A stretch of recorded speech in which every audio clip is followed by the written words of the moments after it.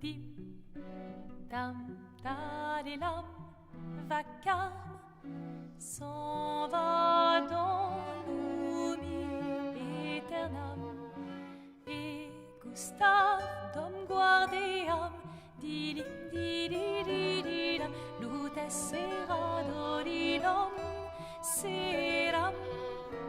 Dim, dim, da, da, da, dim, da, da, da, dim, da, di, dam. Dim, dim, da, da, da, dim, da, da, da, dim, da, di, dam. Dans là-haut sera ravi, les toits à sur noir griffera. Clair, obscur, trouble de rature, trouvera effet. Clair, obscur, bordé aux peintures, trouvera sans elle. Clair, obscur, trouble de rature, trouvera effet.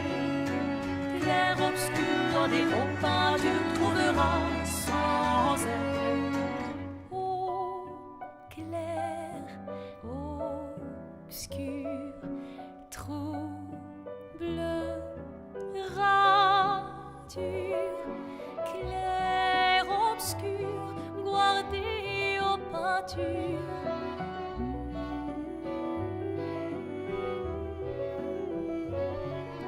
Clair, obscur, trouble de rature, courera effet.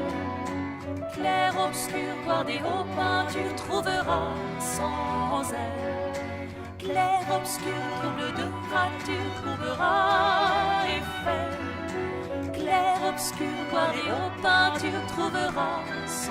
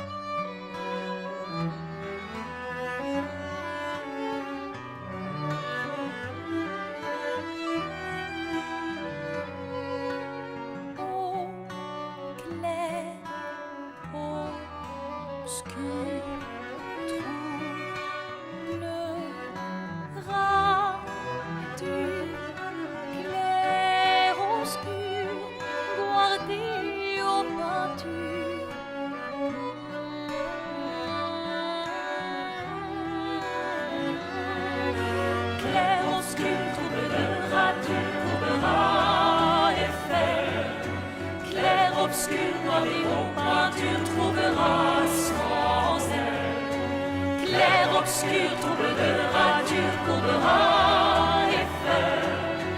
Clair, obscur, bordé aux peintures, trouvera sans elle.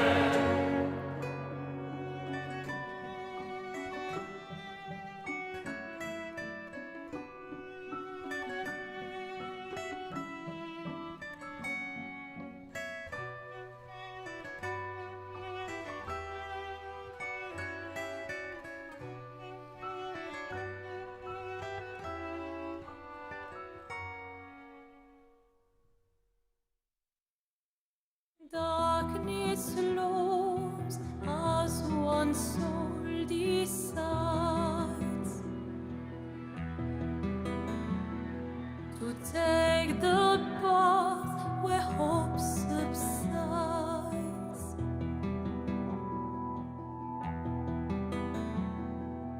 In this battle of hearts, let's search for grace. Find a way to mend what's been misplaced. In this world we both reside. One want to fade, the other stays beside.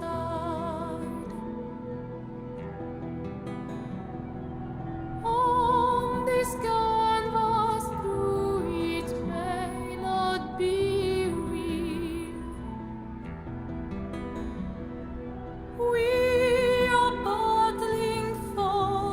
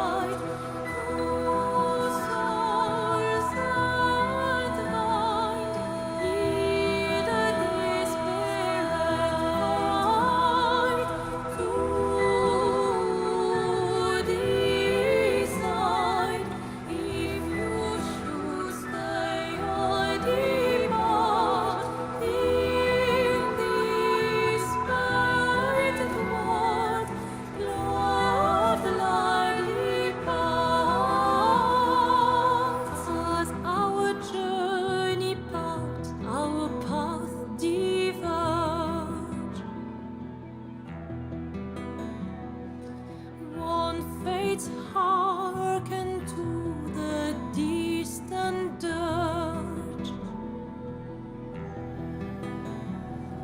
leaving behind pieces of an immortal heart.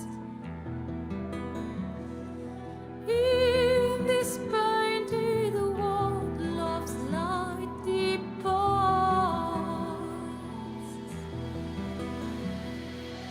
In the depths of despair, we seek for sign, a reason to linger, a love to redefine. In each other's eyes, there flicker of hope. In this world we've woven, we learn to cope. Our drafts collide in this tense night. Two souls entwined in a desperate fight. To decide if you should stay or depart in this painted world. Your light departs in this world. Together we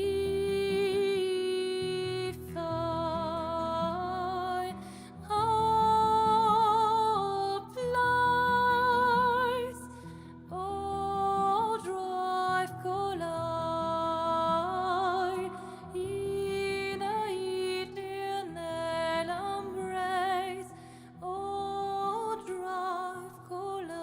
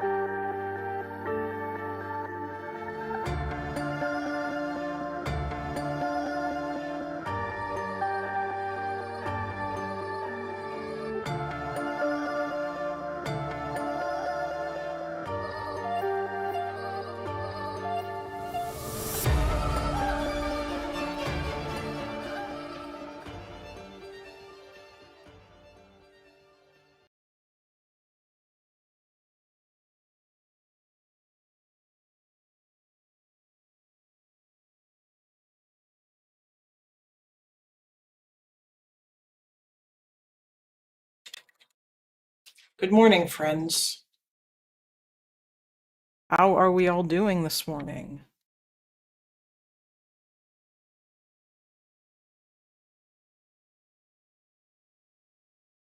Or afternoon? Because I know it's afternoon for you, Israelis.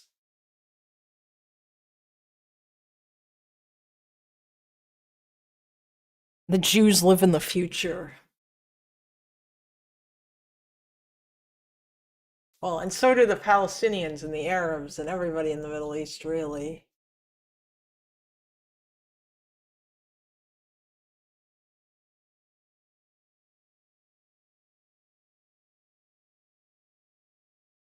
I already had a road rage incident today. What? Well, that sounds fucking ridiculous. You had a road rage incident?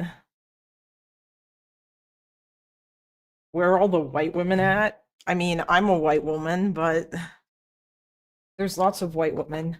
Hello.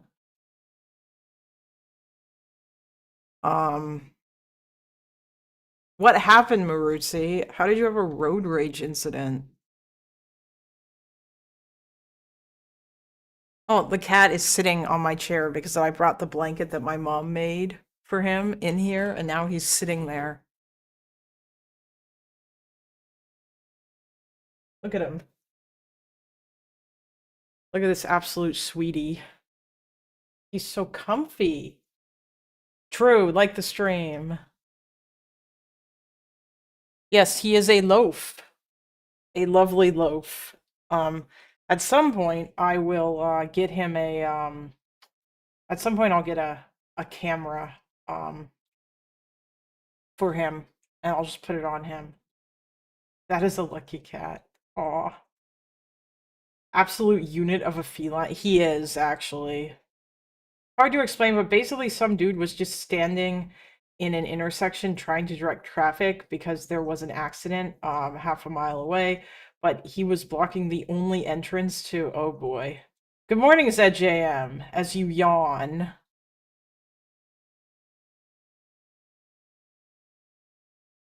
But bro, but because like bro, you aren't the cops. Wait, so some random dude just thought that it would be fun to direct traffic?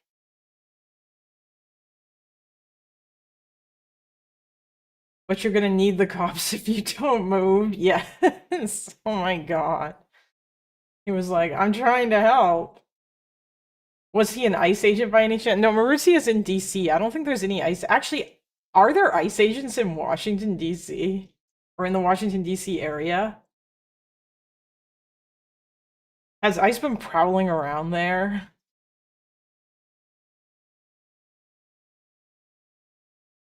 Oh. Well, now he's gonna go to sleep. He's so cute. Oh, you haven't seen any yet? Well, that's good.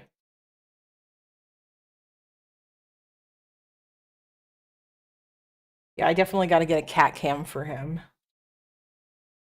Um, I also ordered some lav microphones, like those lavalier mics, or I guess like I bought some cheap ones off Amazon because they had like some good reviews.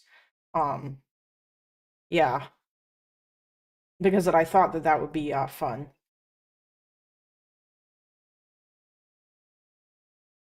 They have a nasty habit of standing in front of cars. It's true, they do.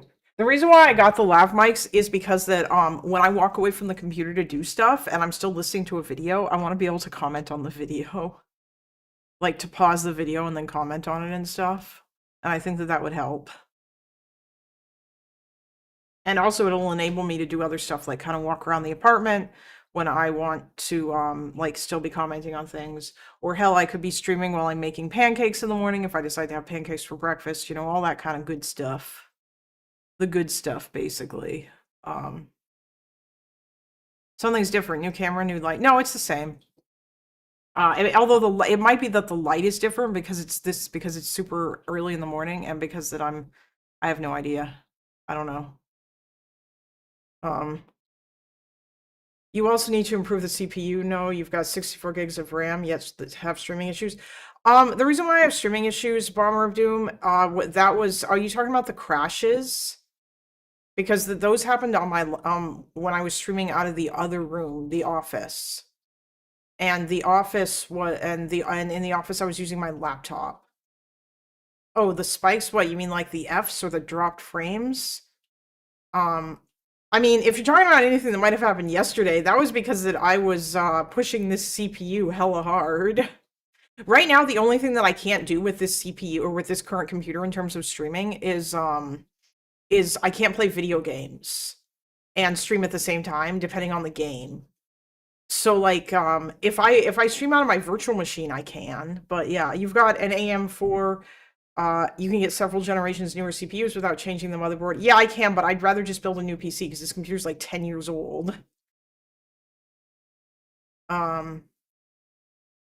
I knew it, and I know exactly who did it. The Linda of Scion. Yes, Bomber of Doom. This computer is 10 years old. Virtual machine streaming. So, time to nerd out, everybody. Are we welcome? Just a sec.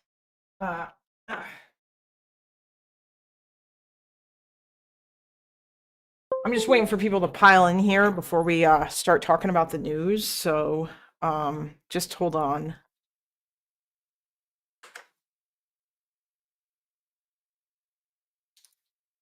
So I have one moment here.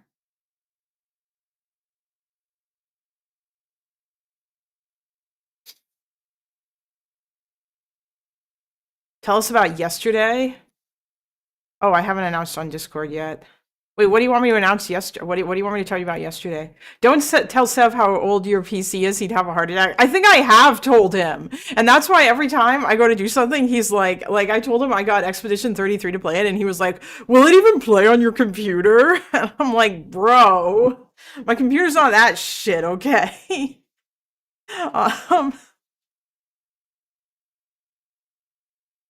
My computer is, listen, even though this computer is 10 years old, I would argue this machine is still a fucking god machine, okay?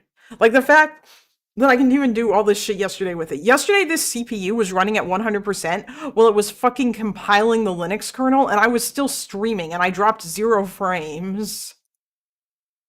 I really hope Debateboard comes back to debate you. That'll be cinema. Oh my god, Maruzzi, that guy is fucking ridiculous. I debated him yesterday. I talked to him about the Nakba. We didn't even really have that many disagreements, but that guy is like the king of fucking pedantry. What the fuck were you compiling? The Linux kernel. I'm running Linux, Bomber of Doom. This computer, I'm streaming on Linux. And then I also have a virtual machine. Which I will show you. Hold on. So there's a Windows virtual machine. Here it is. Here's my Windows virtual machine. Look at it. Isn't it beautiful? This thing is running off of a NVIDIA 2070 Super, which I passed through to the I use PCI pass through to pass it through to the GPU. And then it's no, it's not Wine. No, this is like bare metal Windows. No, this is Jinx from Arcane, which is an amazing TV show that got me to play League of Legends. So, I mean, I guess maybe you could say it's not so amazing, but I really enjoyed Arcane is really good. And Jinx is one of my favorite characters. And also, playing her in League is tons of fun. Because you get to blow stuff up with rockets! And shoot things in the face! Which is always good. But yeah, like... So basically what I'm doing right now is this is 2 computers in one, okay? Yeah, Wine is what I use when I play Marvel Rivals in Linux. That's using like, well, it's not using Wine technically because I'm doing it through Steam, but it's using like the same kind of shit because that Valve is doing their own thing where they came up with a way to do it. No, what, Marvel Rivals? That's why Marvel Rivals lags? No, it's not. Marvel Rivals plays fine when I'm not streaming. It lags because because my CPU, because I'm asking too much of it. It's not powerful enough to do both things. I experience a frame drop as well. Well, it's not really Wine, it's Proton, which is a thing that Valve, the Steam makers, came up with in order to make that work. Wait. Oh, someone posted something. in stream suggestions. I heard you like Arcane. Oh, I think I've seen this before, but I might pull this up. Someone said that yeah. That fucking I love that We Are Charlie Kirk thing. That song is so catchy. Hold on, let me announce. Yeah, but when I play games, when I play games on Linux, it's basically just Marvel Rivals, and I'm doing it through Steam. And I mean, it runs really well. But it does not run really well when I'm streaming. I experience frame drops, and I do the same if I am playing a game. If I play Overwatch over here, so like if I were to load up Overwatch on this computer right here, then I will also like I normally get like about like 123 FPS, but I won't get that if I'm playing Overwatch. While I'm streaming. Just because it's just not like yeah, it's just not a like it's just not powerful enough. Now that's either I don't think that's because of my CPU. Overwatch is a more CPU dependent game. Also, I basically Call of Duty is pretty much unplayable. Between hardware and Linux, I won't blame Linux for the lag. Yeah, no, it's definitely the hardware. But I mean like this the fact that this is a virtual machine and this is running off of an NVMe SSD, so a PCI. Oh, shut up! You always give that error. A PCI Express SSD, basically, and a and then my graphics card. Like this Windows runs like bare metal Windows. It's pretty cool. The fact that I can do this with this computer, and this computer is 10 years old. Basically, I'm running two computers in one. It's like when I do this with the streaming, it's like I have a 2 PC streaming setup. Basically, that is essentially like what this is. Wait, did I? Oh, I still haven't finished the battle pass, and I think I bought it. Not good, folks. I've been playing so much Marvel Rivals that I basically haven't played this at all. Yeah. Like, I'm not gonna play a game just because that, but I mean, this is more playable, I think, than Marvel Rivals is. But this is still a lot. Okay, fine, I'll get out of bed. Based. Good job, buddy.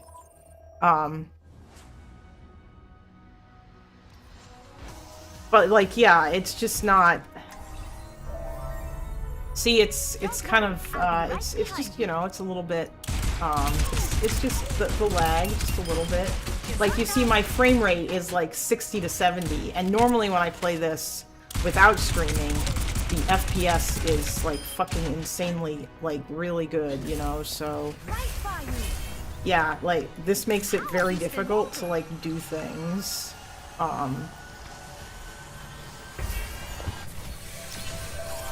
Yeah, it's really laggy, and it makes it harder to play the game, and to play the game well.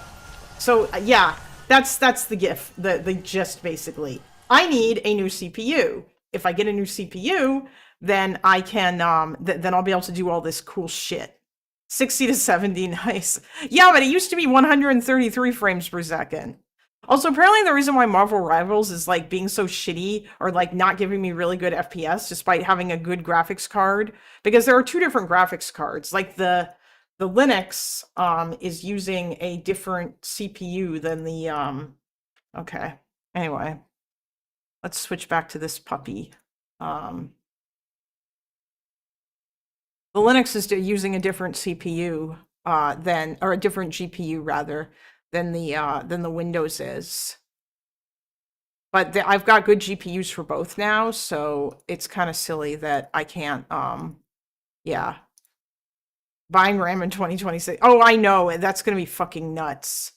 I priced out actually what a new CPU would cost me, or a new computer, which, by the way, this computer's got a Ryzen 7 1700, so the first generation of Ryzen that I got when it came out. The next computer that I'm going to build is going to be a Ryzen 9, like 9950X3D. I'm going to, like, fucking go crazy. I'm just going to go ham, full, all out. I want all the things.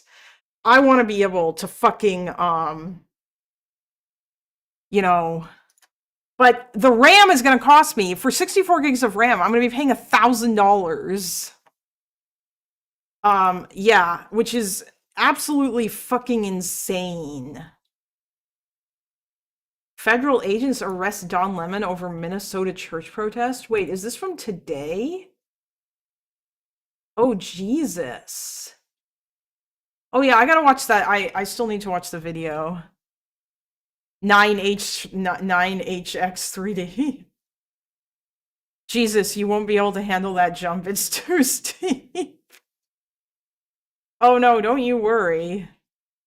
3D cat. Yeah, because I'm gonna get it because they say it's also really good for gaming. I'm just gonna keep the current graphics cards that I have. The other thing too that I have, there's 3 GPUs in this computer. The third GPU, which is an NVIDIA, which is like it's an NVIDIA like 10 what is it? Or it's a 1650, which is really old, but all that it's doing is it's running on the Linux side, and its only job is to encode video for OBS. That's it. That's all it does. Or if I'm doing editing, it encodes the video.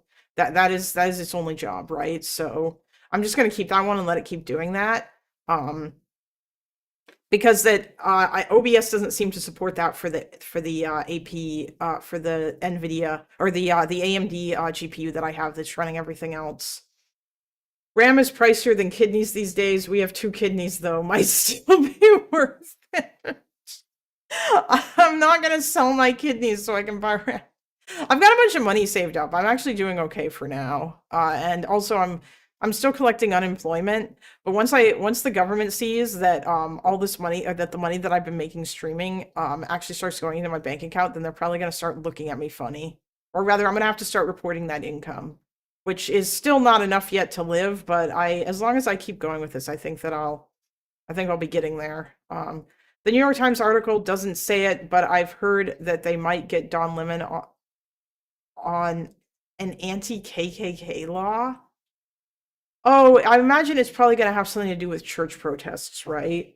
Actually, you know what? Let's just find the. Whoops. Don Lemon church protest video. I just want to see the video because I have not really paid much attention to this.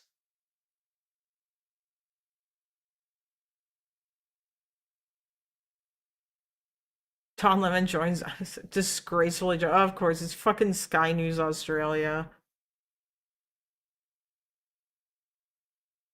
I just want to see the video, guys. Can I? Is it on Don Lemon's YouTube channel? Justice.gov. Freedom of access to clinic entrances in places of religious worship. Oh, this is the yeah.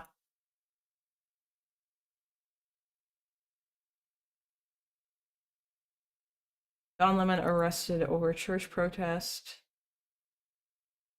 Former CNN journalist. Can I just see the video? Does anybody just have the goddamn video?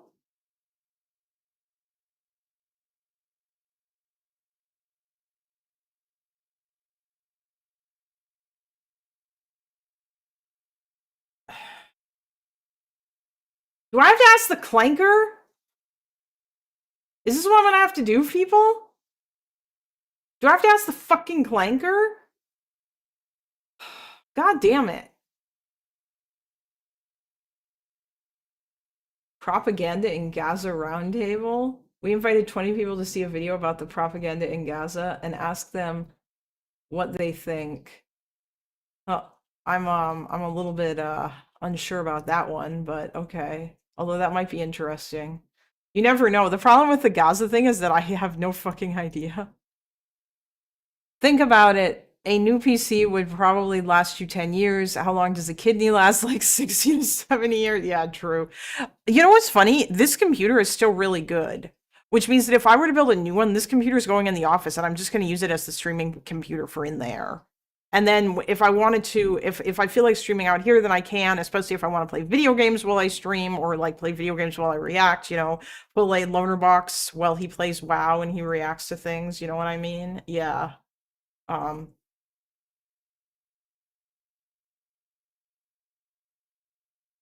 Like, Okay.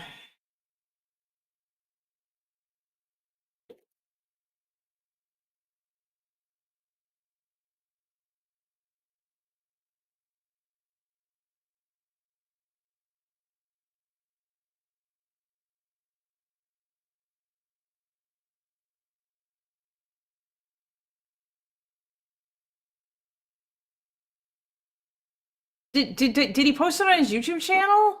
What the actual fuck, people? Why is it so hard to just find the regular video? I actually hate this. Kalinda, look above in chat. Yeah, wait, what are you talking about, Maruzzi? Are you talking about this? Sorry, you talking about this? Freedom of access to clinical? Yeah, I have that. Oh, Fell dropped it in Discord. Oh, okay.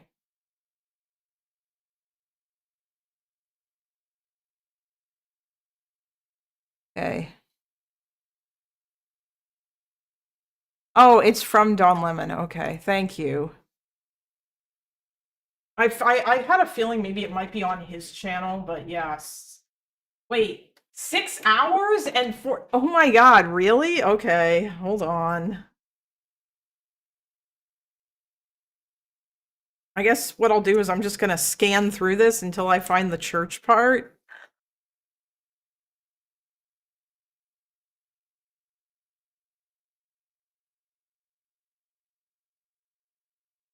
That's funny.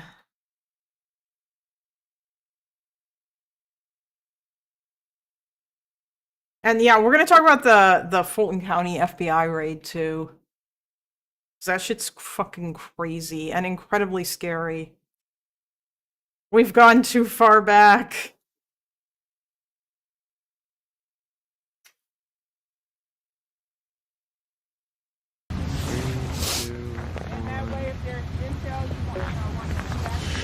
Hey, everybody. Welcome to the program. We just got into Minneapolis. Okay, so I'm trying to set up an interview with someone, guys. I don't know, like, it's actually kind of crazy that they would arrest him.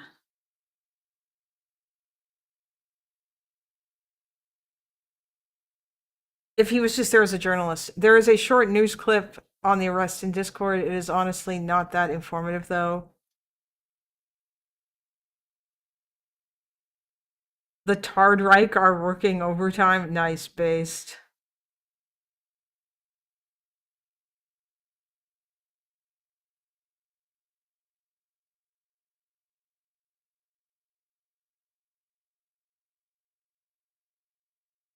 Yeah, we are not going to watch this whole thing.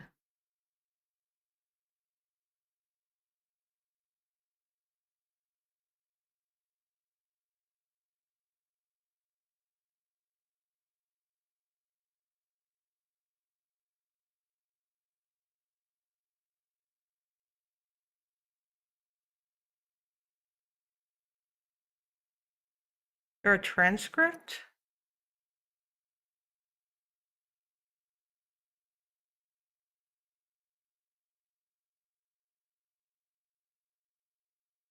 We are just going into level 2 and 3.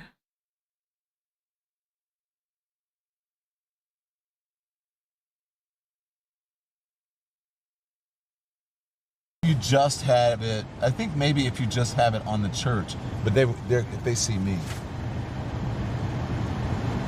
they're gonna know. No? I don't. It just depends. No what? Don't name the location. Oh, here we I'm go. not naming the location, but I mean, I mean, I'm just wondering if at you. some Okay.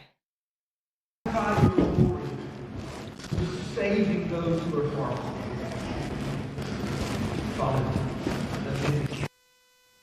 days. In your mercy, we ask you to chasten us, give our own house.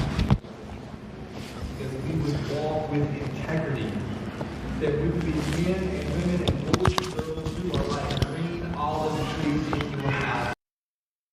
Wait, did he like send someone in there with a microphone? Or is it just really loud that whenever you drive by, you can just hear what's being said?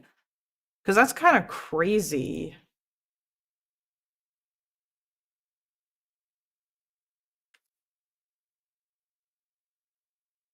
He was arrested in LA, I think. Oh, I know there's not an arrest in this, but I have not seen the church video, and I want to see the video that started all of this shit, because I didn't see that, because there's been so much shit going on, and like, yeah, there's just a lot. I've heard so much about this incident, but I haven't actually followed any of it. No, it's okay, Fellrunner. Yeah, exactly. I've heard so much about this, and I haven't followed much of this at all.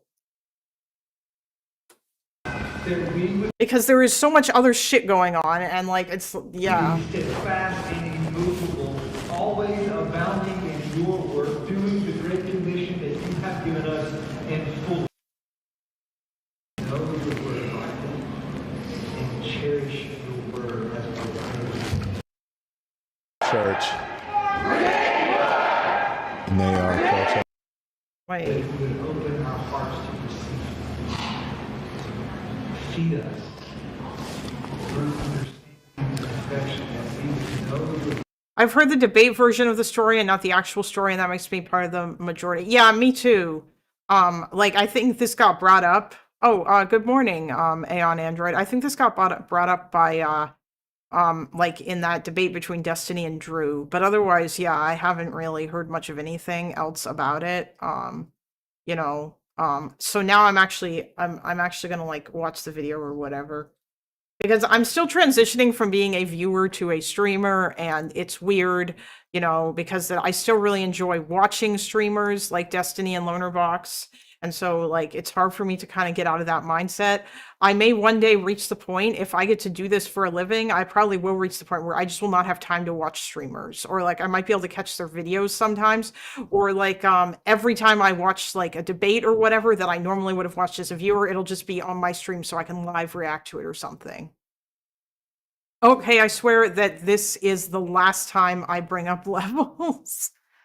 It's okay. Listen, bro. I also am a gamer. I get it. and cherish your word. But we were all busy spitting out on level 1 and the global polls. Yeah, to notice the shit. You're right, we were. And there's more global shit. There's more Gaza updates. The Rafah crossing is supposed to open on Sunday. Make us bow in love for your glory.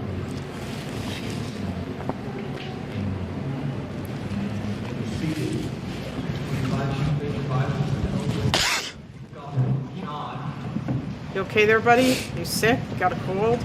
Coughing? If you need some more seats, we do have some seats available in the sides here, the transept, a few seats open. Some seats up here as well. So I'm guessing that the protesters are going into the church then, because it is alleged that the pastor is also an ICE agent. The Gospel of John, chapter 13.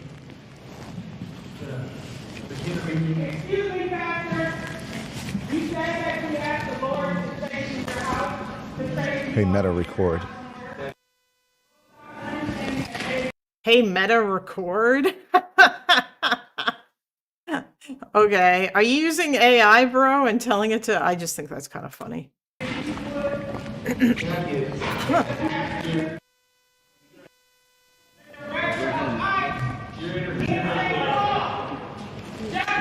So activists are now in the church. And they are protesting, surrounded the church on the inside. They have found out that one of the pastors at Wow, your audio sucks, Don Lemon.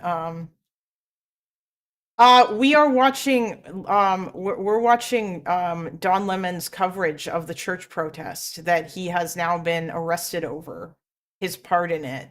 He was on the ground interviewing people in Minneapolis, and I guess for some reason they decided that he was part of this, even though he was just there documenting shit. We are in his glasses. Wait, what? He's using Meta glasses? Oh my god, I see. Interesting. Well, it looks like that, but that was just him there that just ran up to the church. Hopefully I'm assuming it's gonna switch over to his glasses then. Nice. here in the city, in the area.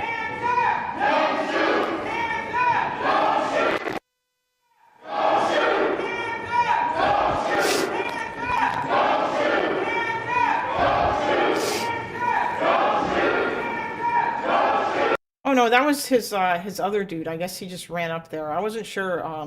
I should have remembered what his coat looked like as well too, but I couldn't see that guy's face very clearly.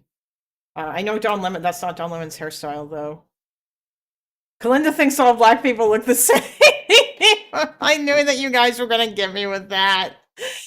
Listen, I haven't looked at Don Lemon like, yeah, no, I have an idea of what he looks like in my head. I just it's been a while since I've seen him, honestly. I used to watch CNN pretty regularly, but not anymore because I don't have cable.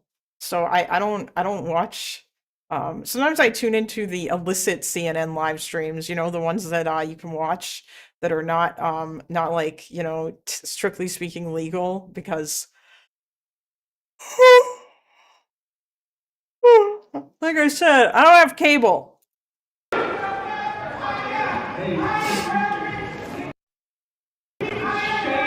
Oh no.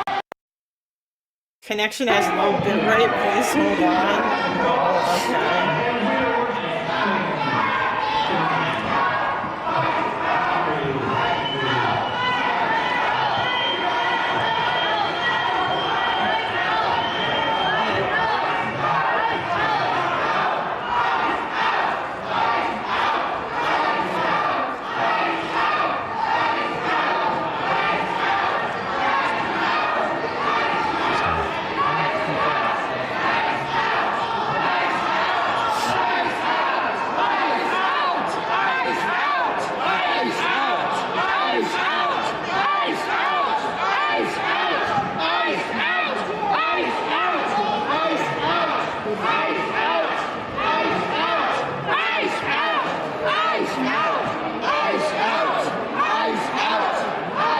So this is it. This is the thing that everyone, you know.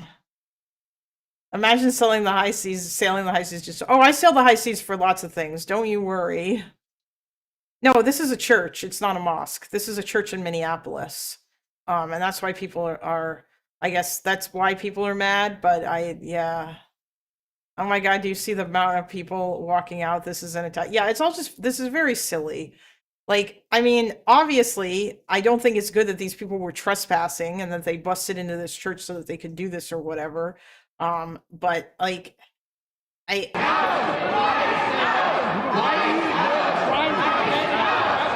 So the protesters are confronting church members and leaders. They have stopped the service. A lot of people, a number of people have left. There are some who are still sitting here. Are you okay with the injustice that's happening within your city? We pray for justice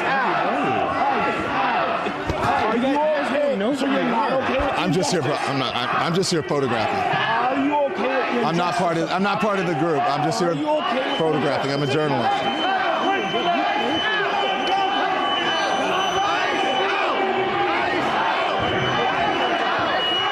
okay, now people are blowing whistles. Can you trespass on a church? Like, if they don't pay taxes, that should be public property. It's not. It's not a public facility. These are churches or private property that are owned by the by like the church organization or whatever. So no, like you can't if you're not part of the church service, even though technically all people are welcome. What's the story here? Does the congregation support ICE? No, the story is that the pastor is accused of being an ICE agent or a director of ICE or something. And yeah, one of those pastors is allegedly in ICE. And so that's what they were here protesting, and that's why they're in here screaming ICE out, basically. It's not about like the congregation specifically. But yeah, like, I mean, you could probably make some sort of issue with the fact they disrupted the church service. I think it's ridiculous though that Don Lemon, who was just here as a journalist, is getting arrested because he came in and he documented a thing that was happening. I don't think that that's normal procedure, that you would like arrest a journalist if they were doing something like that. Because I mean, as far as he's aware, it's also a protest too, so there's like a bunch of shit with regards to that.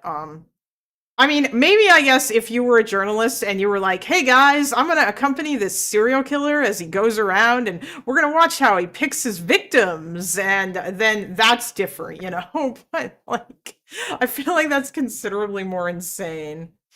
He documented earlier in the day that he knew what was happening. I don't know if that I would have to well yeah, of course, according to the conservatives. I would have to look that up, but I actually, you know what? Maybe Maruzi, you can tell me. Like, are you required to report like something that you know is a crime if you know it's going to happen? Or like a crime like this, I guess? Like I think this is like a misdemeanor, isn't it? Like, is this even like a fucking, you know, actual facts racing? Hello? I don't know that I've seen you in chat before. Um, yeah. I mean, obviously, this is like, I think, a shitty thing to do. Maybe they could have like done something with the pastor or something later on, or maybe they could have stood outside with signs or like, I don't know. Cause like, I'm sure, yeah, maybe they could have stood outside with signs or put signs up in front of the church or something. Drew Pavlov, no, Kalinda, it's an attack on religion. That is so fucking stupid. He tells Connor he is retarded. I just mean that it's kind of shitty to interrupt the church service, but if the pastor is actually in ICE, then like Jesus Christ. We got Lonerbox saying counterpoints people in here. Oh, based. By the way, at some point, I am going to need to listen to what Connor actually said to Pisco, because I want to talk to him about like his philosophy and stuff. With regards to like choosing Fuentes over Hassan, because I think that's kind of crazy. At least I do, but that might also be because that like, so my entry into politics, or at least like my political awakening, or like my entry into politics, was during the Iraq War and stuff, and I was, you know, like your typical standard liberal or whatever, but I just didn't oh, you don't think interrupting that is shitty? Yeah, Maruzi, I mean, I'm trying to view this from the perspective of a religious person. Obviously, this is not something that I value. But I guess I did used to be somewhat religious because like I grew up Catholic, but my parents were never that religious. I feel like I went to a Catholic school too, which, you know, there were some stories one could tell you. I definitely think that that shaped some of my later anti-social conservative views, given that the only sex education we received was, don't have sex, it's scary, and you'll get the AIDS, you know, and it's like, okay. And all they did was just like fucking scare us. Has ICE been avoiding churches? Yes, they have. They're very afraid because the devil touched them and they know it, and they fear the power of Jesus. They fear the Lord. This is the most important place to do this. Make them confront the hypocrisy between their politics and the gospel, and call this pastor out on in front of his God and his community. Gloves needs to be you know what? I think that's a fair argument to make. It actually does. I gotta tell you, one of the things that bothers me so much about the religious right in America is how much they focus on like I feel like these people are like alleged Christians who just don't seem to give a fuck about any of the shit that Jesus said, because they are so focused on hating groups that they think are attacking their way of life or some shit, you know? Like, we are probably a similar age because AIDS was a huge concern back when I took sex ed. Yeah, I'm 41 years old, so yeah, I'm old as fuck. I'm probably, I don't know how old Connor is, but I think he's like 39 or 40, so he is within my age range. Yeah, like I'm in the same, I would guess, like age group as like Destiny and Hutch and Dan, and Loner, basically all these older streamers. Yeah. Yeah, okay, yeah, you're 38. Yeah, like that was a thing. Oh, nice. We got some old people in here. I feel so glad. I'm so glad that there are old people in here and that like it's not just a bunch of fucking youngins. Holy shit, KYB, let's go. I'm 38 as well. I'm 39. Based! Millennials United! Hell yeah. You know what? I think there's a reason why this chat is full of fucking millennials right now. It's because that we're all normal and we have normal jobs, or we have normal shit. Oh hey, thank you for the $5, Barabbas. Rumor has Rumor. it that ICE avoids synagogues because the golems will show up to defend their home. That's so based. Rumor has it I support synagogues. Based. It's true. You don't like him young, more of us. I'm talking about viewers, guys. What the fuck is wrong with you? Jesus Christ.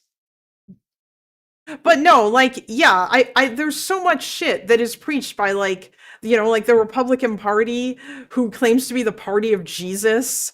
And there's so much shit that's preached by them that it's so unchristian. Like, goddamn, guys, Jesus loved everybody. Please stop. And Kalinda, you know damn well if this happened in your church, you join it. Honestly, yeah, I probably would. Yeah, if I was, you know, I mean, I kind of let go of religion when I got to university, but I was never super in it to begin with. I also, because I went to a Catholic school, in both elementary and high school, I fucking hated the fact that we had to go to church like every, like, I don't know, like a few times a month. Like they forced us to do it basically, which was annoying. And then, like, when I was in high school, sometimes people would sneak out when it was time to go to church, and they reached a point where so many people were doing this that the teachers would literally stand guard in front of all the doors to make it so we couldn't leave because we had to go and listen to the Lord.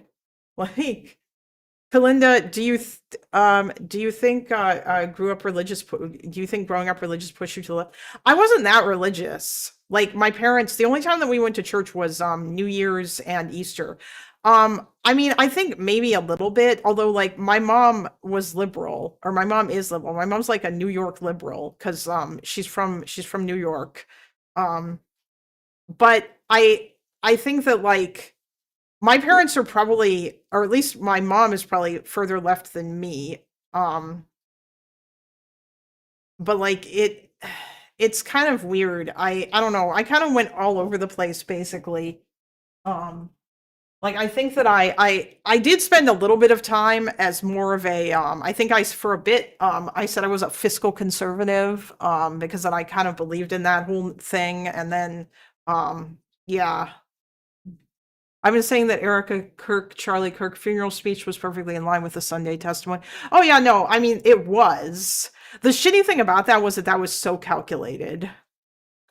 I hated having to go to church on Christmas and Easter.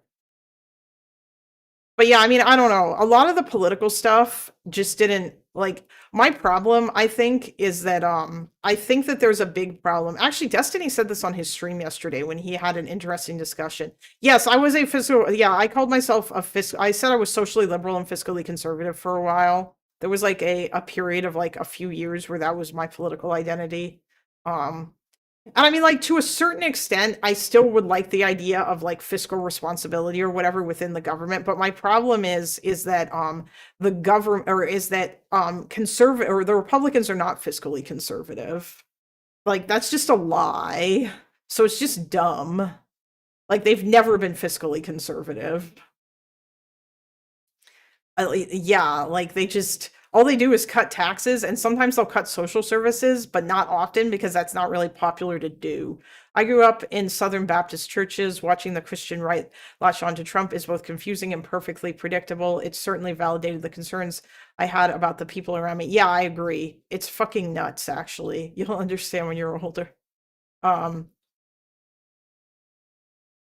Yeah, I told my mom recently that I literally chose our church because the girls were hot, but I stopped being religious at 16. Yeah, it's just not, I don't know. I did once the question, or once like once it's pointed out to you, or once you come to the realization that religion is a thing that we came up with in order to answer questions about why we're here, it becomes very hard to like look at that and kind of believe in it anymore if you never really were that attached to it to begin with, which is basically kind of like what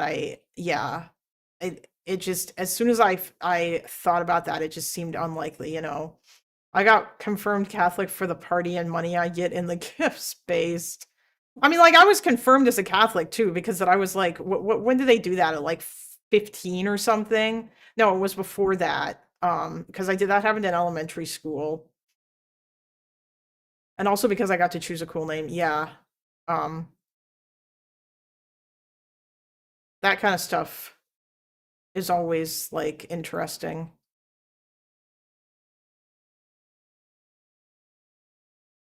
Oh, confirmation was 8th grade. That's right. Yeah.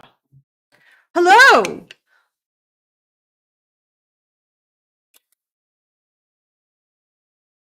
Hello. I also had a huge party for first communion, which is 2nd grade. Yeah, I think I remember that was also a thing that we did too. Hebrew school 3 times a week and shul every Shabbat. I don't speak Hebrew and I'm not religious. Well, yeah, there's lots of stuff that, you know, it was like I was marrying Jesus. I had a whole ass wedding dress, a hall, and a band. Oh, nice. Hi. Where do all these Catholics come from, bro? I never knew any growing up. We were all redneck Baptists. Yeah, I think it's where you live, basically. Where I lived in Canada, like in Ontario, actually, it's funny. In Ontario, our Catholic schools get public funding. Yes, Don Lemon was arrested. Anyway, I'm gonna keep watching this. This is like what happened with the church. So like he went in during the church protest. This ain't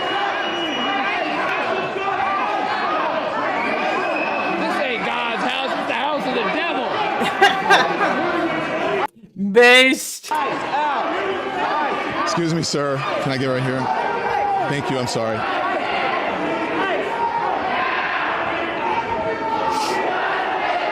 So you can see the protesters here have gathered over here. They're in the middle of the church. In the beginning of the church service, the pastor was speaking, and Nakima stood up and said her piece. Yeah, Hassan got banned because he called people Zionist pigs, and you're not supposed to do that based on the Twitch TOS. I'm assuming that's why he got banned. I don't know how long it was for, though. It is very unlikely. Yeah. That he's gonna stay banned for very long. But you know, whatever. I'm glad that was a thing. I'm glad that happened. Oh, 1 week? Damn! That means I thought he had something scheduled for today and he won't be able to do it. I'm glad that Twitch is actually like that they're not like going out of their way to fucking accommodate him like it seems like they usually do. He'll be back in 3 days. I'm calling it. He might be, yeah. I don't know. And then the protesters surrounded her, but this is a clandestine mission. I think they found out according to them, this is according to Operation Pull Up, that one of the pastors here is a member of ICE. And so here we go. You could talk to the lead pastor. Jane Stocks Hassan was banned because he called people because he said Zionist pigs and he directed it at people, and that's Twitch updated their TOS to say that you could not use Zionist in a derogatory way like Hassan was doing. They did that a while ago. It was as a result of Dan's crusade. This was something that happened. They usually ban him on Sunday when he doesn't stream. Yeah, exactly. Yeah. Okay. And so the pastor is over there. Wait, hold on. Yeah. Okay. And so a member Operation Pull Up, that one of the pastors here is a member of ICE. And so here we go. You could talk to the lead pastor. Yeah. Okay. And so the pastor is over there. Oh yeah, I think Dan was pretty. Actually, well, Dan called it out on Twitter. I haven't heard Dan respond to it, but I'm sure he's super pleased. In fact, I'm sure that if they do, if he and Mooten do anything else this morning, it's probably there's gonna be a whole bunch of that with him. But I don't see that happening right now.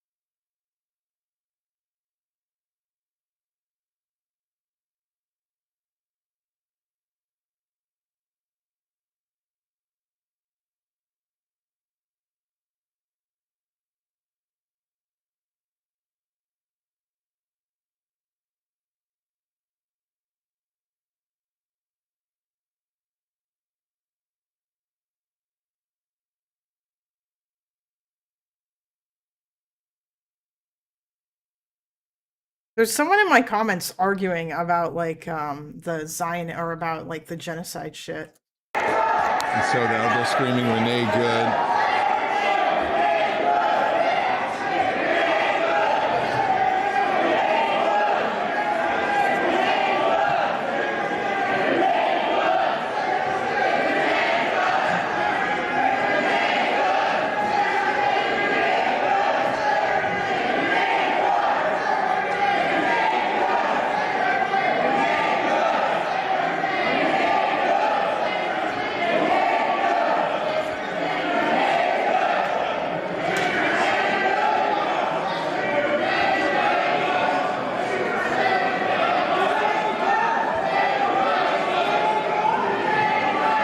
So right now is kind of mayhem in here.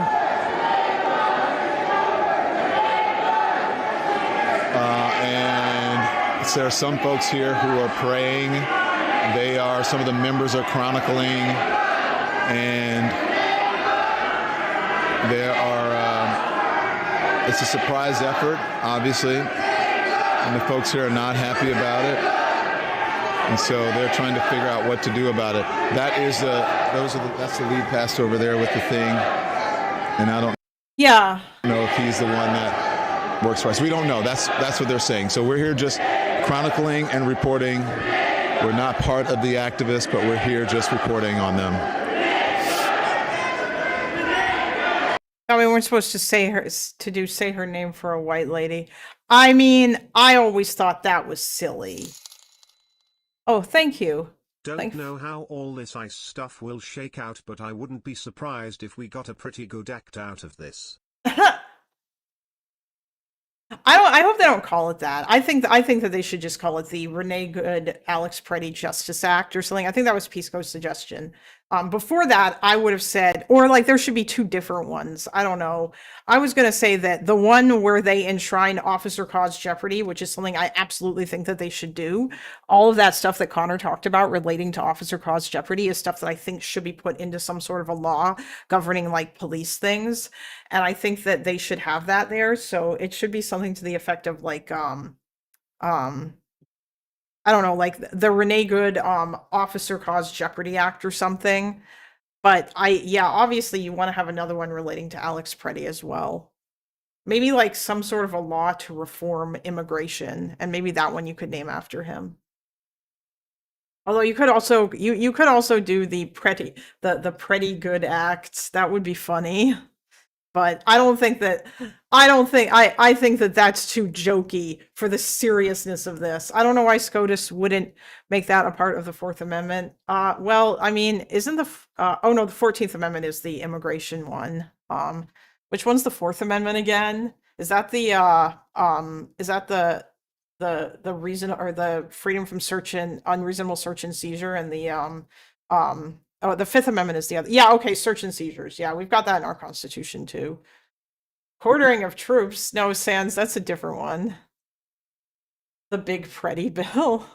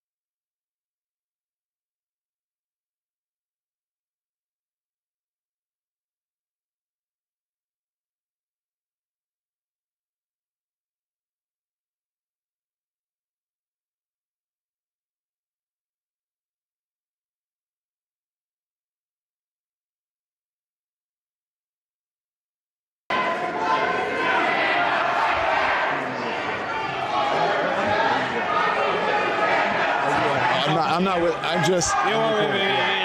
Say.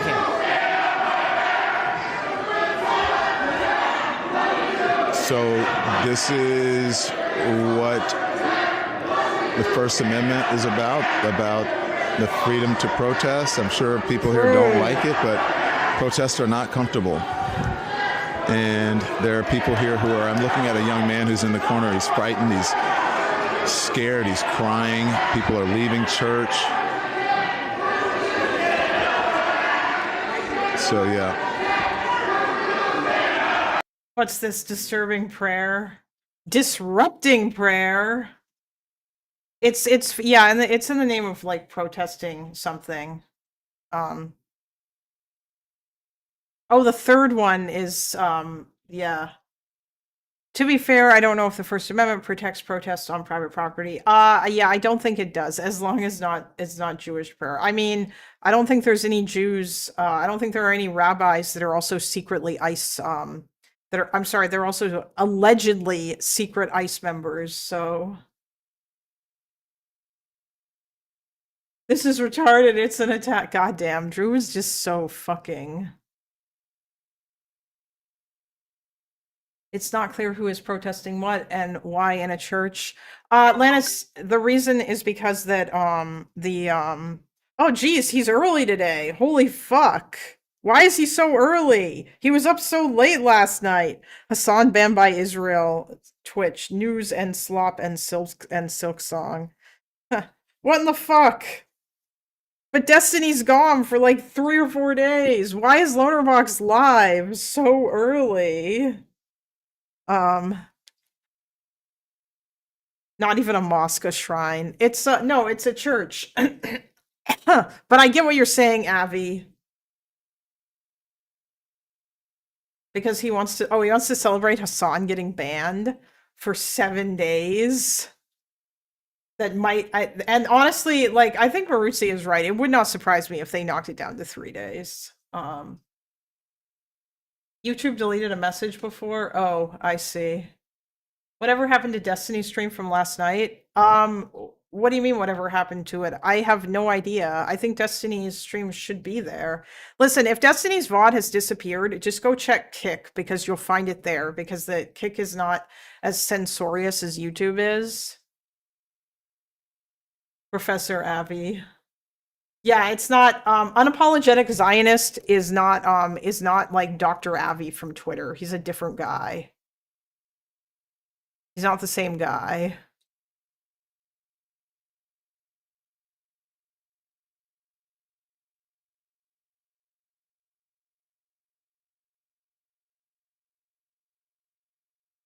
Wow,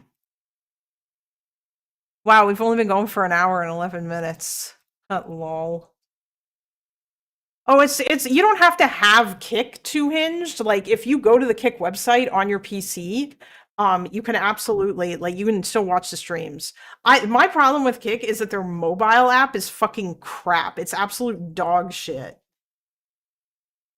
Another player in Arc Raiders was shouting slurs that might have been. Oh yeah, you're right. I remember that. Yeah. Yeah, when they killed him, he was shouting slurs at them. That was a thing that happened.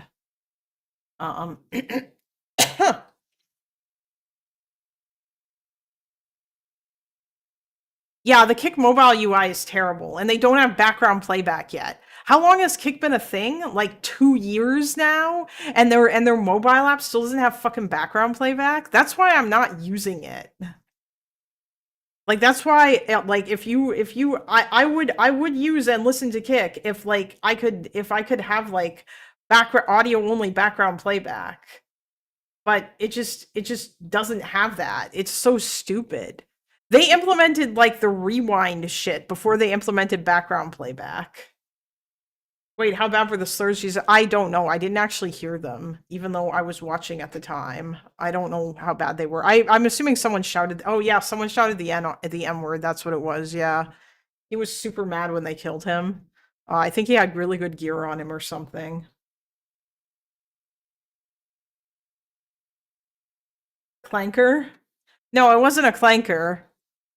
Destiny and Mutin killed a guy in Arc Raiders, and he was screaming the N-word with a hard R. Oh, Chase, I don't think that that Don Lemon's arrest was justified. Absolutely not. You know, like even if you could make a bunch of like arguments against the church protest in particular, Don Lemon was a journalist who was there documenting it. At some point, rake and scoundrel were tossed around. You can't complain about places of worship being politicized and then do a political protest in a church. Yeah, I mean, obviously, like, I think that the political protest aspect, there's like a level of contention. Listen, I'm like, I think that you can, I think there's an argument. It seems like I'm not seeing any efforts to remove people or any efforts to tell people to leave. Or I also don't see, like, did anyone ever call the cops? Because they could have called the cops.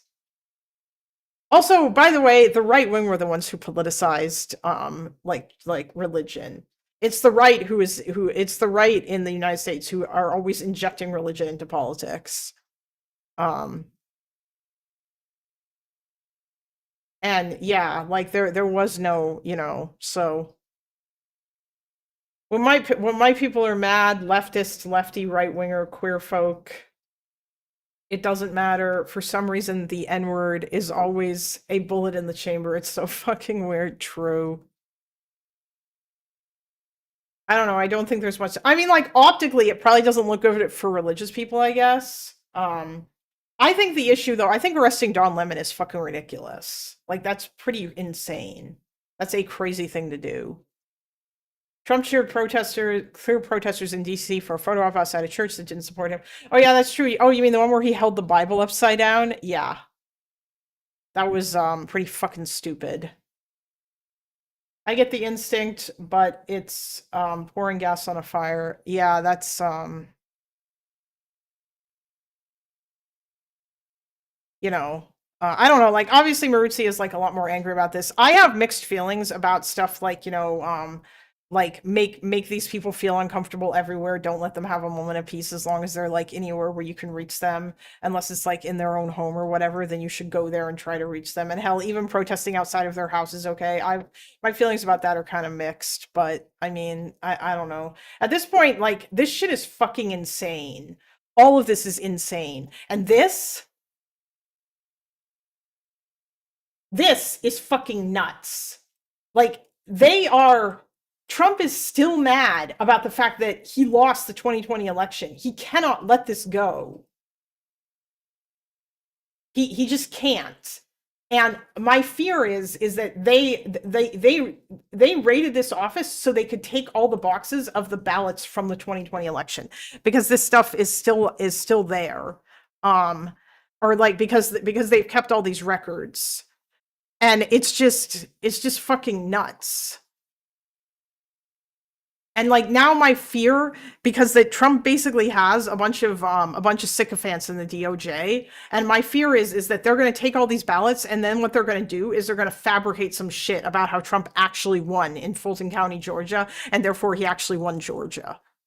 Because that we've seen them do this kind of shit before. Like they'll just make shit, they'll just lie, or they'll just find like some dumb shit in order to like justify their claims. Like we saw them, they brought those bogus charges against James Comey and like against Letitia James, and it's so crazy.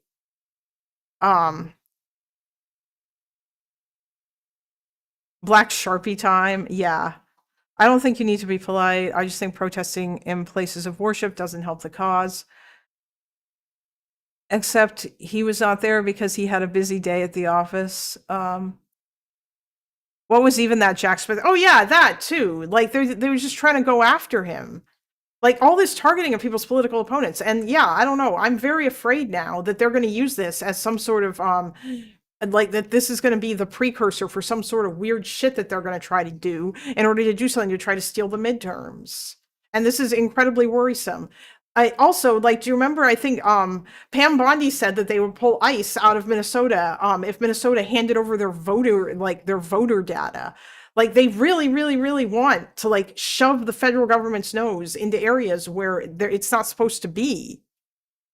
They don't need a prosecutor to do anything or a precursor to do anything. Yeah. I mean, the fact that they managed to get a search warrant to go into the Fulton County Elections Office is insane to me.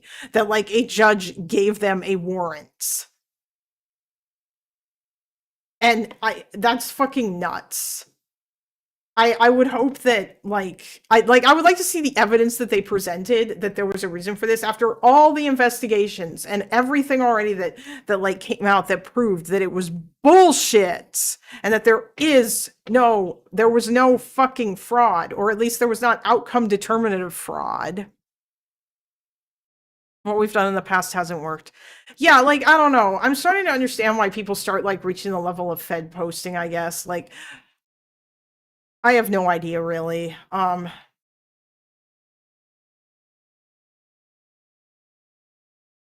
It's just crazy. We're just not like, people have expressed concern to me about the amount of Fed posting that's been going on in Destiny's community, or like about like all these ideas about things that were like Democrats are going to need to start using similar tactics to Republicans if they ever get back into office. And it's very hard for me to like argue against, or it's getting harder and harder to argue against shit like that when they keep doing stuff like this. Like, these guys they just don't care. They have only one principle.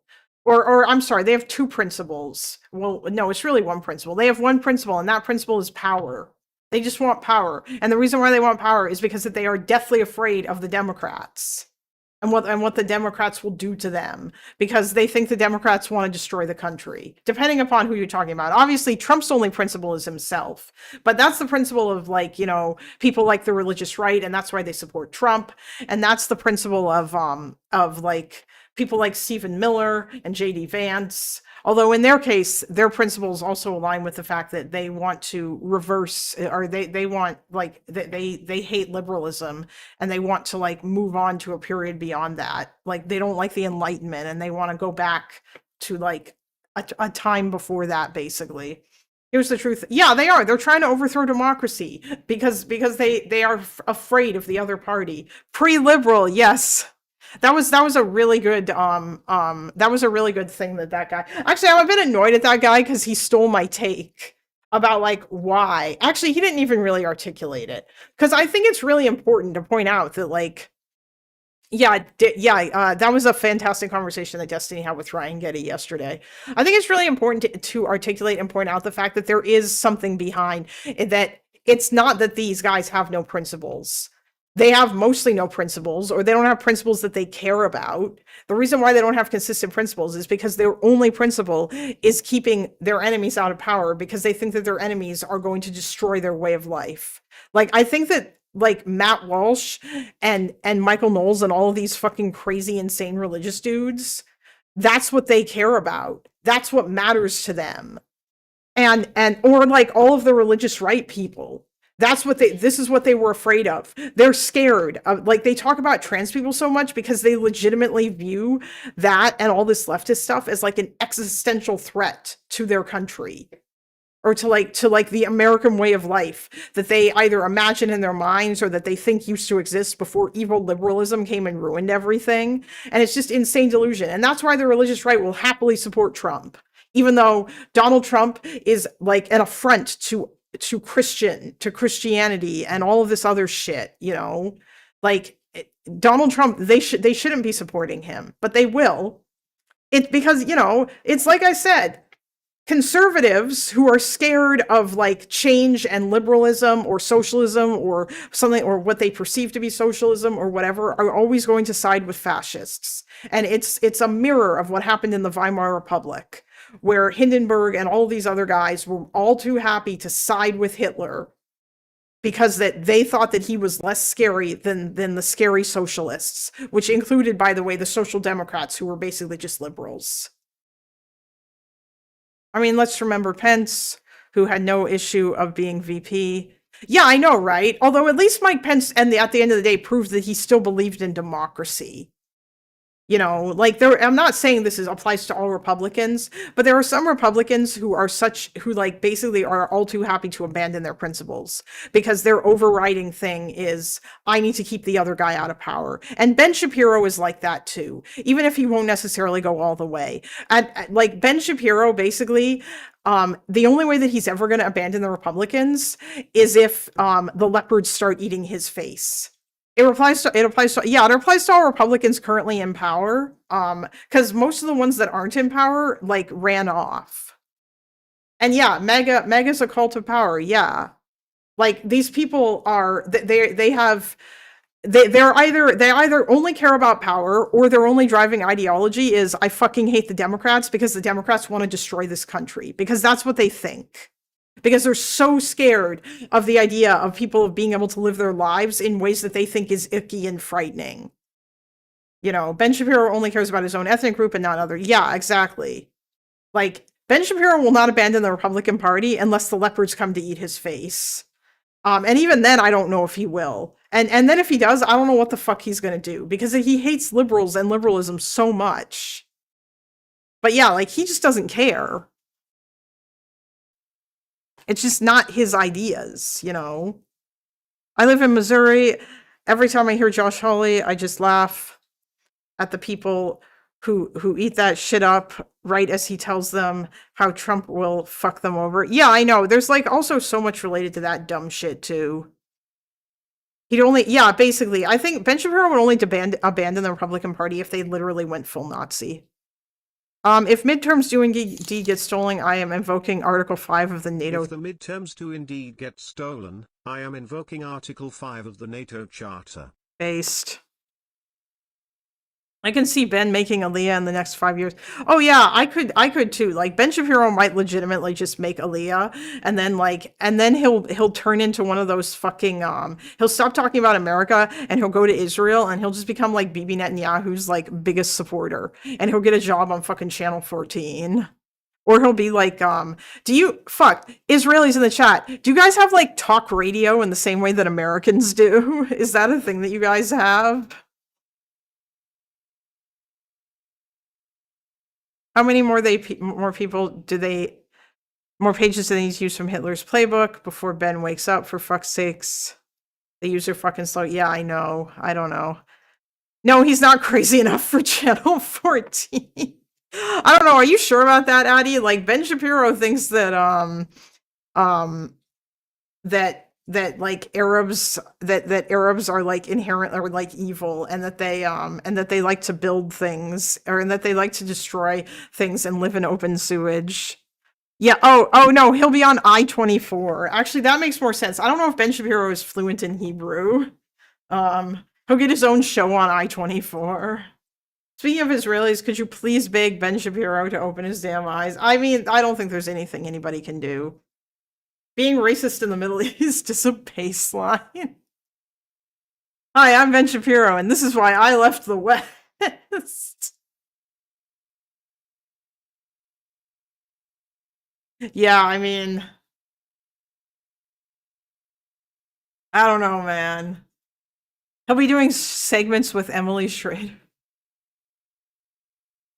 He chooses to support Trump. Yeah, he does. Which is insane. It's crazy that he would fucking support Donald Trump after all of this. And like he knew that it was an insurrection too. Like honestly, I bet after January 6th, yeah, Ben Shapiro called J6 an insurrection and voted for Trump anyway. Bro has no principle. Well, yeah, no, he does. His principle is, like I said before, Maruzi, his principle is keeping the Democrats out of power at all costs, and he'll happily abandon any of his other supposed principles in order to achieve this goal. And his other principle is also being against anti-Semitism, even though he happily voted for the leopards eating faces party, and he just thought that his face wouldn't get eaten. But eventually his face will also get eaten, and it's already starting to happen. But even that, he only doesn't want the Dems in power because he built a career on the right. Oh, I mean, if you're saying he's a grifter, I don't know if that, like, I don't think that he is, but yeah, I don't know. Like, I don't think that he cares that much about his principles. Like, if he had made it as a screenwriter, he wouldn't give a fuck. I think that's probably true. Probably to an extent. Now I get why they wanted a state of their own. Oh, wait, who? The Jews? I mean, yeah, there's lots of people who want states of their own, you know? That's a thing that'll happen. Damn, there's like 40 people who's still here. Did Loner like not start or something? I guess I should have started earlier this morning.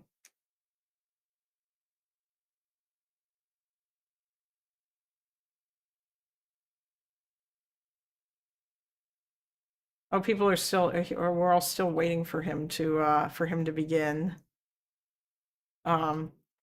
They eventually come for the Jew. Yeah, of course. Don't put yourself down. Oh, I'm sorry, Marcus. Listen, should have started at 4 a.m. EST. To be fuck that. No, that's too much. Although my alarm did wake me up at 5:30, but then I just kind of stuck around. Oh, bye, Runner. I'm assuming Connor also probably went live, and so you're gonna go watch him. He's still both sizing it. He still thinks the danger the left poses to him is the equivalent. Wait, both sizing it, or does he think like that's weird? I would imagine that he must still think that the right is still superior to the left. But that's the problem, right? That's the reason why a lot of people will have voted for Donald Trump. Like there's at least some number of people who choose to vote for Trump over the Democrats, and they'll ignore all of Trump's failings, even if they say, you know what, I don't really like Trump or whatever. Oh, Addie, yeah, sure, you can jump on. Hold on.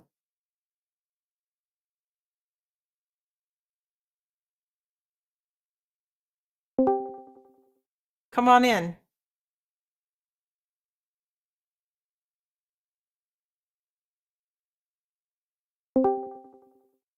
Hello. Hey, how are you? Hey, I'm good. What's up? I'm good. Sorry, I just wanted, instead of typing furiously in the chat, to clarify that most Jews, at least from my experience and generally through the world, assume that every single political party and every single group that isn't a Jewish group is face-eating leopards. And that's kind of part of the calculation while joining any of these groups. And that just comes from like a bunch of centuries of such experiences.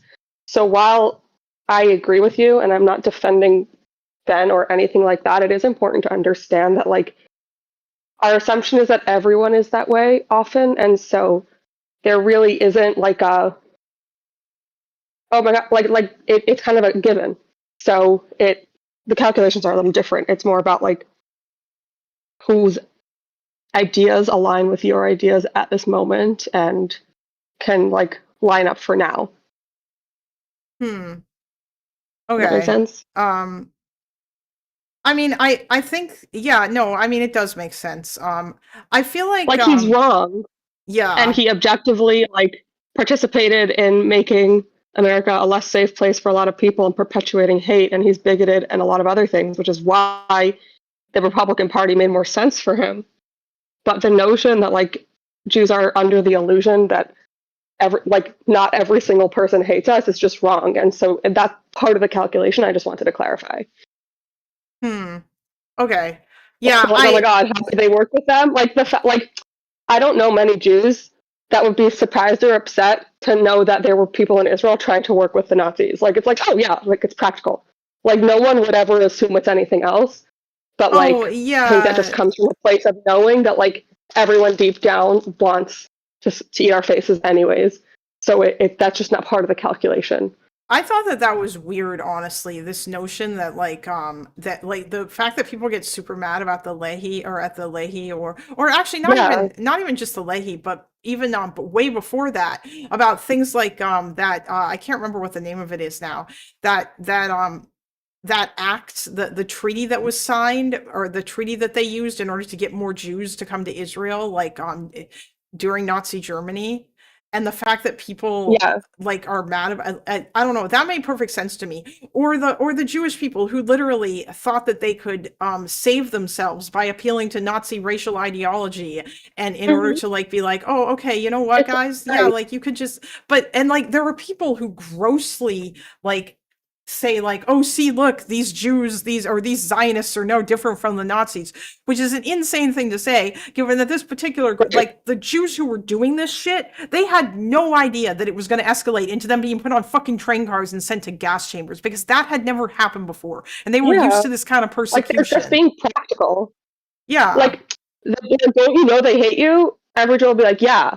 And like, I have other things I need to do in the meanwhile. You know what I mean? Like, until it gets to a point, like, it's just, like, who's going to align with us now? And who's going to, you know, like, do this? Like, we know in the fringes of every party there's going to be issues like that, and everyone just makes their own calculations outside of that. It's a marriage of convenience, almost always. not because we want it to be. We just assume that somebody in any group is going to try and exterminate us at some point, and so it's just like we're aware. So it's just not as Yeah. shocking I can to us. Like, so it's like not as off-putting, you know. yeah, I can see And then the and left, like they're like cutting funding for like the reason why people were upset about Mamdani in New York. A lot of my family is because like they were scared he's going to cut funding to like the security that the city provides outside of schools. Like, it's not that they're under the illusion that like Cuomo actually likes Jews, or like that like Eric Adams like is like they know it's cynical, but it's like, okay, but practically speaking, who's going to like provide us the safety and security that we need, like in this marriage from hell? yeah. No, I know. It's like So that's just the only part of it that I wanted to explain. Yeah, I understand. I feel like a lot of Republicans, or a lot of like, I guess like right-wing Jewish people, like the that they who felt at home, or like or who at least I guess felt as home as one could be on the right in America, are probably scrambling now when they as the party starts to become more open to fucking Nick Fuentes and shit. I don't know, like it feels like America almost in some way. I wanted to say America is maybe kind of an exception, as like a place where Jewish people could feel safe, and maybe that's been true for certain parts of times, but it seems like now obviously it's becoming less and less the case. Or I guess or maybe it was never true. I don't know. I'm not Jewish. It just everybody always, because America is home to the largest population of Jews outside of Israel. Yeah, it's like the most safe Jews have been able to be. Like on a spectrum, you know. That being said, like a lot of my family are Jews that are like Republicans and are like very much on that side. And like even as a child, I remember them being like, yeah, like there's a problem with the neo-Nazism, and at a certain point that's going to become like louder, and we're going to have to deal with that. But like that was always the case, and the assumption is that's always going to be the case wherever they go. So like you always keep that in the back of your mind, and you be careful, and that's why we have our own like institutions to advocate for ourselves that are outside of like any specific party, and kind of engage with the parties in that way and get closer and farther away as they can, because it's like there isn't like a Jewish maybe there is within the Republican Party, but the big groups that do the advocating like operate on their own and kind of engage with the parties as they need to. And I'm not defending them either, because some of them are really fucking crazy. But my point is only to say that like if I was like, don't you get it? Like they're so anti-Semitic, like no one's gonna be like, what? Like, yeah, no shit, we know. Yeah. I think it's funny that you say that Ben isn't crazy enough for Channel 14. I mean, Ben Shapiro is racist against Arabs, but I mean, maybe he's not racist enough. Channel 14 is like, it's propaganda, like, for Bibi specifically. Like, it's not, like, a lot of people on the right get really mad at Channel 14 because, like, when Bibi's like, no, we're not going to do any deals with the terrorists. We're just going to fight. They're like, yeah, we're never going to give in. And then he's like, no, we're actually going to do a deal. They're like, yeah, we're going to do a deal. Like, they have no ideological anything. Like, it really is just a propaganda network for specifically Bibi and his cult. So, like, and I don't think Ben could do that. Like, it's a very specific form of, like, just, like, no shame, contradicting yourself, like, just fully. Like, imagine if Trump had, like, Trump News Network. And you'd be like, okay, like, it's obviously people there to talk about the way he wants to frame things. Like, that's basically what it is. Okay, yeah, well, that's like, I think OAN and Newsmax are like that. I think Fox is able to be more critical of, oh, thank you for the 5 gifted memberships. Okay. Anyways, that's just what? Oh, they do have OAN, you're right. Okay. Oh, Desert Lemmings is in the waiting room too. But hey, Desert Lemmings, what's up, buddy? Desert Lemmings, arch Zionist. You're an arch Zionist. Oh, you want to disagree? Okay, sure, you can disagree. I can disagree. Yes, go ahead. Thank you. It seems like this is a difference between people growing up in Israel. I'm wondering if Adi grew up in Israel. No, I didn't. That's why I'm speaking about like the American Jewish. Yeah, because I see. Because I feel like I don't live with that sort of chip on my shoulder, as in not in Yeah. that way, but I don't like assume snakish behavior as the get go. When I see some sort of behavior like that, I'm going like, oh yeah, the anti-Semitism has been Wait, old are you as all this time. Israeli? And did you grow up in Israel? I- In Israel? Yes, I am Israeli. I grew up in Israel. I'm 30 Yeah, that's a huge difference. 32 years old. Yeah, I was As gonna for the last say question about the age, Jews who grew up in Israel Yeah. are probably not as exposed to it, or like to like No, they don't know what to yeah. do with anti-Semitism. I was actually just talking about this with some friends that like Israeli friends of ours, like Yeah. that were they're considering like taking a job abroad for a couple of years, and I was just trying to explain to them like what being Jewish not in Israel is like, just generally. Like they're like not good or bad. Like I was like, they were talking about like a country that like is like pretty safe and like not problematic, and I was like, yeah, but like there's gonna have to be security. Like you're gonna have to like there's all these different things that you just have to think about that are just part of the Jewish experience when you are a minority that don't exist in Israel. And there really is this like huge misunderstanding. Like it's true. And my diaspora friends, like those of us like who made Aliyah, like talk about it all the time. How like Israelis don't understand what it means. Like when they're like, oh, why did you move here because of X, Y, or Z? And the answer is like, you don't actually know. Like it's a trade-off. It's just a very different Yeah. experience. And Yeah, so like well, that's what I'm getting at. I feel sympathetic to that to an extent, but as a counter example, I can give like my wife is a British Jew, and she decided to live with me in Israel. I mean, sucks for her, but I guess good for me. Anyway, she doesn't have those same experiences to an extent. I'm not saying there isn't anti-Semitism in England at all. I'm just saying it's a bit blown in a way, or at least that's how I feel. Well, I guess the question is, Do you believe that, for instance, in the liberal parties, there's some sort of a inherent Jewish hatred or something that might spring up? Yes. I believe there are people in those parties that hold those opinions, and I don't trust that the rest of the party will be put off enough by that to excise it. Or like they might like, you know, it's very easy to sort of fall into tropes or stereotypes where people are gonna, you know, just Right. start And like, oh no, I didn't blaming mean the it that way. Jews. Yeah. Like, I don't think they're overall like that, but I think it's an acceptable, like, disagreement to have with someone where I don't feel that way about anti-Semitism, or what I perceive as anti-Semitism. I'm not saying that it's everywhere under every corner, but it's just kind of assumed to be in the background is what I was trying to say.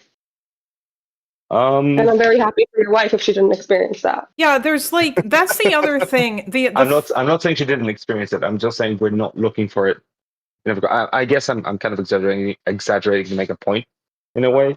Yeah. Being suspicious also, as a Jew kind of makes sense.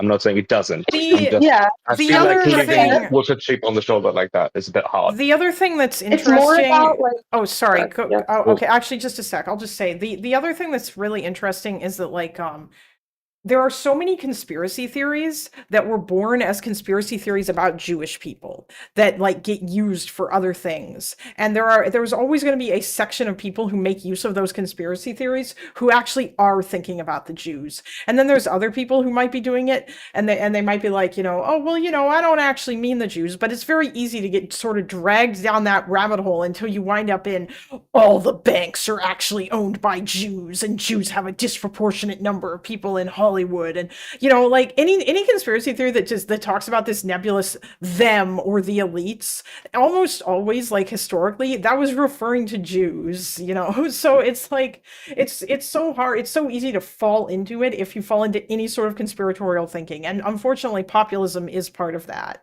Yeah.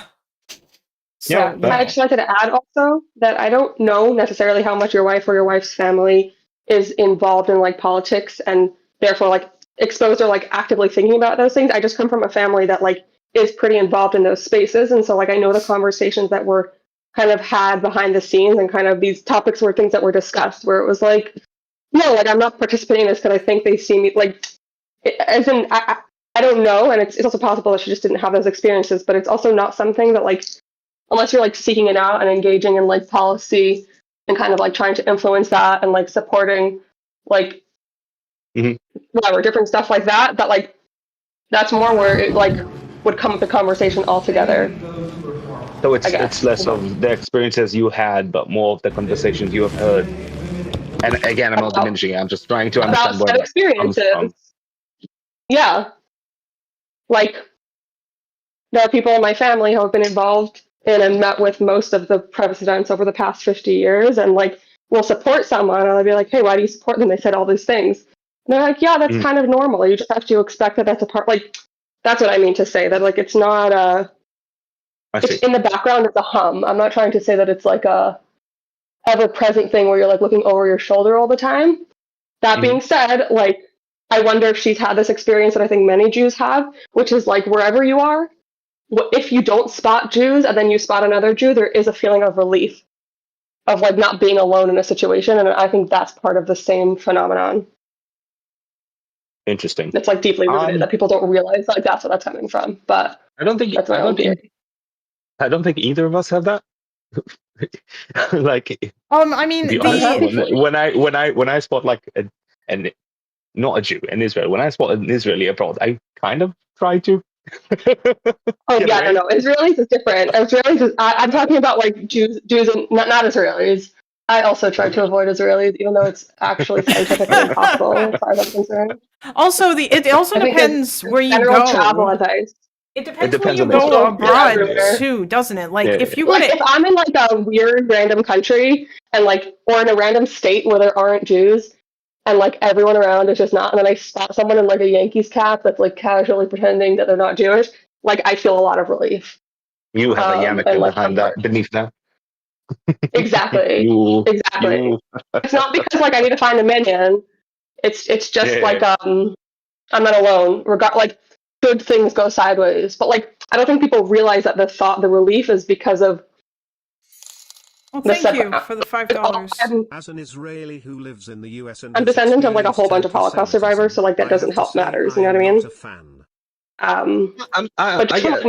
I mean, my grandfather was in Hungary in the 40s, but you know. Yeah, I'm just saying it only exacerbates those situations. But like, I'm not saying that that's like my life wasn't one of like, oh my god, I'm scared, I'm being persecuted. Like, I also kind of felt like, oh, anti-Semitism's over in Israel, but like in America, but like. Then I was like, oh yeah, like obviously we have to have extra security outside our schools. And I was like, oh, the fact that that's like taken for granted in every country around the world is weird and concerning. And like that isn't the case for other schools of other faiths. Like there is something going on there where like even as a kid, and like I was in New York City, my parents were like, maybe don't hang up your Hanukkah decorations on the door. We don't need everyone to know that the Jews are in this apartment. Like, oh my god. Yeah, and like draw attention to it, you know, and like it's not that we ever had issues. By the way, you're supposed to at the windowsill. Oh, hold on! Just a sec. I just want to say, Aeon Android is saying in chat because he's I'm assuming is black, and so like they said that no, that happens with us black folk too. If I go 20 miles outside of St. Louis, if I don't see another black person in the area, I'm worried. I mean, yeah, like there's some instances like if you're for black people, at least in certain parts of the U.S., especially like if you live in the South, Jesus Christ, there are certain towns where you just should not go at night because like you could get fucked like by the crime area. It's not as it is not and was not as bad for Jews. Like I don't think there are places that I really would be like, oh, I'm scared to go by myself. And if I am somewhere and I notice that there's a lot of Gentiles around and I spot a potential Jew, it does make me feel better.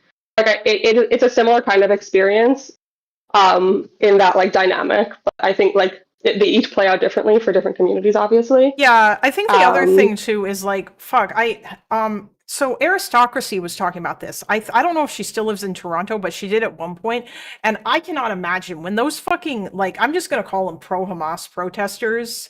Canada was bad, especially there, in that we're around. Like, I cannot imagine what it would be like how scared you might be being Jewish and walking home and you see those protesters and all you do is like, you just, even if you're not wearing anything that makes it seem like, or that like gives away the fact that you are Jewish, like there's probably this fear that's like, oh my God, what if they think, what if they know, what if they know that it's me, or like, fuck, like, do I need to hide my Star of David necklace? Like, it's just, all of Mhm. that, it's fucking insane. Or like you can't do anything to be visibly Jewish. I don't do Or only if you're identifiably Jewish, if you're Yeah. Orthodox, then Yeah. you're much more Oh yeah. identifiable. Do only Like, religious Jews wear, or like I guess well, Orthodox Jews don't wear the yarmulke, so I'm guessing that it's just a thing that religious Jews do, like they male do. Jews. Or do they? Or I'm do, saying Orthodox men only, or you're saying like all Jews? Just wear a Only, hat, to be honest. in Orthodoxy, Doesn't men have to wear be the yarmulke. yarmulke. yeah. Oh yeah. I know it's Yeah. a men only thing, and that there are other things that women wear. But I wondered. Mhm. Yeah, I guess the yarmulke seems to be a thing that is generally only. Well, obviously it's only worn by like I guess religious Jews. Is that right? Or like do some secular Jews wear it as kind of like Yeah, just religious a thing Jews. Okay. No, secular I'm Jews sure usually there don't are wear that. some, like one or two, but like as a category, like if I see someone with a yarmulke, like I'm just assuming they're religious to some extent. Yeah. Okay. Yeah. Yeah, like they put yeah. tefillin every day. They like pray 3 times a day, whatever. Some people really like Yeah. the All that ritual aspect of religion. Like I had a friend who like he's not really particularly Catholic anymore or particularly religious, but he still likes going to mass because he enjoys the ritual. And there might be some Jew I'm Mhm. assuming like are there some Jews who just Yeah. like they go to temple because they like the ritual rather than they don't necessarily For sure, but then they would I would be say less considered so of the religious. ritual, more Like being community. Oh, the community. Yeah. Right. Yeah. I would argue it's more for community and structure, actually. Like religion Probably, gives you a lot right. of structure in life, and it's very comforting in a way. Oh yeah. So Especially I I would say would that considered those are the sources. the sense regardless of of whether they believe in it or not. It's not like a thing. Yeah, the sense of community that Jewish people have, I imagine, is also probably like a great deal, given like the history and everything, and how much you guys like value. You seem to value community quite a lot, and education and all these other kinds of things as well too. And I guess that probably contributes to it. Like, yeah, I'm not saying that Catholic It's people don't. interesting. It's interesting because it's much more prominent in the diaspora. If you like in Israel itself, the sense of community for Jews is obviously lessened because we're the majority, and the community is everywhere. But if you go abroad, even if you take an Israeli outside of Israel, they would usually tend to find a community within the country they're in, which is kind Although of I will say, even comparing Israel to other countries, the sense of community and like social gatherings and that kind of thing is so much higher than normal. Like going to Really? people for Shabbat dinners or doing those kind of things, regardless of religion, getting together every single week with groups of people is like super, super common. People stay in touch with their friends from the army and have groups and outings. Like it is a very communal society, and participating in like group activities is a lot more common here than in other places. I mean, And I even think that is because it's part of like Jewish culture. even the stuff that you mentioned to me, like about the cookies. I'm assuming, are you saving those cookies for like if you guys have to go to the shelter? I assume like the even like going to the I have them shelter. frozen, so. Oh, you okay? That's pretty awesome. Yeah, like that's a neat thing. And or you take your dog down to the shelter, and everybody knows your dog, and like is it a she? She Yeah. walks around so they can all pet her. I thought that was adorable. Exactly. Also, like the fact that like if you have a baby on the bus that doesn't have socks, like an old lady will yell at you that they're going to get sick because like there are no boundaries. Like there is that communal aspect, you know what I mean? That doesn't exist necessarily in other places. Oh yeah. And that's also why Israel always ranks really high on the happiness like scale of countries, because people feel a sense of community, and that's like a huge factor in people feeling satisfied in their lives. Yeah, I was just gonna say, like, I was a little bit taken aback by that, but yeah, no, I think that unfortunately, like, there's been a lot of talk about this lately in terms of like people being able to find meaning and purpose in their lives, and as much as like I think that religion has caused a lot of bad, it has done a lot of good too, in the sense that it does help foster a sense of community among people, and like you can still continue to benefit from that sense of community even if you don't necessarily believe in like the religion, or you're just there for like the ritual aspect of it and the community, and that's just like a thing that you care about. But yeah, like I think that it's obviously really important. It's important to like have real life friends, not be so atomized. And it sounds like in Israel that's like more of a thing, and so that's why it's also harder to like fall through the cracks. Like people have to like fight to get foster children if they want to have a foster home, because there are none. Like people really step up and like are in each other's business for better or for worse. And like family networks like will keep in touch. It's a small country also, and everyone knows everyone, and like it's not Like it's there's just like people will like check in on you for better or for worse. My neighbors will knock on the door to make sure I heard the siren. Like there is just a sense of like, Oh god, that's so annoying. you know, yeah. I mean, I've always heard it because I'm like anxious beyond words, but like, my point is only to say that like the dynamic is different to other countries, where like a sense of community is kind of assumed and expected. It's a lot harder to like be like know nobody and like have no community and no friends or anything in this country than it is in other countries. Yeah, like you actively have to try very hard to be that way. Yeah. That's actually like I feel like that's actually really cool. That's something that if we want to figure out like how do we improve happiness within society, although happiness is I think a harder thing to measure because it's kind of an amorphous concept. It's very like it's very subjective. Like I guess like it was suggested to me when I said my morals, I want to maximize for happiness within my moral system. It was instead suggested to me that like, it's probably easier for you to just say you want to minimize suffering. And so now that is my main purpose generally, I would say. But I think that fostering a sense of community and finding ways to do that within your society is a really good way to minimize suffering. It also sounds like from what you're saying that are you saying that there's like a sense of mutual aid then, for example, so like for older people who need to be taken care of or looked after, like it seems like they're always gonna have someone because there's gonna be people in the community that want to take care of them, or no, not always. Not necessarily. But like I'll put it this way, like the joke is always that like there's a lady who's like waiting on the side of the street for her husband to pick her up, an old lady with a bunch of bags, and like every person that passes keeps like crossing her to the other side of the street and then crossing her back, and she's like, can you leave me alone? I just want to like, I'm just waiting for someone to pick me up, but like people just like assume that you need help and then help you. It's like very Israeli. But on the other hand, there are many cases of people being left alone in houses and can't get out of their apartments for like weeks. That happens because like any other country. Depending on like family support, like if people don't necessarily have family support, right, then like there aren't. But like let's say if I live in an old building, and so like a lot of my neighbors were really old people, and a bunch of them have like died over the past couple of years. And there was like one of them that like she had like a caretaker, but her family like wasn't really involved in her life outside of that, and like another like neighbor who had been in the building a while, like every time she would fall out of her bed and the caretaker couldn't lift her, like she would just like knock on his door and he would like go and like put her back in bed and stuff like that. And like it's not to say that like that made her quality of life that much better, but like I mean like when we're engaged, caring for another person is like a big it's a lot, right. It's like a lot of work and it's a lot of whatever, but like like like they might not be well taken care of, but they're gonna have people to talk to every day. Oh yeah. Yeah, exactly. I understand. It's just there's okay. I mean, that's still really cool though that like that's a thing and whatnot. I feel like if someone were to like if I were to ever live in Israel, or if someone were like in Israel, it feels like it would probably be harder, or it would probably be easier to like start up some sort of volunteer only organization for like people on like the weekends or whatever to go get all the senior citizens in your neighborhood and help them come out of their homes in order to like go do group activities together. Oh my God, there's probably like 400,000 of them. Like we love the volunteer organization. Oh yeah, okay. People fall pretty fast. Oh yeah. They you know what I mean? Are there people who live in like are there remote areas like in Israel where like people don't, or is it's such a small country? I can't imagine that that's necessarily as much the case as it would be someplace like here or in the US, you know. Israelis like will throw a shit fit about having to like drive a half hour. They feel like that's like a cross country. No, those journey. are people that were born in the center and never came out of the Hadera to Gadara area.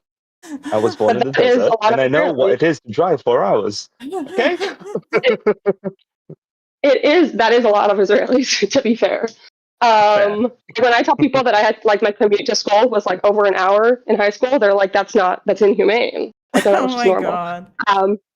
Like it's just a very different notion. But But, like- there are more rural areas that you Right, get right. like there's that piece of desert south of the Dead Sea on the Jordanian border that is about Mhm. 2.5 hours to 3 hours drive from the center of Israel. Usually, Right. most young people would migrate towards that center because there's more job opportunities. And actually, Tel Aviv is kind of a kibbutz at this point. There's so many like young Israelis there that are so Yeah. into each other's lives, and it feels like people just walk around barefoot and whatever and do really their is. shit.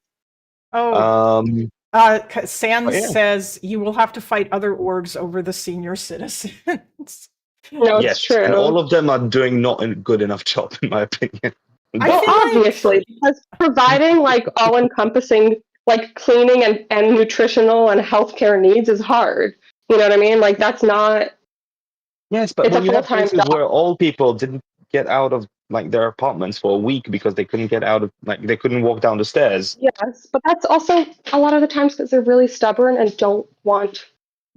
Oh, these that's orgs in another their business. thing too. Oh my You know, god.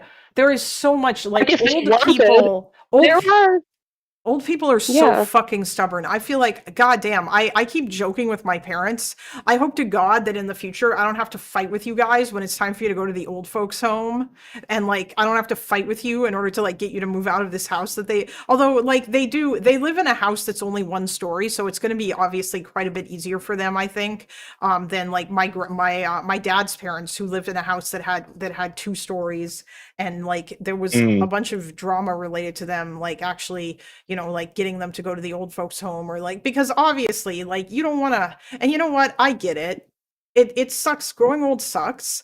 And you don't want to like basically feel like you can't do anything and be deprived of that and like have to leave your house or have to go to like the retirement home costs money. Fucking and- scary. You yeah. basically accept that you're gonna die soon and that's the end of your life and that's the final chapter you're ever gonna live.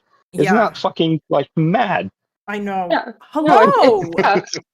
But Can my I point, help like, you? I don't think any of these organizations, like, I think all these organizations are like looking for more old people, and like, it's just a matter of finding willing participants on the like the elderly side of things. Would be my guess. There's even an organization that started in the war now that like walks old people's dogs for them if they have dogs that are like higher energy and they're not getting them out enough. Like, we've hit that level. Okay, that's based. Yeah. I want to be a dog walker. I do have other problems with all the donations we did for the army, like during the war.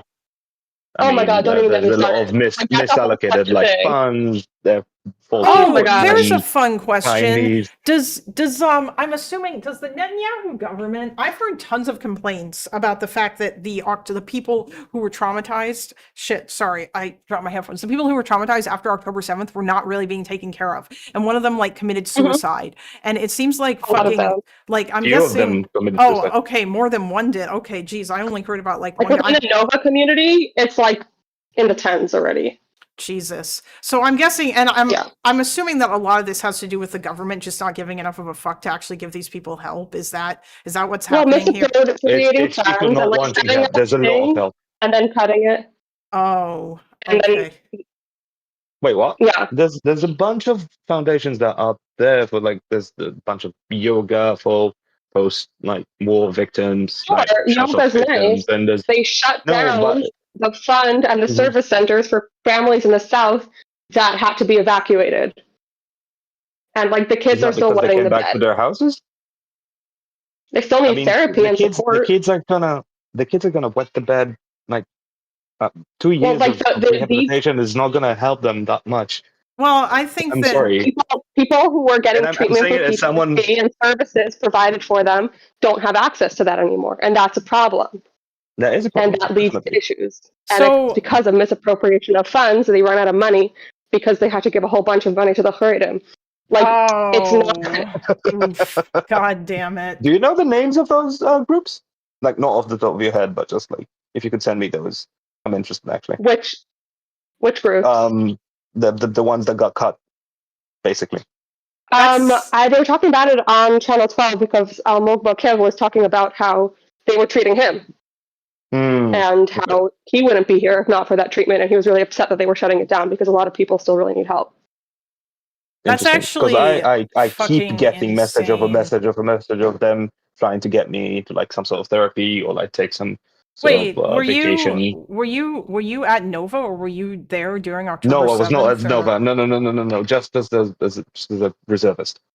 Oh, Yeah, Reservist like during any the war, they give you like a bunch of stuff. okay. Yeah, I was also going to ask, like, the extent to which that, like, is there homelessness problems, like in Israel, or like, what about the IDF? Like in America, there's problems with homeless veterans. Are IDF soldiers well taken care of, like, especially if they were wounded and disabled, or is this something that the Netanyahu government? Because it seems like Bibi's government, I don't know. I'm guessing that because they're conservative, like, if they like cut welfare shit, except for stuff to the Haredi, obviously, who I guess just get everything. Because those Well, parties You are have to, the IDF is a bit conservative doesn't different. mean the same thing here because Yeah. like the realities are just very different. Like supporting veterans is just almost the whole country. It equals like punishing the Arabs and the Haredi population. Like it's viewed like differently, Oh, you know, okay. Interesting. which is Oh, where a yeah, lot of yeah. these things come from. A lot of the complaints about like bigotry and stuff like that is because of services that most Israelis are getting because they're veterans, and then like groups that don't participate in that, like it's a very complicated issue. Doesn't make it any more excusable, but like Yeah, okay. So it's that's more like it ends up that way as opposed to intentionally that way, and then they have to do all of these other things to kind of counterbalance it. But then like people take advantage of those systems, specifically the Haredim, and then like and then you're like, okay, screw it, we have to just go back to basics and just start providing services to people that are like volunteering, like that are giving their lives to the country, and then it's racism. Like it's complicated. yeah, It doesn't mean I don't okay. blame Yeah. like Arab Israelis or Palestinian Israelis for not wanting to be in the army, but like No, it's I get it. That's nuanced. probably a lot. No, I understand. That's why. Is there like money that the government is spending on other things? Like there's also I'm guessing that under Bibi the amount of corruption probably increased. So like is there money that's just being Yeah. wasted there that could probably Yes. potentially Yeah. okay. a ton. Yeah. But the IDF always had a problem with misallocated funds. It has exacerbated in the last couple of Always the years, but case. yeah, There's no always. army that isn't that way. Oh yeah, I know. I wondered if I mean obviously Oh, like okay. you guys are in a specific sort of thing because that you have Yeah. like your army is needed all the time. There's lots of other countries that have like conscription armies. Like obviously before the war, the Ukrainian army, like before 2014, I think Ukraine had like a I don't think they ever had an all volunteer army. Actually, I should look into that as part of my research.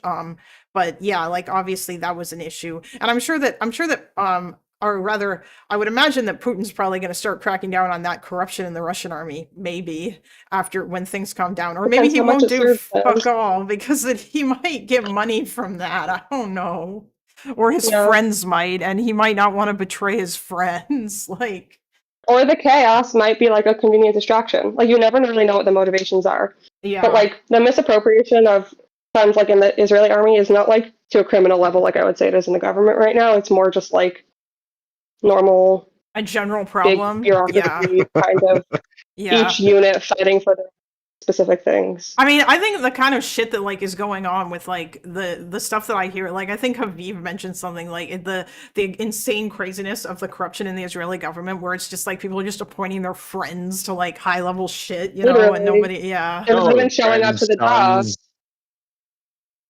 yeah, that's fucking They nuts. don't even show up, so the jobs aren't getting done. I mean, Bibi literally created like 15 new ministries to offer people ministerial positions to be part of his government. That's They do nothing, but they have offices and staff, and they have budgets. oh my god. So it's like that costs money. Like it's crazy. There's got to be like I saw the info you sent me before. Miriam Adelson owns Israel Hayom. I did not know that. I will now take like Yeah. that outlet just seems and she hates BB too, or like She hates him. I That's- don't know like how much influence. Like she owns it, and it's definitely a right-leaning government, like a right-leaning paper. And also, I don't know how involved she is in like I don't know the level of her involvement with it. Like it's just like good context to have. You know what I mean? Yeah, but I don't when know why, looking but at it, yeah. I've always It's just- seen yeah, you Israeli just have as to more know. of a Lieberman sort of paper, not a BB sort of paper. Right.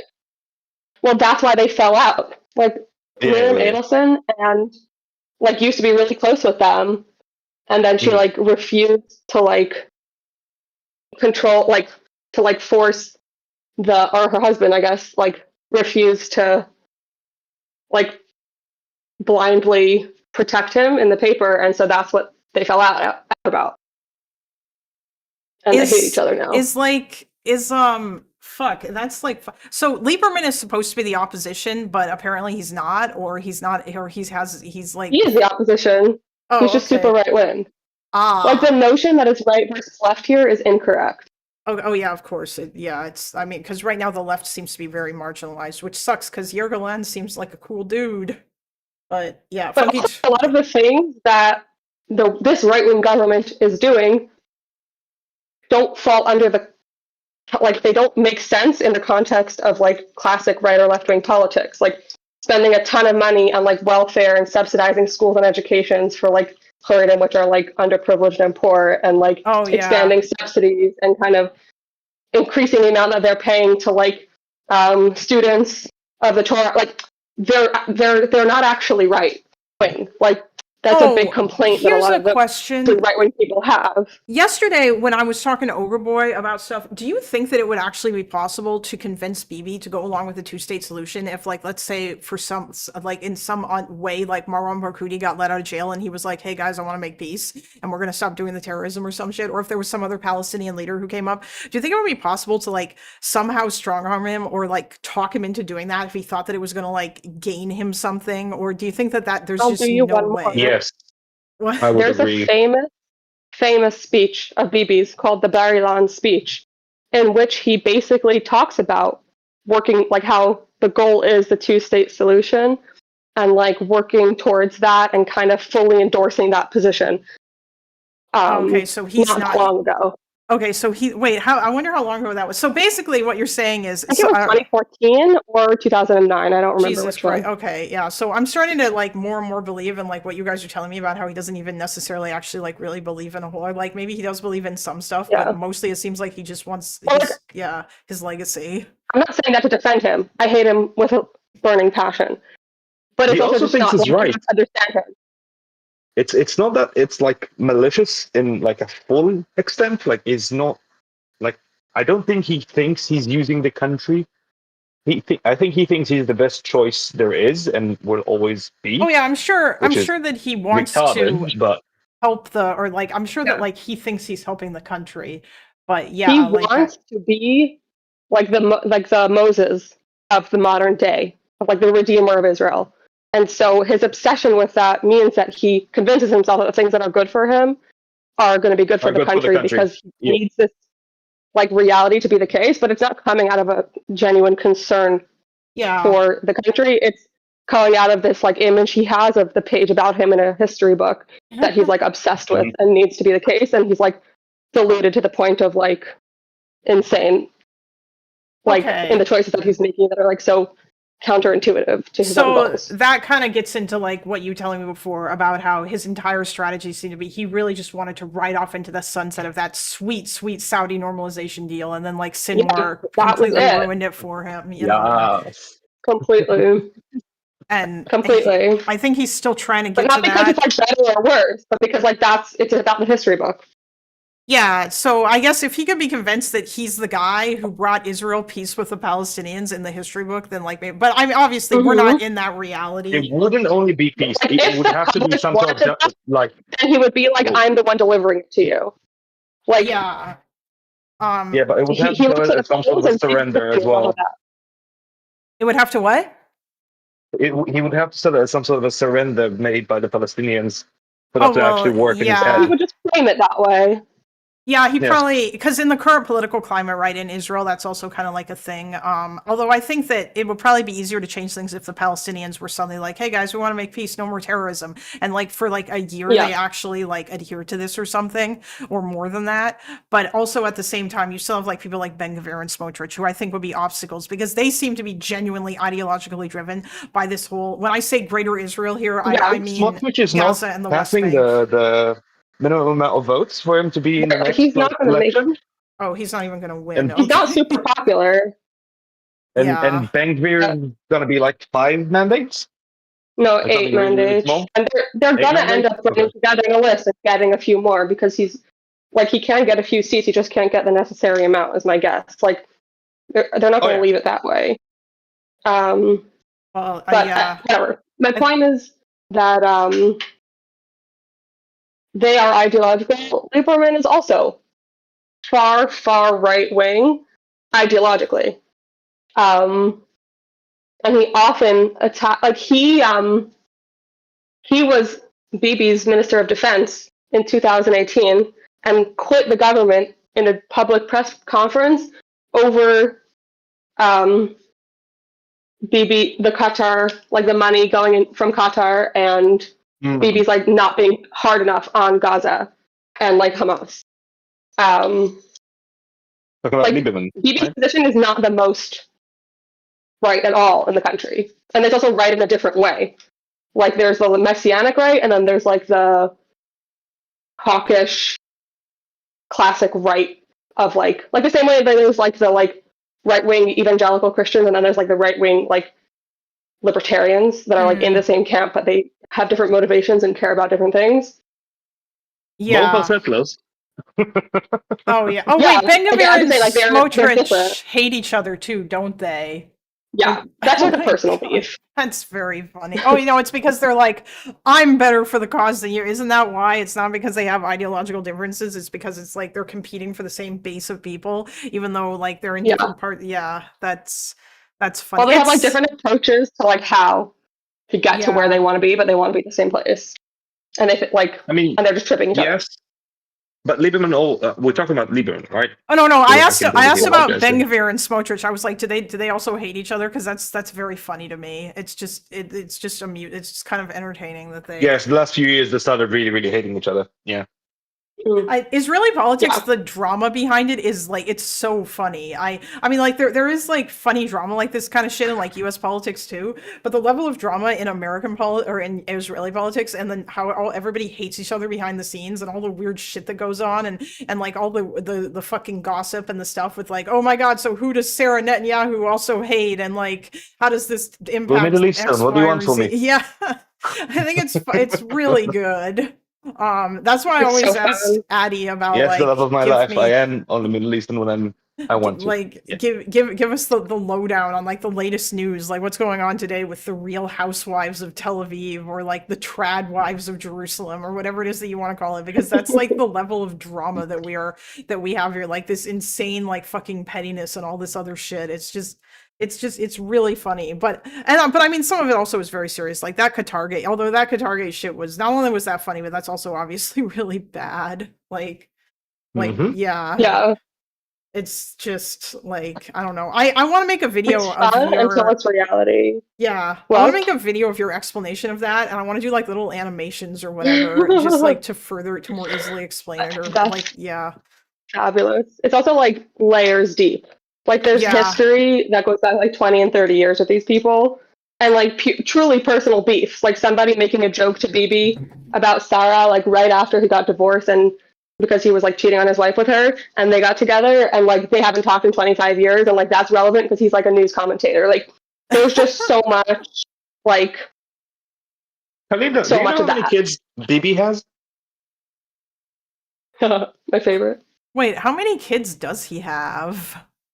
Is he like fucking? Is he like a philanderer who like his like? He's not that much of a philanderer. There's one scandal.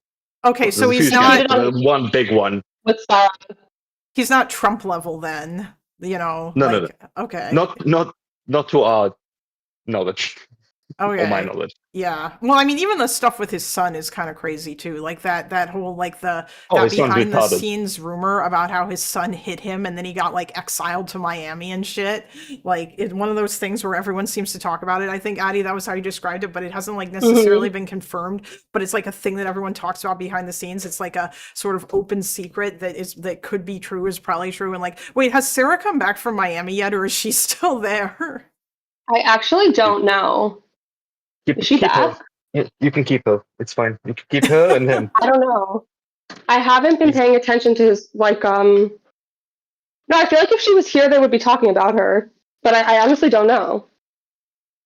I feel like they kept Yair overboard because he was Yeah. like a time bomb, a political time bomb that was about to explode Well, in that's Israel. the thing, because like the rumor is that he hit Bibi, and that's why they had to get rid of him. Wait, I don't Bomber think that needs says a rumor. she escaped a lawsuit. Is there like, was she? Maybe. He's not escaping the lawsuit, so they're going on without him. They're civil, they're not criminal. Oh, okay. No, There was well, no, one with, he with said his she bodyguard that escaped. did something. Bomber, are you talking about Sarah So, right like, the now? investigation, Or she last time she stayed there for a whole bunch. It was the same time that the investigations about her, like the Ufda, which is like 60 Minutes here, did like their season like opener was about her. He doesn't have and two kids, her, Bomber, like, by the way. He has 3. what? Bibi doesn't have 2 kids. He has an elder daughter. people actually. are He's saying Orthodox. he has. Someone said he has 2 kids, and then someone else said he has 3 kids. Jesus, do we not know how many children this 3. guy has? No, He he has has 3 3. because he has a daughter from his first wife that people don't know about. Because, like, they just- he's never And seen no with one her. talks about her. Right. Damn, the secret daughter.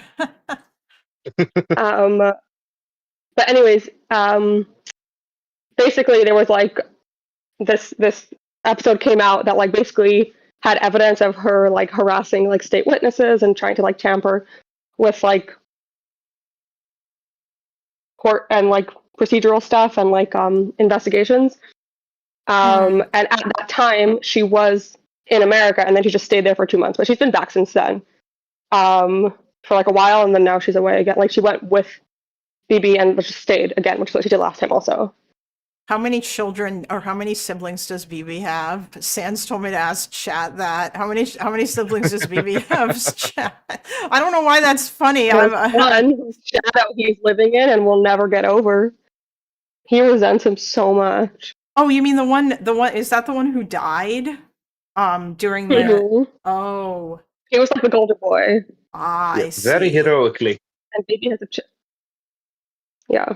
Damn. Okay. He has 2, Sans says. Okay, yeah. So the one that died, and then I guess does he have another He's sibling? like a doctor or a dentist, right? I think. I think so. Yeah. That's Anyways, kind I of- have to go because I have a Friday night dinner to head to. But Oh right, it's Shabbat. Shabbat Shalom, everyone. Yes, Shabbat Shalom. And It's Shabbat. yeah. Well, hope my if you have any cuttings were helpful or interesting. Bye. Right. If you have any other questions, I'm more than happy to answer them. If not, I'll also say goodbye. And thank you Okay. for having me. Yeah, you're welcome. No, I don't think I do. I think I'm probably I'm trying to think of what I want to do. I might actually stay on and just like quietly do Ukraine research while everybody just does whatever else if they want to watch Lower Box or what have you. Maybe I might just do that. I might just stick around, you know. All right. Um Have a good anyway. one. Yeah, thank you. Bye bye. For sure. My pleasure. Bye. Okay. Yeah, I might just do that, chat.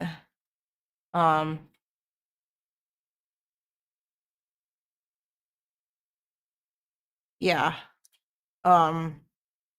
Based Ukraine research, fuck Israel. He has another brother who get interviewed a lot. Damn. Yeah, well, basically I want to fill in this Euromaidan timeline here, and then and then I'm probably just gonna actually I might just do that because that'll take a bit, and then I'm just gonna maybe I'll look into some other stuff or just kind of consolidate some of the notes that I have. Because yeah, I didn't really talk about. I think Loner's probably going to talk about the Fulton County stuff, or I don't know if he will or not, but I will. If Loner doesn't talk about the Fulton, I'll probably talk about that tomorrow. The Don Lemon stuff is crazy though. I'm sure that Maruzzi probably linked him to everything else that he needed, but yeah. Can you give 1 minute, 1 minute brief of what you've collected till now on Ukraine, Russia? Well, I mean, not like a lot of it has just been stuff that I've been learning as I've been reading about it. So like the children, for example, the kidnapped kids. I found I did, Kyiv Independent did some excellent investigative reporting with regards to that. There was also a really good Vice, like a short Vice documentary that was about 20 minutes where they actually managed, the reporter managed to actually get onto the ground in Russia and go to one of the schools where they were sending Ukrainian kids, but they were incredibly limited. Like I can't show you parts of it. I can link it in the Discord though, or I can link it here, but it's insanely interesting what happened, or like what they did there. Like it's really bad because what happened is so like the reporter from Vice, she goes to this school where they're teaching these kids and they're basically just indoctrinating them, and they choose specific kids that she can talk to and ask questions to in a group. And when she tried to ask them questions, these are kids who were stolen from Mariupol, and she tried to ask them questions about Mariupol and about like, you know, like do you not feel anything towards Russia or whatever? And the teachers were like, no, you can't talk about that. No questions about that. And then when she asked one of the kids, do you feel like you are more Russian or Ukrainian? That kid refused to answer. And it was very obvious that it was all so fucking coordinated, and like you can only talk to these specific people and not these other people. Now the reporter, I think, did help get a mother from Mariupol to help her to get her son back, because that they were looking through social media posts from this particular school. I think it was a school in St. Petersburg, because Mariupol has been designated by Russia as the sister city of St. Petersburg. And so now kids that were stolen from Mariupol are going to like these camps in St. Petersburg to get indoctrinated into the Russian culture. Lactoid will say Kyiv Independent was propaganda. Will fully trust it. Yeah, I know. Oh no, well, I'm not talking about Kyiv Independent here. Here I'm talking about the Vice reporting. It was a Vice reporter. Like I mean, I don't know. I think it speaks for itself if you go to one of these schools and they are incredibly like, and you have it on video where you are asking kids questions and then the teachers say, no, you can't talk about that. Or no, you're not allowed to ask these questions. Or you try to ask the kids questions about whether they like or whether they feel more Russian or Ukrainian. And the kids say, I don't want to answer that. Like, I think this speaks volumes, you know? I have noticed a boost in social media algorithms that show Russians torturing foreign recruits and their own soldiers. I don't know why the uptick occurred, but normies are finally seeing it. Well, I mean, that's good. Oh, hey. Oh, yeah, it did. The kidnapping of kids started back in 2015. Yeah, that was like during the thing. In 2015, when they were saving children back then. Yeah, it was with Elizaveta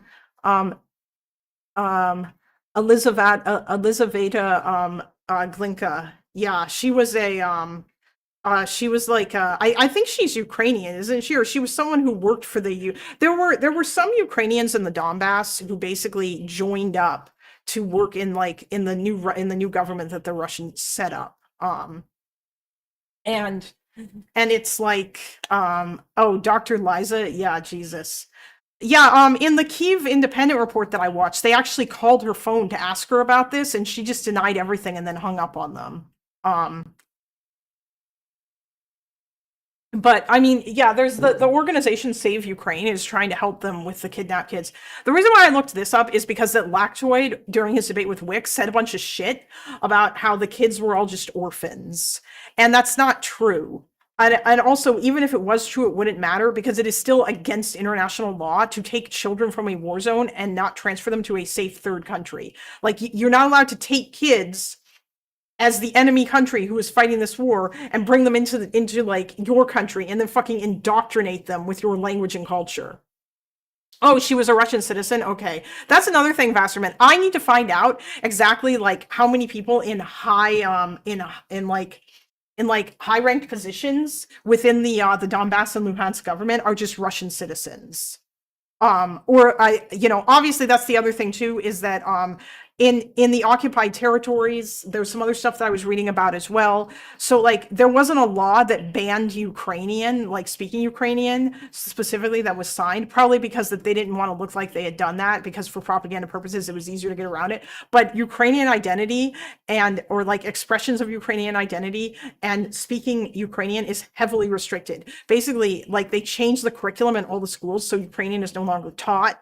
And if you find out that you're teaching kids Ukrainian Ukrainian online or in your home, they will punish you for it. You know, obviously, if you're like waving the Ukrainian flag or if you're doing any kind of expression of support for the country of Ukraine, they will punish you for it. All this stuff is heavily being repressed, which is what we do know because of various reports that have come out of that area from witnesses and stuff. I haven't looked too hard into it. The other problem too here is that, like, at this point, I feel like Amnesty International is a pretty shitty organization, but I don't know if I would extend that same thing to Human Rights Watch. Although obviously, like on Israel, all of these human rights orgs are pretty cooked. But yeah, it wasn't war in 2015, illegal, of course. Anyways, I mean, it was technically, like, in the Donbass, the Russians had invaded Donbass in 2014. Like, they basically did. But it was more like they fomented a civil war there, but it was a lot of their troops. Oh, she died in a plane crash? Okay, I didn't know that she was dead too. In Donbass, there were a lot, and they killed the ones that weren't, a bunch of police chiefs and stuff. Ah. Well, yeah, no, Bomber, I don't like, listen, I've lost all faith in Amnesty since I read that Free Press article and hearing about other things, and then also hearing from Epic talk about how, like, annoying it is when groups like Amnesty try to claim that there were war crimes, and they don't actually seem to understand international law at all. Like, I'm sorry, but the use of unguided munitions is like in a civilian area is not in and of itself a war crime. You need more information besides just that. You can't just say that, right? And also, I think Amnesty was pretty stupid for publishing that ridiculous report where they claimed that Ukrainian soldiers were co-locating in civilian areas, which then now basically just gets used by Russian propagandists to claim that Ukraine is committing war crimes. And the same thing is with stuff that happened during the Donbass war as well. You'd expect them to be professional. Maybe I'm sure at some point these organizations weren't bad. Donetsk and Luhansk are cities and corresponding oblasts. Donbass is just a name of wide territories. It's the name of the coal mining region. It's like Appalachia. Oh, okay. Thank you for providing that. I mean, I knew that it was the blanket, like, umbrella name that was given to all the particular areas, or that was given to that particular part of Ukraine. But Donetsk and Luhansk in particular are the two areas that people often talk about. But yeah, it's pretty fucking nuts that this is what's going on, right? And I don't know. It's crazy. The kidnapping of children in particular, that one in particular, like, it really, like, obviously that hits you right here because, like, these kids are fucking traumatized. They are oftentimes made orphans because the Russians killed their parents, and then they're getting kidnapped and put on buses and taken out of a war zone. That's like another thing too, is that Maria Lvova-Belova was interviewed in that Vice thing, and she just lied and said, like, oh, you know, we never took any kids without the permission from their parents, or she talks about, like, rescuing orphans and shit, but that's not true either. Like, we have surveillance footage of Russians going to schools and basically, like, grabbing and trying to grab kids, or, like, stories from, like, Russians that going to, like, boarding schools or whatever without talking to the parents first and just taking the children. And that's, like, a thing that has happened in multiple instances, you know. It's Nazism. Yeah, honestly, you know what? I will say that, especially since the Nazis actually did kidnap children in an attempt to Aryanize them. Like, they kidnapped Polish children, and they tried to do this with them and, like, brought them back to Germany and stuff. That was a thing that they did. And then, like to try to see if they could, like, I guess, make them into Aryans or whatever. It was weird. For them, nationalist is a slur, and Ukrainian language, or, like, knowing anthem is a sign of nationalism. Yeah, exactly. They want to wipe out, like, remove Ukrainian nationalism. The video of the girl Lvova-Belova talking about the crying child she adopted. Yeah, I know, right? She gave an interview to Russian media where she talked about, like, how the children, or, like, how she adopted, like, her son, and she told him that everything he learned was propaganda. And at first he was crying and sad, and, like, but eventually, you know, like, he learned to love Russia. And it's like, bro. Of course, she doesn't mention any of this in the Western interview, by the way. Like, when she talked to the Vice reporter, she said none of that shit. But she'll talk about it when she speaks to Russian media. Probably because that it basically sounds like she's taken this kid and brainwashed him. And it's fucking disgusting. And by the way, she's personally adopted, like, I think like 10 Ukrainian kids or something. One of the Russian minister adopted Ukrainian child and they changed his name. Yeah, oh yeah, that's another problem too, right? Is that there's been a whole bunch of shit with basically like if the parents of or guardians of the particular child manages to find their child and come to Russia to pick up their child, then it is possible sometimes for them to get them back, but they have to jump through hoops to find their kids. Russia doesn't make it easy. It's not like Russia provides services in order to help people get their kids back because they don't want them to get their kids back. Save Ukraine facilitates it, and they don't disclose how they facilitate it because they don't want the Russians to know and then like close potential loopholes to help parents get their kids back. Yeah, like there's like I think it was like how many kids have been taken? A lot. Children.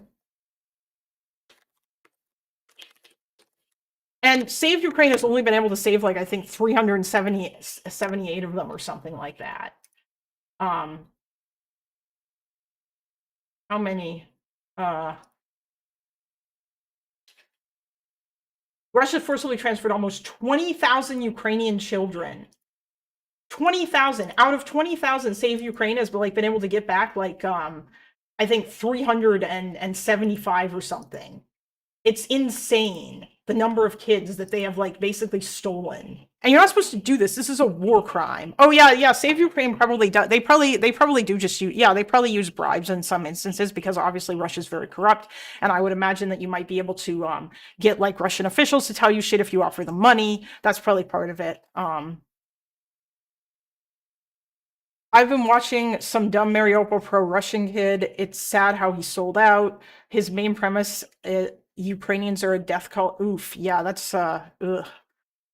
Yeah, I don't know, like that sucks too. And yeah, and I mean Lvova Belova, yeah, she is like she's so evil. Like when she talks on TV or when she talks to that vice journalist, and that vice journalist is like, "Are you a war criminal?" And then she goes, "Oh, that's so funny. I'm a mother." Like it's like, bro, you're just evil. You're evil. You're a terrible person. Or like she goes and talks to Putin about how she wants to save kids. But like, no, you're not saving kids. You're just kidnapping them and brainwashing them to hate their country and to love your country instead. The country that is currently destroying their country. Which is like, it's so sinister. You know, and then you think about the parents who have lost their kids and are trying desperately to find them. Some children that have returned had actual live parents. Children were sent on holiday trips and held in Russia. Parents could prove with documents, but orphans, it's all, yeah, no, like if you're an orphan and you don't have, and maybe if you happen to have a guardian or what have you who was looking after you from the orphanage, then it's going to be like there might be a possibility you can get out. I only say this because that in the Kyiv Independent piece there was one guy who did manage to get his orphan, who did manage to get like two kids back, two brothers who were in his care. He was like looking after them basically, and they were orphans, and he was able to get them back. But yeah, for a lot of other people, you're basically they may not be able to get those kids back, which is really, really, really shitty. And that was like, god damn, like there's just so much shit to this. And yeah, they've been doing it since like 2015. since they invaded. And this, by the way, is what is behind the ICC arrest warrant for Putin and for Lvova Belova, because this I would argue is like forcibly removing children and taking them to another area and indoctrinating them. Like that's in the Genocide Convention as one of the parts of intent to destroy a group, you know. And I mean, yeah, like I don't think that Ukraine or that Russia is committing like, I guess, physical destruction genocide, like of killing the Ukrainians as like you know, like physically destroying them. But I do think that they are trying to commit genocide in the sense that they want to destroy the Ukrainians as a nation of people, like the Ukrainian identity, you know, like it's not, and I would say it's probably a little bit more than a culture, like they want to forcefully assimilate these people, which is a kind of genocide. Yeah. Yeah, that's what they're trying to do. Like because they want it's, you know, the Russification is forceful. And this does go like the Soviet Union did this too. I also learned that like, so I said the other day where I assumed that the Russians had banned speaking Ukrainian, but they didn't. Yeah, the Soviets never banned Ukrainian as a language. What they did was instead is they basically made Russia be the lingua franca, like the main language that you had to be able to speak if you wanted to like move up in the world, you know. That was, and also that was the language that was always taught first. It was a language that was prioritized over everything else. And they obviously repressed like nationalism and stuff. Why do people do this shit on modern days? Oh, hello, Alex. Yeah, I'm actually, you know what? I'm going to change my title. One sec.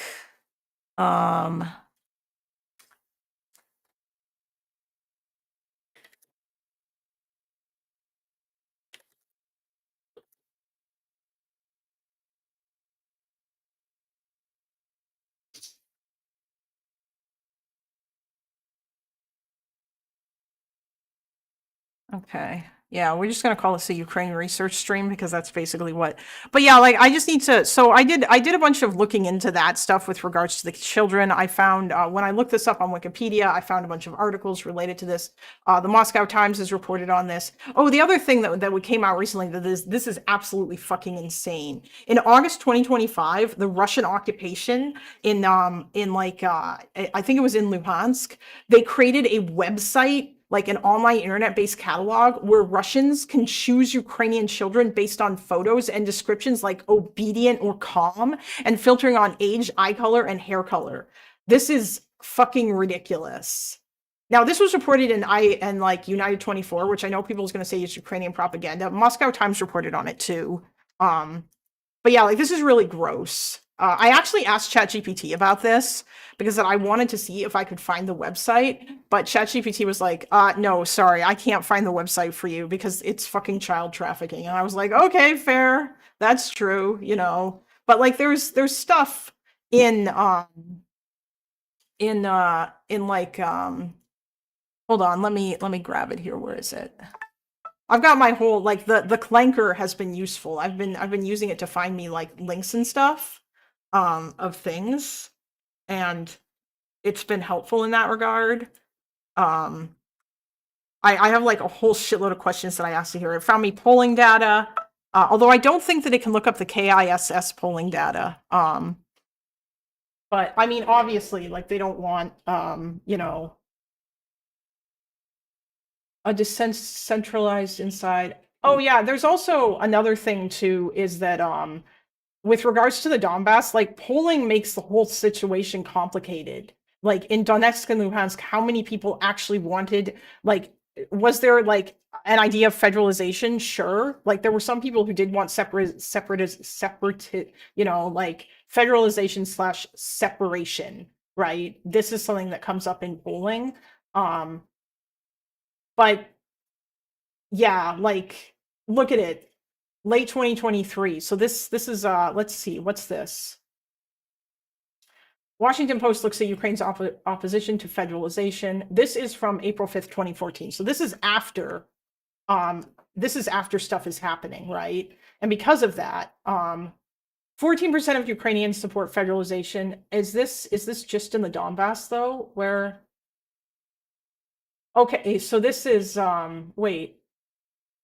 Oh, this is just for Donbass. But you'll notice that like the number of support separation of Ukraine's southeastern regions to join Russia.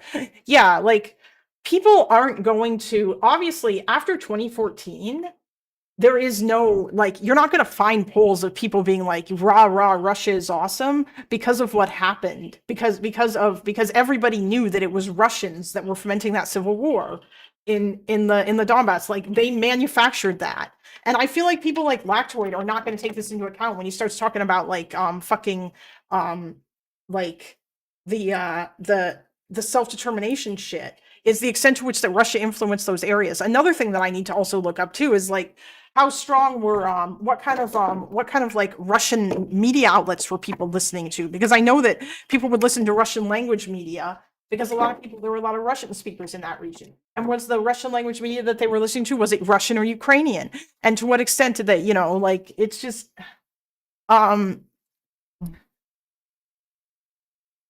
Abdomni says, it's unfortunate too that it has gone under the radar in the news of how much Russia has fucked in Georgia, the country, since their election, quote unquote, in 24. Oh yeah, there's also that too, right? Like that's another thing. I think Georgia is something I'll probably have to bring up, or I'll probably want to learn a little bit about, because a lot of the playbook that Russia is following in Ukraine, as I understand it, is very similar to stuff that they did in other former Soviet countries that they fucked around with.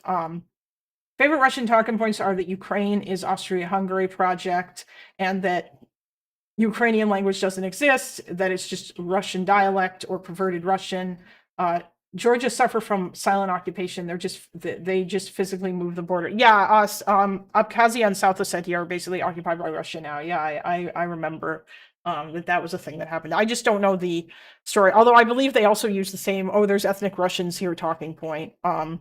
Yeah, so that's kind of like a thing. And yeah, I've heard the talking points too. Other talking points that I've heard while arguing with Vatniks on Twitter is that Russia basically gave Ukraine everything because they built them up and shit because they were part of the Russian Empire and then the Soviet Union for so long, which I think is very silly. I don't think there's any reason to assume that Ukraine would not have been able to exist as a country without Russia. They certainly tried to in different instances.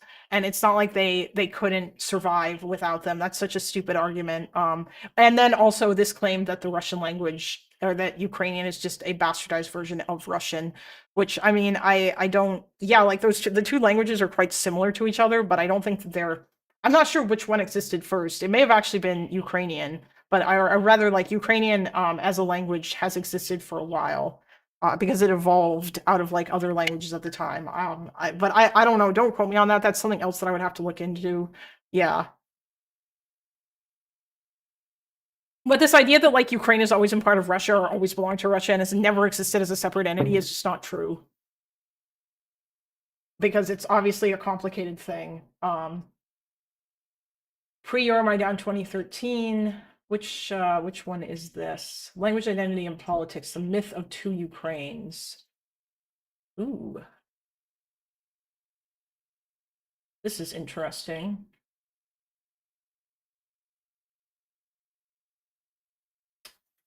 Narrative of Two Ukraines, the existence of two separate cultural political communities within one Ukrainian state has accompanied the relatively short history of independent Ukraine from the very beginning, articulated by Mykola Ryabchuk, Jesus Christ, please don't make me try to say these fucking names. As I mentioned before, ask them why Donetsk was called Yuzivka from John Hughes. He certainly wasn't a Russian and helped develop Eastern Ukraine significantly. I would have to look that up. As I mentioned before, the sign that Russian Empire several times banned Ukrainian language. Oh yeah. The Russian Empire did ban Ukrainian language. Yeah, the Soviets they did it they handled the repression of Ukrainian culture and Ukrainian language in a different way. Like in the Soviet Union, Ukraine wasn't banned as a language. It's just that it was like but if you actually wanted to get anywhere in society, you had to speak Russian. Russian was the language that everybody else was speaking. And if you wanted to work in the government or any of that, or work in the city or whatever, it was always Russian that you had to speak. So yeah, like Ukrainian was kind of just like this other language that sure people could like learn it and stuff, but it wasn't really a language that lots of people spoke, or like you were Russian it was expected that you were going to speak Russian because it was the culturally dominant language, and Russia engineered it and made it that way. And they also repressed like basically signs of nationalism as well too, because they didn't want you to be like they didn't want you to be like nationalistic. Even though obviously like the Soviet Socialist Republic of the Soviet Republic of Ukraine was like slightly separate, like it did run as its own entity, and it was like, you know, like there were Ukrainians that ran it or whatever, and there were also Ukrainians that served in the Russian government or in the Soviet government too. You know, like Boris Sherbina, the guy who worked at Chernobyl, he was I think the deputy deputy general secretary of the Soviet Union, or so. Like he was like Gorbachev's second in command, I think. And he was Ukrainian, so I mean, yeah, like there was that. But I think a lot of that also has to do with the fact that also Stalin was Georgian, you know, so yeah, it's like, but a lot of that comes from the fact that like you could move up and everything, but you still basically like you had to like in the Soviet Russia probably saw all of these people essentially as Russians anyway, especially the Ukrainians, or they just saw them as little Russians. I think it looks more like Putin is kind of pulling. He seems to be more modeling like his policies after shit the Russian Empire did to Ukraine and to other territories rather than the Soviet Union, because the Soviets were like they had to kind of balance that. Initially the Soviet Union even was also trying to actually to like actually allow people to speak their native languages and stuff like within the republics, because they wanted to keep the Russian Empire together and they needed to give people incentives to go along with that. But then that changed and they started doing Russification. But it wasn't like as heavy-handed as the Russification in the Russian Empire.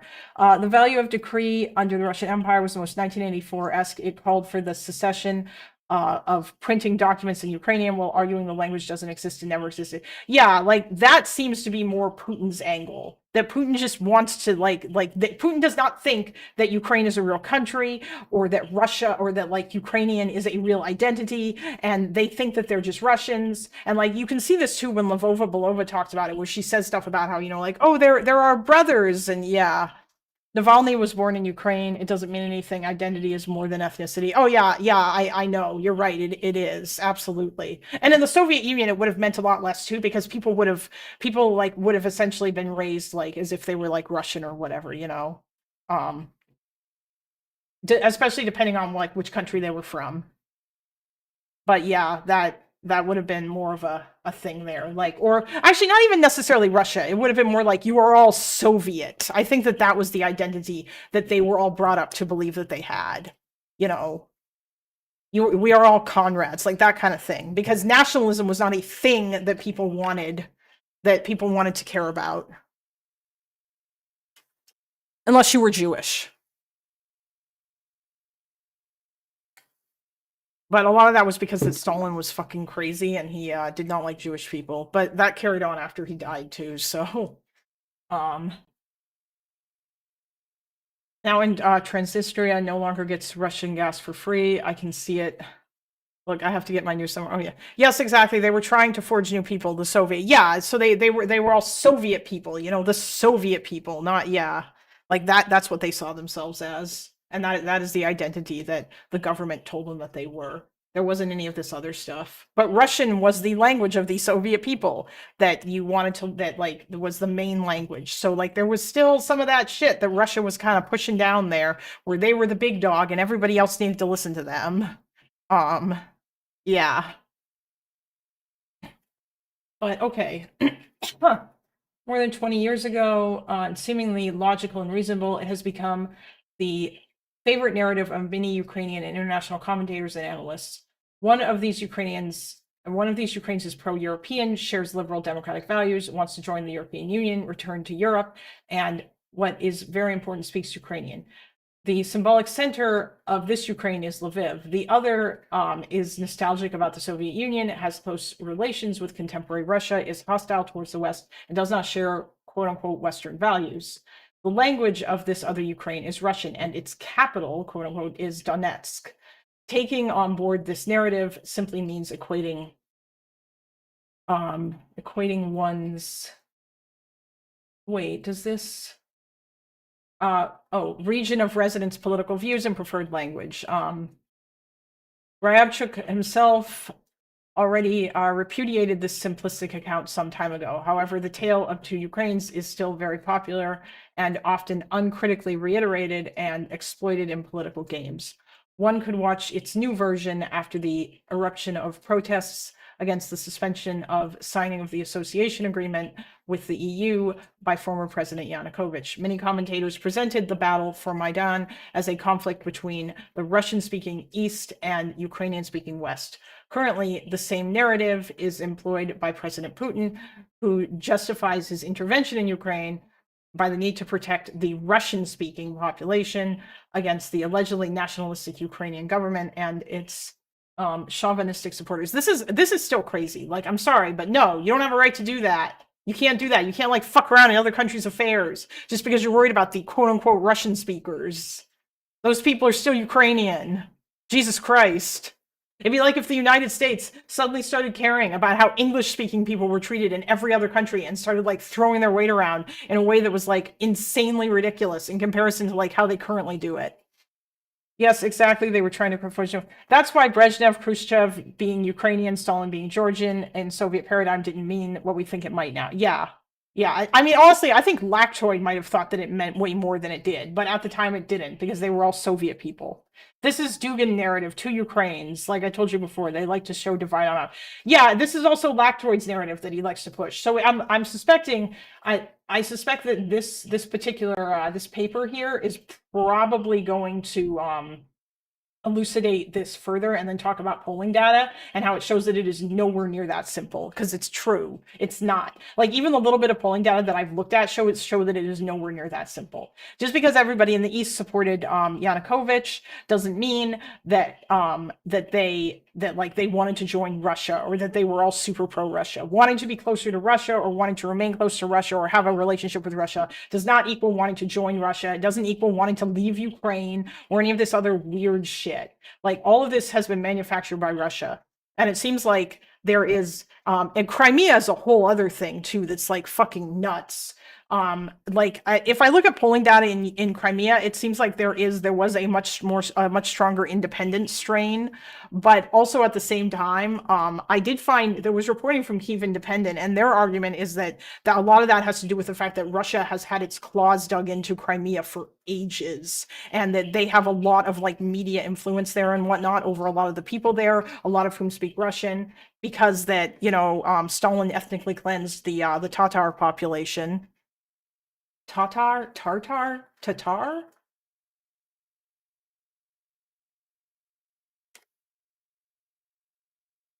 Is it pronounced Tatar? Tatars? You mean the UK? Oh, why would you simplified English users care about how English speakers are treated? Oh yeah, I was talking about the UK. Lol, true. True. Absolutely. Tatars. Yeah, okay. Apparently Dylan says it wrong. I don't know how he says it, but one thing you can bring up is that when Gherkin took Crimea and replaced its leadership at gunpoint, almost all were members of the Party of Regions. Yeah, which is the pro-Russia. That's Yanukovych's pro-Russia party. So I mean, yeah, like that's another thing that one might bring up, and it's just that party doesn't exist anymore either.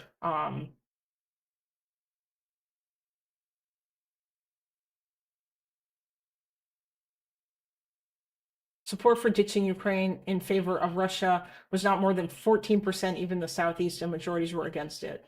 The Donbass did not want to join Russia. That's not true. I don't know if Lactoid believes that, or rather, I feel like Lactoid is like his whole thing relies heavily on this notion that people like in Donbass really, really, really, really didn't like Euromaidan and they didn't support it, and as such, this fostered separatism.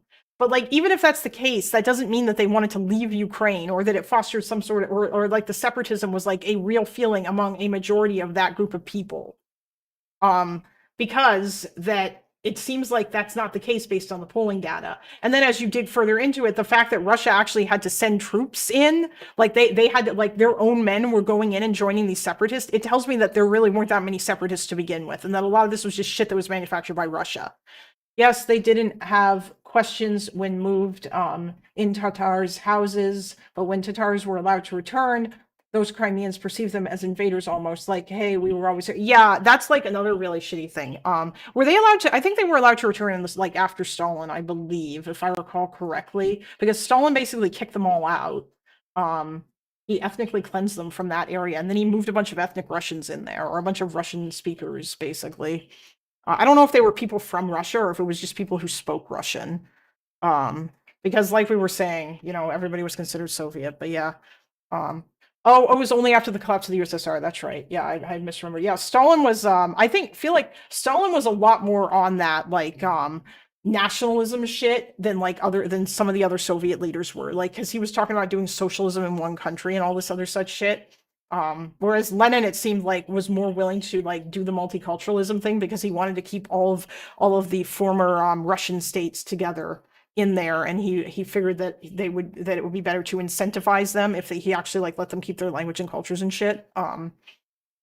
Yeah. Yeah, you would have to check what happened in Milges in Crimea overall post 2014, if not diving into Stalin post World War II deportations. I mean, like, I think, listen, Crimea, what's happening in Crimea obviously sucks too. Crimea is a much harder question though, even if we set aside like all the other stuff relating to did they or did they not want independence from Ukraine. It's a much harder question with regards to would they even be able to get it back anytime soon. And I don't know if that's even a question that how Ukrainians are feeling about whether or not they could get it back, or how strongly they want it back in comparison to how much they want back Donetsk and Luhansk, which I think means a lot more because that's part of their country. There's important natural resources there, and Russia is trying to lay claim to those areas. Zaporizhia, yeah. Ukrainians were still arrested under nationalism accusations till the 1990s, even under Brezhnev.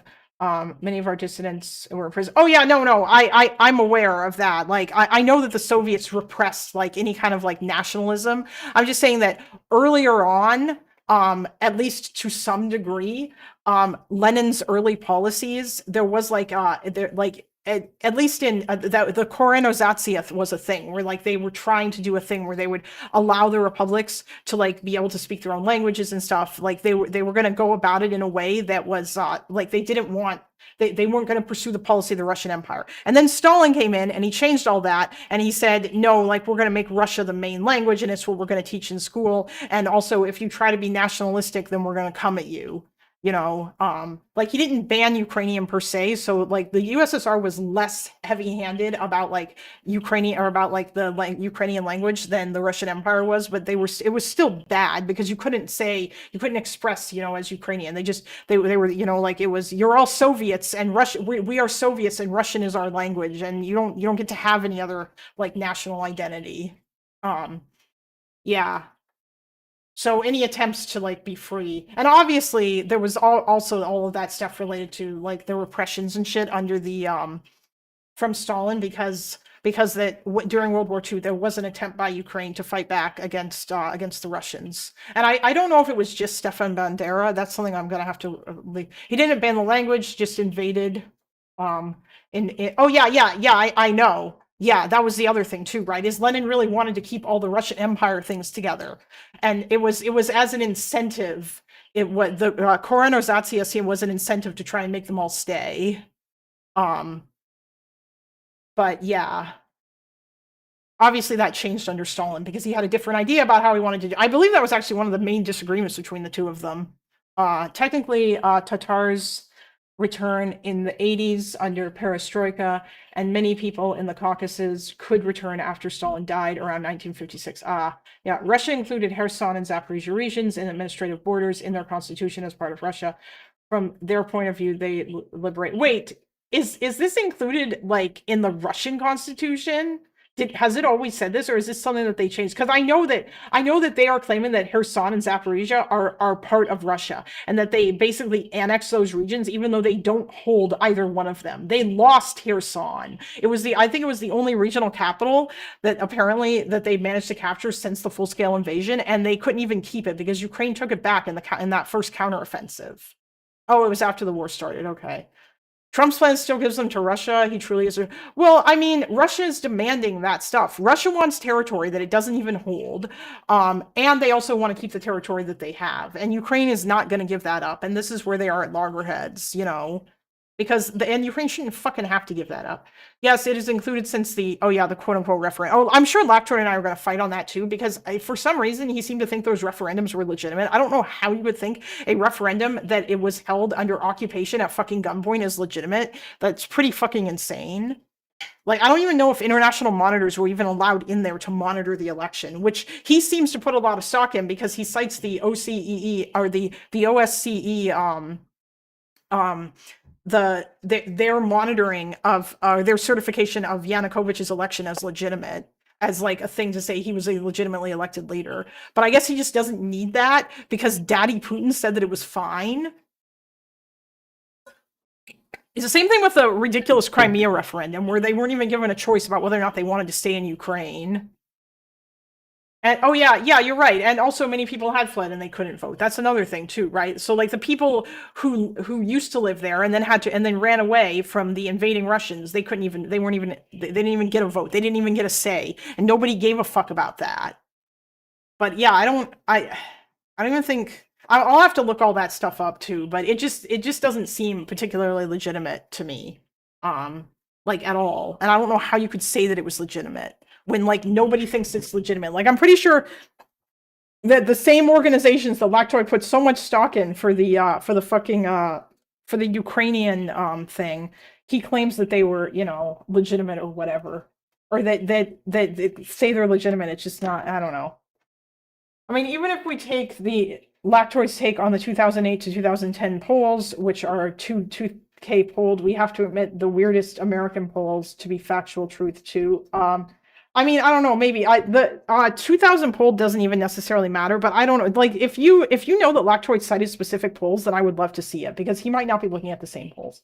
Oh, I know he's a propagandist, but it's very funny because that like he says things that are different. In his discussion with Connor, which I think Connor is conceding way too much, but he also doesn't seem to know a lot about it with him. So I think it's actually an interesting discussion between them because Lactoid will say different things or whatever. Yeah, I don't know. Anyway, I need to feed the cat, and I have to go to the bathroom. So after I do that, then we will get back to this. I'm trying to think, is there something that I can put on? Actually, you know what? I'm just gonna, you guys can just look at the kitty. Look at the adorable kitty, and I'll put some music on.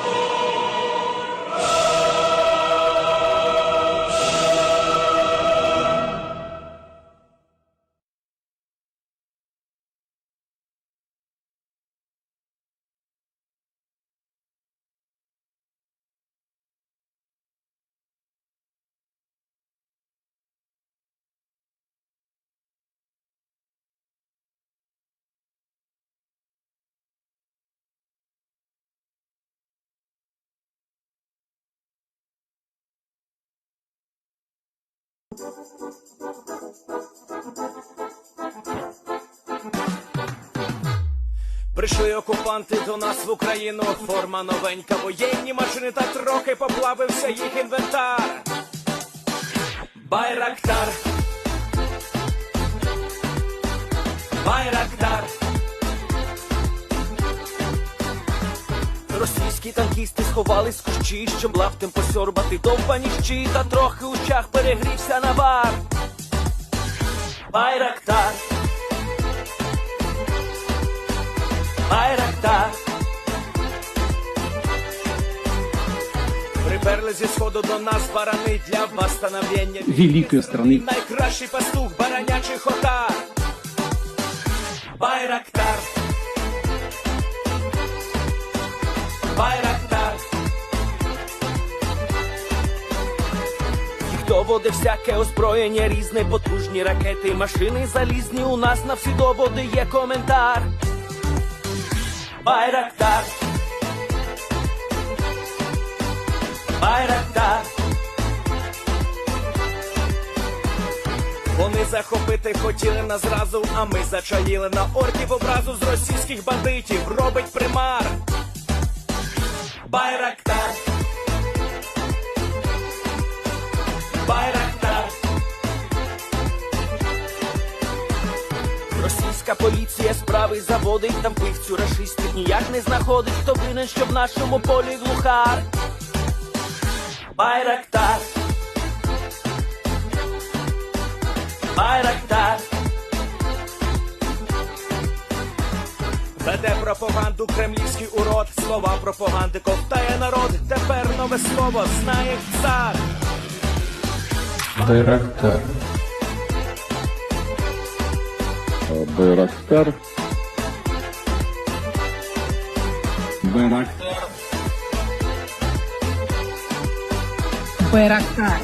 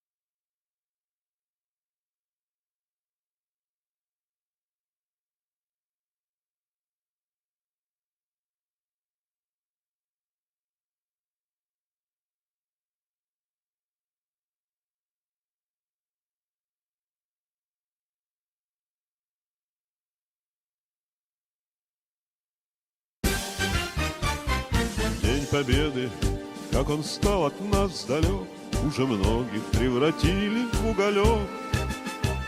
И подумать, ну никак мы не могли, чтобы землю у нас под ногами жгли. Будет день победы, только не для нас.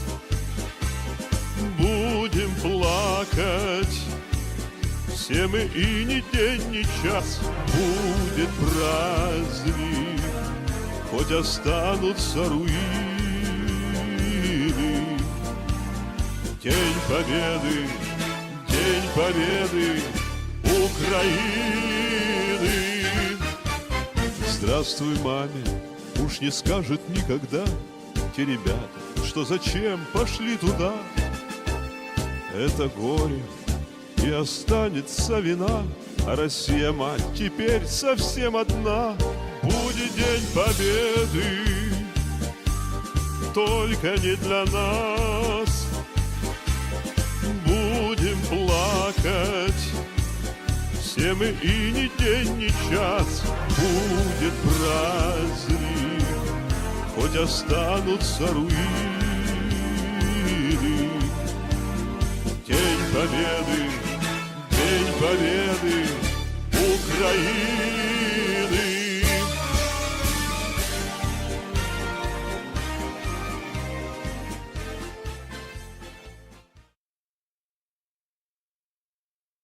Okay. I just thought that would be funny. Russian or Ukrainian war songs. The first one was the Ukrainian national anthem, and the second one was Bayraktar, which I think is an older song. This is now a Dylan Burns stream. That's basically what it reminds me of. But I'm sure that Vassar was the only one in here who understood any of this. Or any of that stuff. But yeah. Okay. Last is a spoof of an old Soviet song. Oh yeah. That is what it mentioned in the description. Yeah, I'll have to listen to more Ukraine war songs, because I have to say that, like, ever since I listened to the KLA theme from the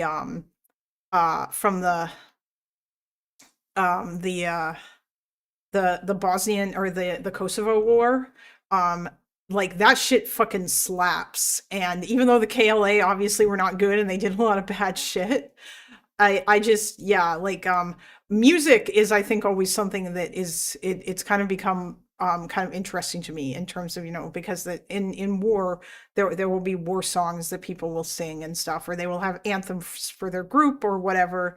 And I find that to be kind of interesting. And a lot of them are really good.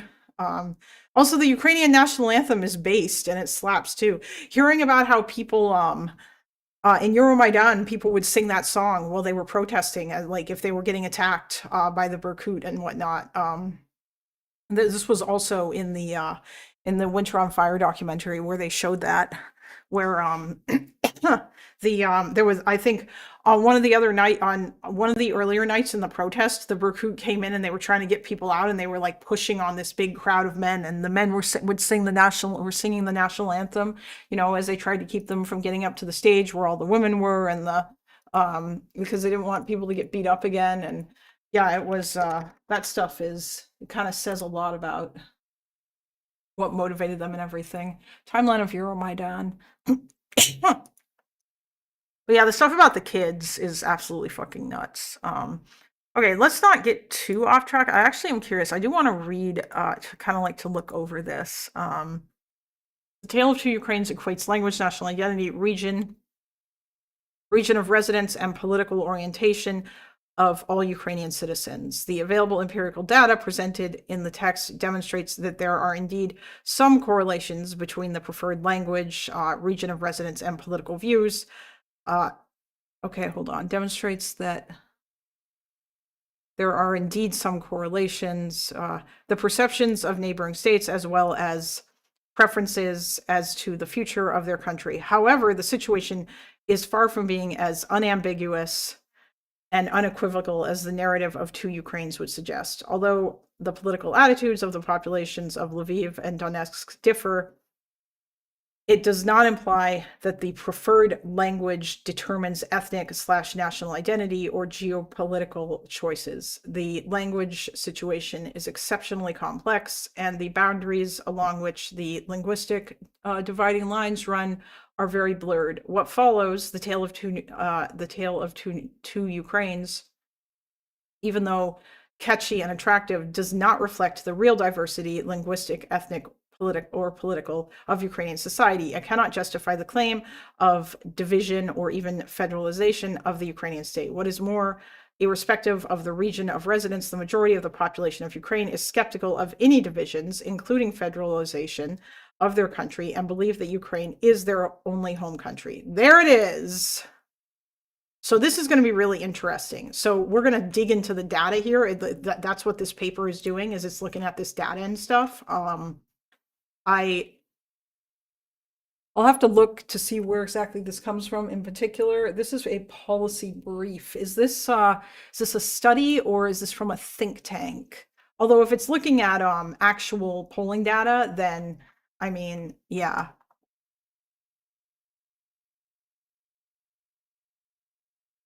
Lenta za Tenloyu is Fire, Old Song of Rebels. Ooh, that sounds fun.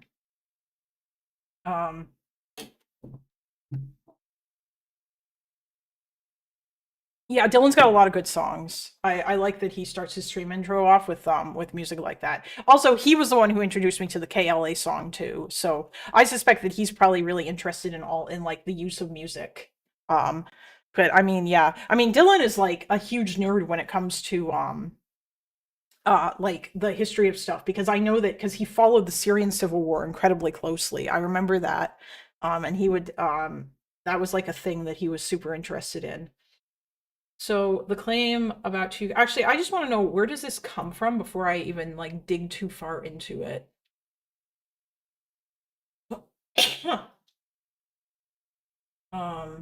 Institute of Public Affairs.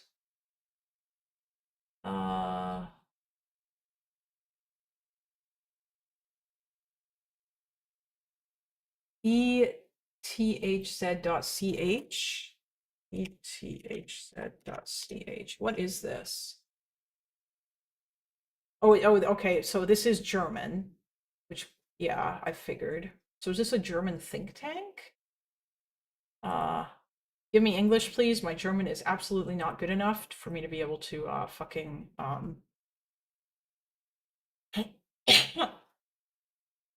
ETH Zurich. Or is this a school? Oh, it is. It's a school. Okay. Any Germans in the chat who know about this?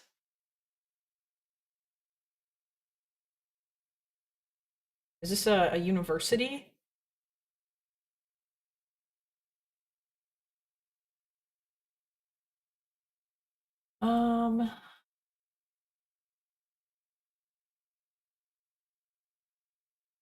Freedom, individual entrepreneurial spirit, and open-mindedness. CTH stands for the bedrock of truth. Oh, no, Zurich. Jesus. Yeah, okay. So this is not German. This is Swiss.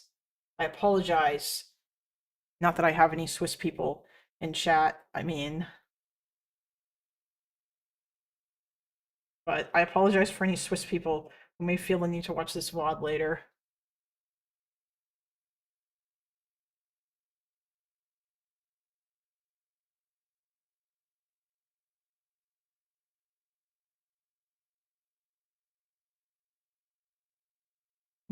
Huh. Oh, it's a public university in Switzerland. Okay. So if that's the case, so is this a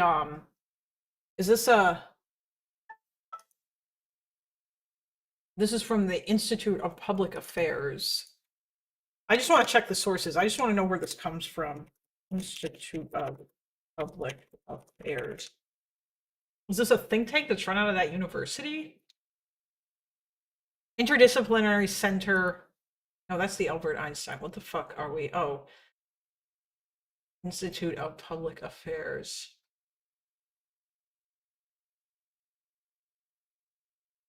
Albert Einstein School of Public Policy. No need to apologize to Swiss. They can't get offended. They are always neutral. True. I just want to know where this comes from because I'm, you know, we need to,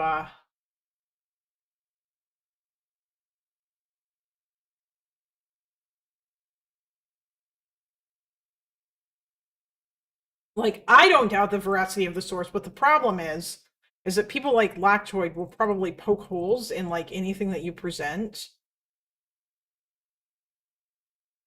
Oh.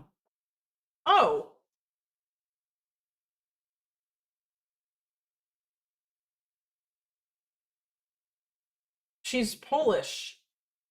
Unless, if this is the same person. Polish Academy of Sciences. Is she at Carleton University? That's a Canadian university in Ottawa. I actually applied to go there, to go to grad school there.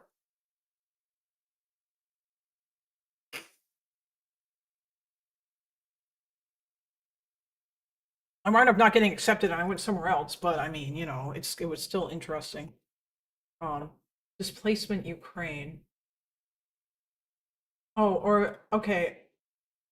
Professor, okay, so she's a professor in Poland. Is she part of... Oh, it looks like they had a, global consequences of displacement from Russia's invasion of Ukraine, space with... It looks like this was an event that they had. Interesting, okay. But yeah, alright, so she's a Polish professor.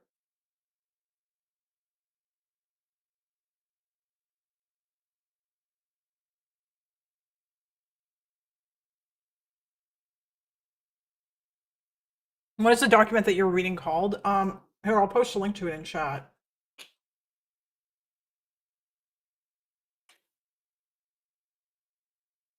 It's called Language Identity Politics, The Myth of Two Ukraines, but here's the link.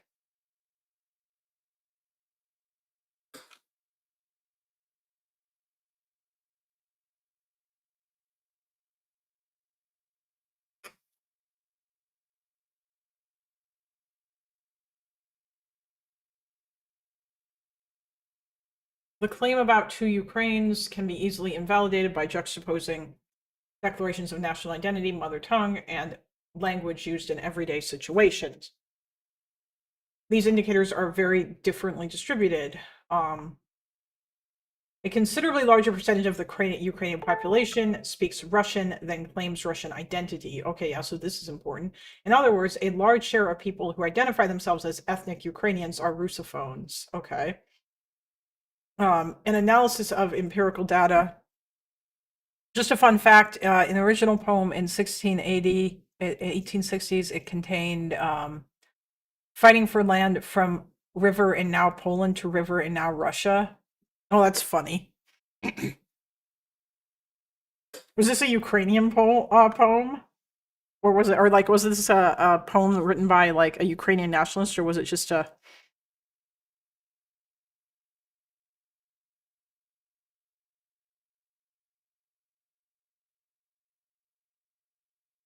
An analysis of the empirical data indeed illustrates certain tendencies. A larger share of Easterners speak Russian and Westerners Ukrainian, yet the linguistic situation is more complex. Depending on how the question about the language is worded, we can even sometimes get diametrically different answers. What is more, the majority of Ukrainians are at least passively bilingual. Even if they do not use one of the languages in everyday situations, they understand it perfectly well. It is not infrequent that while having a conversation, one person speaks Ukrainian and the other Russian. I've heard that the two languages are quite similar, enough so that it's possible to understand them. Like it's for Russians, for like a Russian speaker to understand Ukrainian, and for a Ukrainian to understand Russian, at least even if they can't speak it, or at least that's what I've been told by people who speak Russian. I had one of my coworkers speaks Russian, and he told me that it was similar enough that he could understand it if he listened to it. Lactoid will Lactoid probably will just appeal to Mearsheimer. Wait, does Mearsheimer talk about this? Because like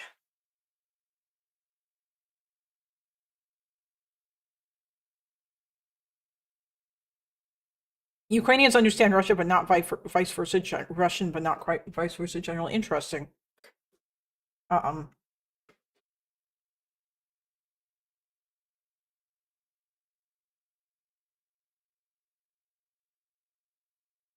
would imagine probably that if you knew one language, learning the other would probably not be super difficult.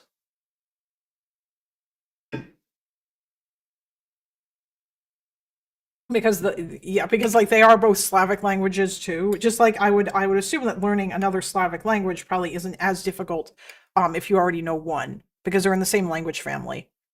Although I think there's probably differences in, you know, like I am.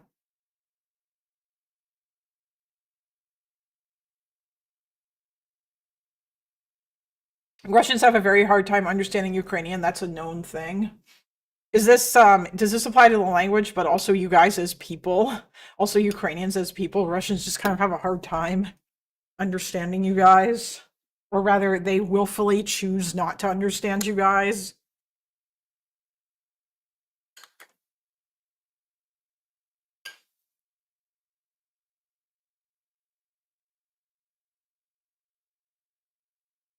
In poem that became anthem, I mean, those words were not included in the anthem. Oh, I should look up the Ukrainian anthem, actually. I'm curious about, like, what its origin is.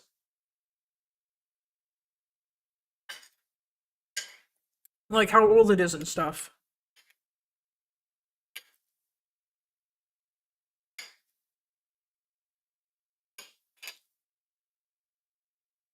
Okay.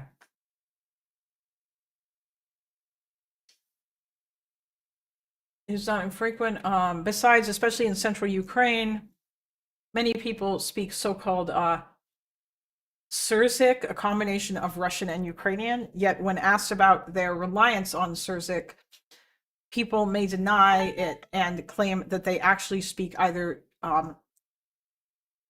Russian or Ukrainian. According to census results, 2001, 68% claim their mother tongue is Ukrainian and 30% Russian. There are also considerable regional differences. In Lviv Oblast, for example, as many as 95% consider Ukrainian as their native language, whereas in Donetsk, the figure is only 24%. Notably, 72% of the residents of the capital claim their mother tongue is Ukrainian, and only 25% that it is Russian. Oh, the capital of, they mean the capital of Donetsk? I'm just going to assume that that's the case. Yet, when we ask about the language that respondents find easier to speak, the situation is somewhat different. And in Kyiv is diametrically different. When we compare the census results and opinion polls, it turns out that a considerable share of Ukrainians consider Ukrainian their mother tongue, yet claim it is easier for them to speak than Russian. It claim it is easier for them to speak Russian.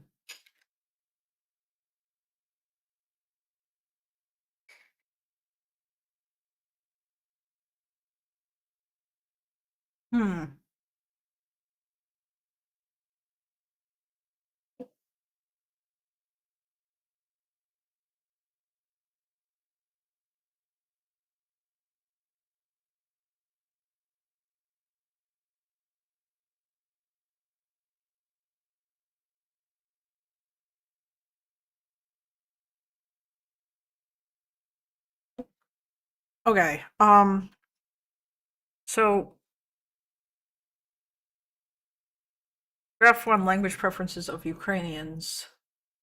So in the East, 94% prefer Russian. The West, 78% Ukrainian. In Kyiv, 85% prefer Ukrainian. That's kind of, or you prefer Russian. That's kind of surprising. The North, people prefer Russian. In the center, 45% prefer Ukrainian. And in the South, 91% prefer Russian. But language used in everyday conversations at home. And now it's like all over the place. East, West. In Kyiv, it's like half and half. South, you know. ZH should be pronounced as J, but without a sound in front of it. Like,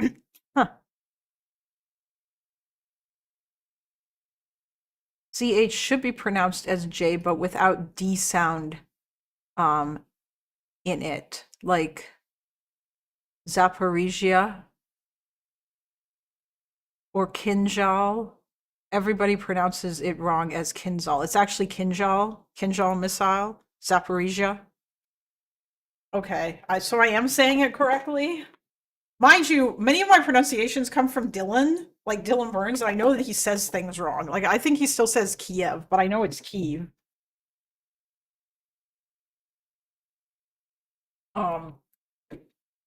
But, oh, thank you.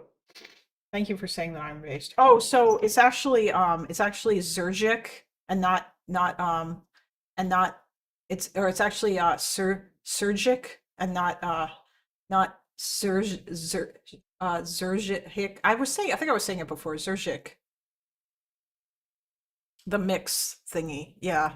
It's been said language is a dialect with an army. Yeah, I think that's probably a fair point. Surgic, there we go.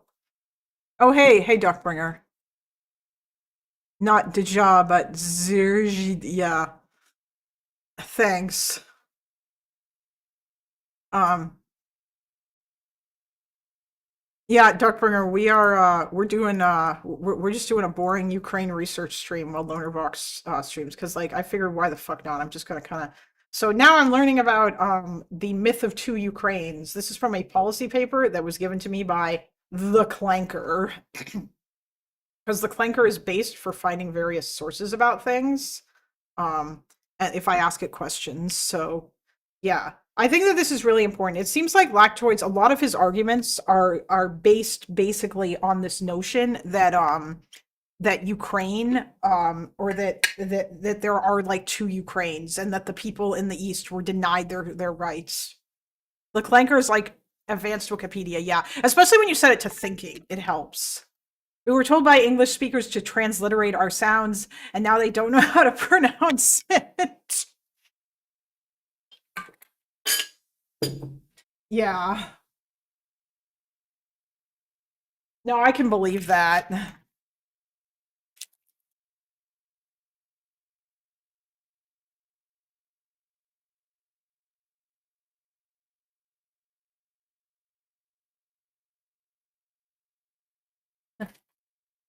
Just tell them it's the J sound in measure. English is dumb. English is very dumb. But I mean, I did get it, like Zaporizhia.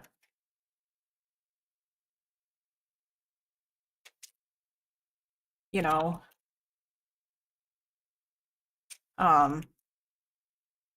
Kinjal. Or the sound in pleasure, yeah.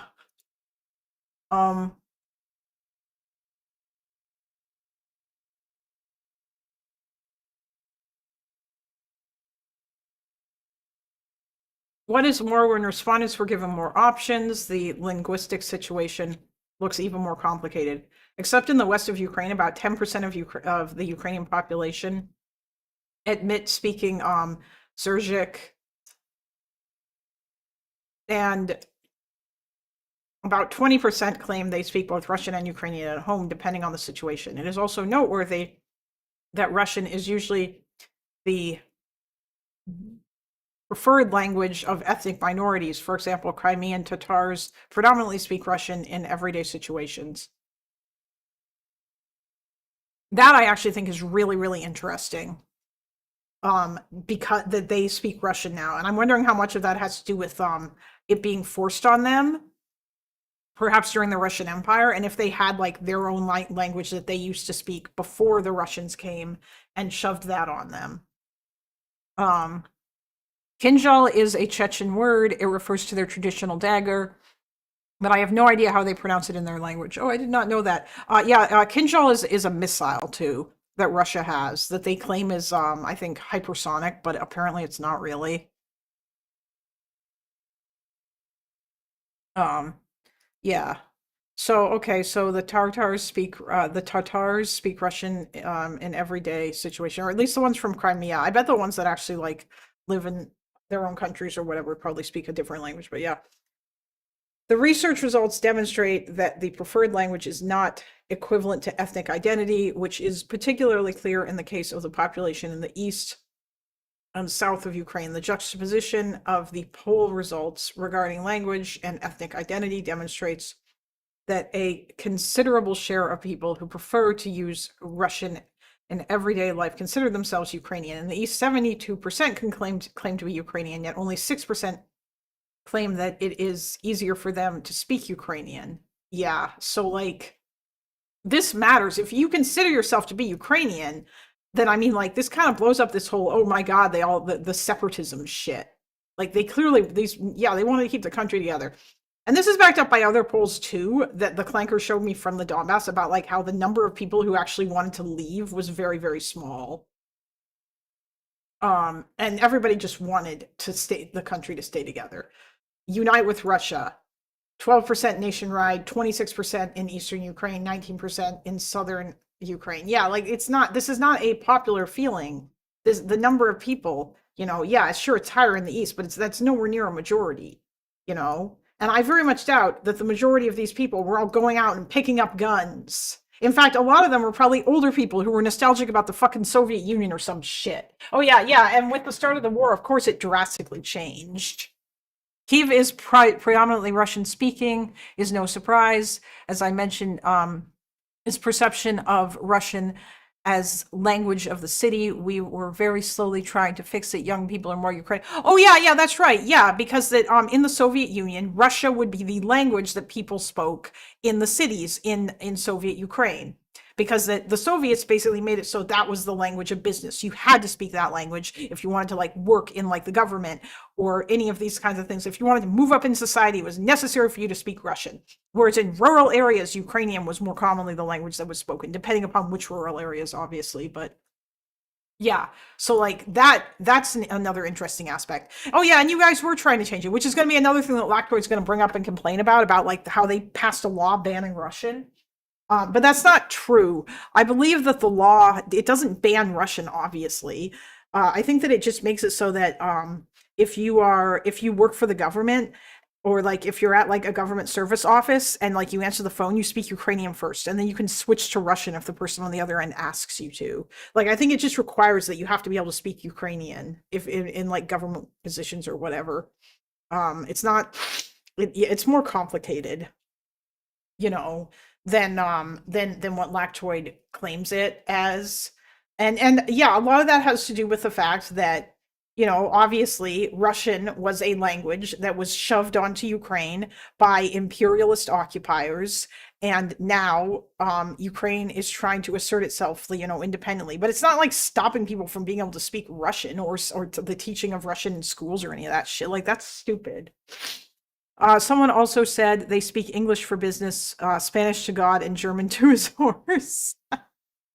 I mean, English became the business language as well, but I think when I say business language, I think that's what lingua franca means. It's like the language that people will speak. English is that language right now. I think a long time ago in Europe, for a while, it used to be French. But yeah, English became that language with America. And it may have been that some because of the British Empire too, but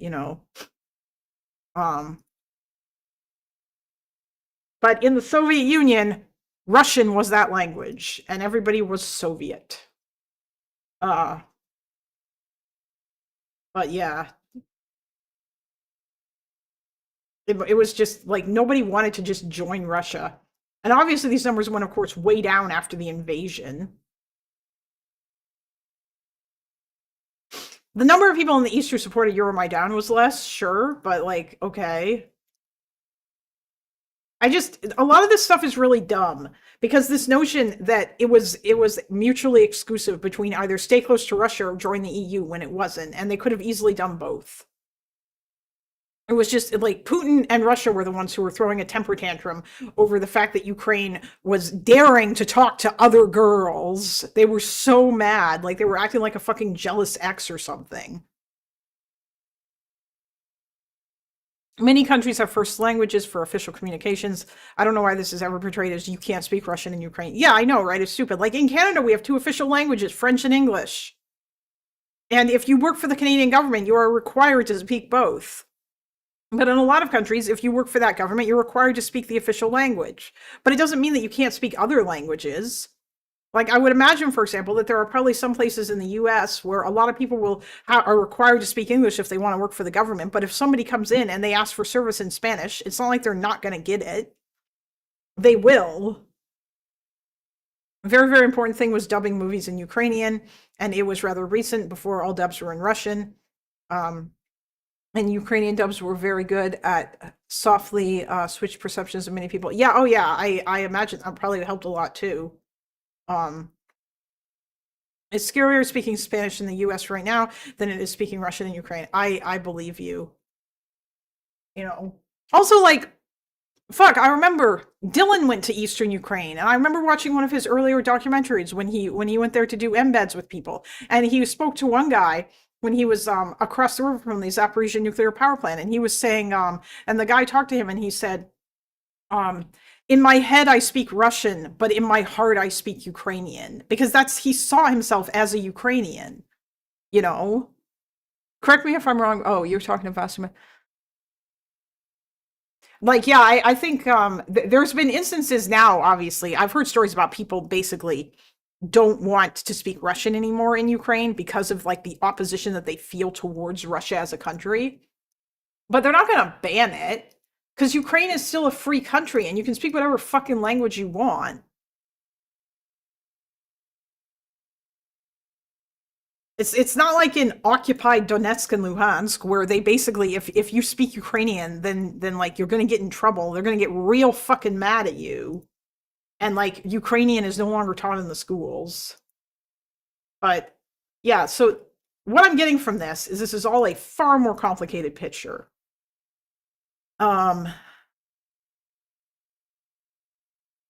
Situation in the South, the country looks similar. Notwithstanding any linguistic, political, or cultural differences, the vast majority of Ukrainians consider Ukraine their motherland. Even in the south of the country, 88% believe that Ukraine is their home country.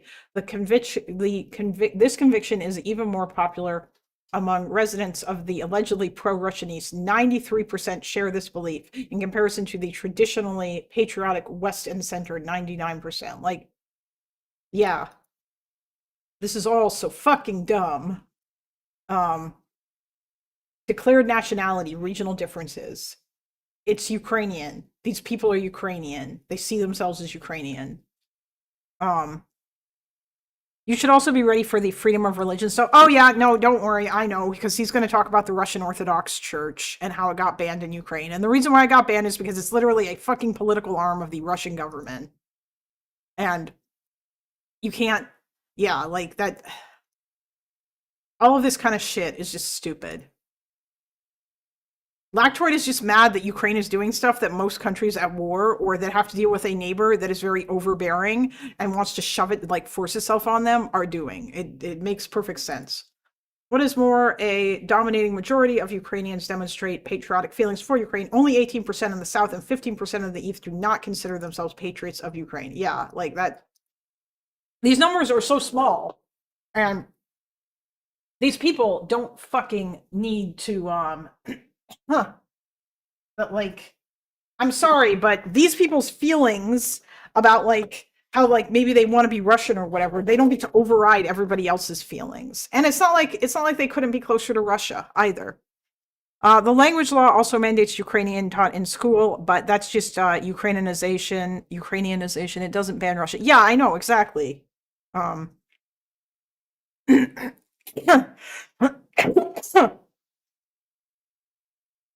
But I mean, and also really, like, if Russia wanted Ukrainians to be friendlier to them, fucking around in their country and sending in people to foment a civil war, and basically like manufacturing that civil war really didn't help. But I mean, I guess Putin's a thug and that's how he decided to operate. You consider yourself a patriot of Ukraine. Yeah, like, look at these. 72% in the South. This is like the only one, you know, that's like, okay, whatever.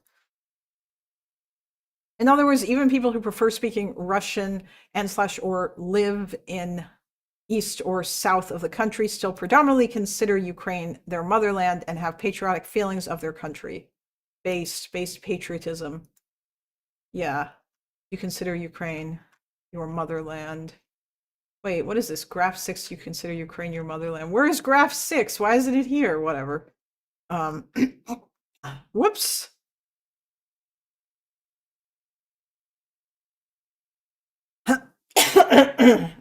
No, you can't de-Russify yourself. Some dude living on a giant island nation that refused to adopt metric because they didn't want to be messed around by the French. Yeah.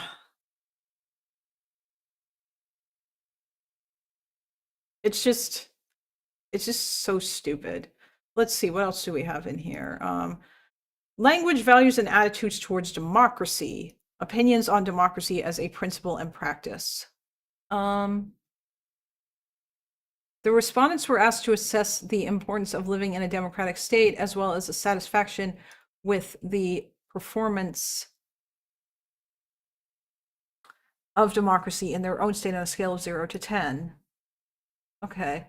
Importance of living in a democratic state. So 8 for the Ukrainian speakers and like 7.7 for the Russian speakers. So they both ranked it pretty important. Satisfaction with the performance of democracy in Ukraine. And then it's really low for both, 4.6, 4.6. They both are not happy with the performance. I wonder when this was taken. In what year all these polls were.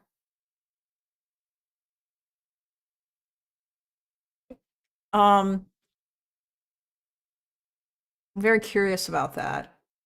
Respondents were also asked about their support for democratic mixtures. Oh, wait, hold on. World Values Survey. According to so this is from 2011 and 2012. So this was during the presidency of Viktor Yanukovych. Okay. Yeah, Yanukovych was Yanukovych is an interesting guy.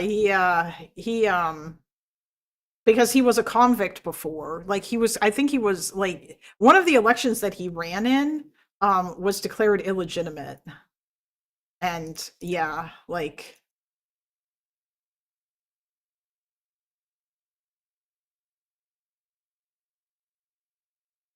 and now he's fucking chilling in Russia. I bet he probably hopes that he'll get reinstalled as Ukraine's president.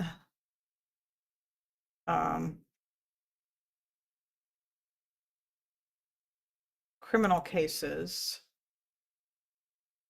He also had like Timoshenko imprisoned after he won the election in 2010. The thing about why we didn't adopt the metric system isn't strictly true. I just said it that way unless Epic steps in. I don't think Epic is here. I think Epic's at work right now.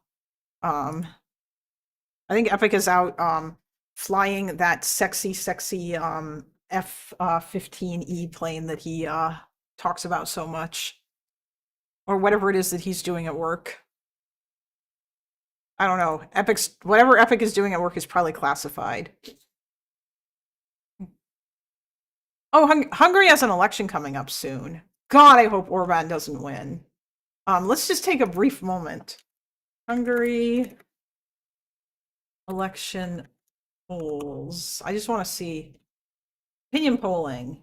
Please show me some opinion polling.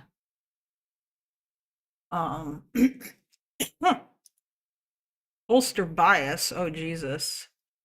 Well, that's not good.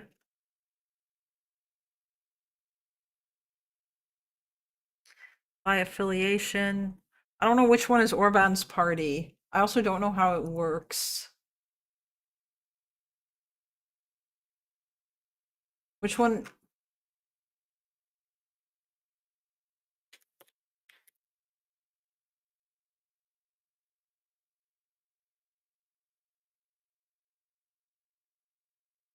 Which political party is yours, sir? Oh. Huh. This is his. Fidesz. Hungarian Civic Alliance, okay. Oh God.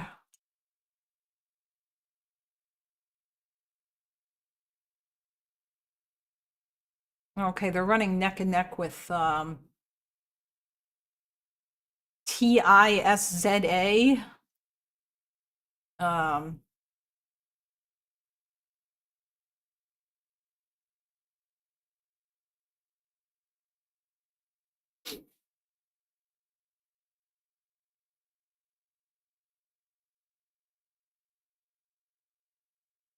Okay.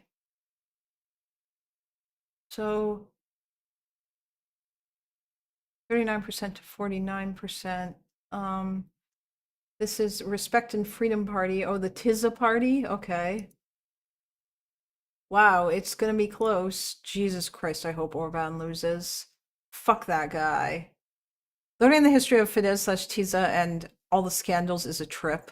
Oh yeah, I'm sure. I hear that corruption has gotten really bad in Hungary. Just fucking nuts. But anyway, this is something else that we could potentially look into later. Not right now. Too much. Back to Ukraine. Okay, so these polls are from 2011 and 2012. According to the two Ukraine's narrative, the Ukrainian-speaking population of Ukraine shares democratic values and supports reforms, strengthening civic freedoms and political rights, whereas the Russian speakers are nostalgic about the Soviet Union and do not mind strong and centralized authoritarian rule. Does such a division exist in real life? We can check this on the basis of the results of the 6th edition of the World Value Survey opinion poll conducted in Ukraine in 2011 and 2012. And obviously, we see that this is bullshit. Ukrainians like democracy. Okay, this is just explaining the poll. The results demonstrate there is no significant difference, between Russian speakers. The majority of Ukrainians attached considerable importance to living in a democratically governed state, and were very critical of the situation regarding democracy in their own country, irrespective of whether they were Russophones or Ukraphones. Interesting. Respondents were also asked about their support for democratic and authoritarian forms of government. The juxtaposition of the results demonstrates that internal dilemmas of Ukrainians who on the one hand want to live in a democratically governed state, yet on the other long for a single strong leader who will put their country in order. I mean, I think that's probably populism talking there. Like, I think that probably in Ukraine, especially given the level of corruption that Ukrainians have, I feel like populism is something that they probably quite like. I don't know, Vasterman, can you tell me, like, was Zelensky using a lot of populist rhetoric when he wanted to get elected?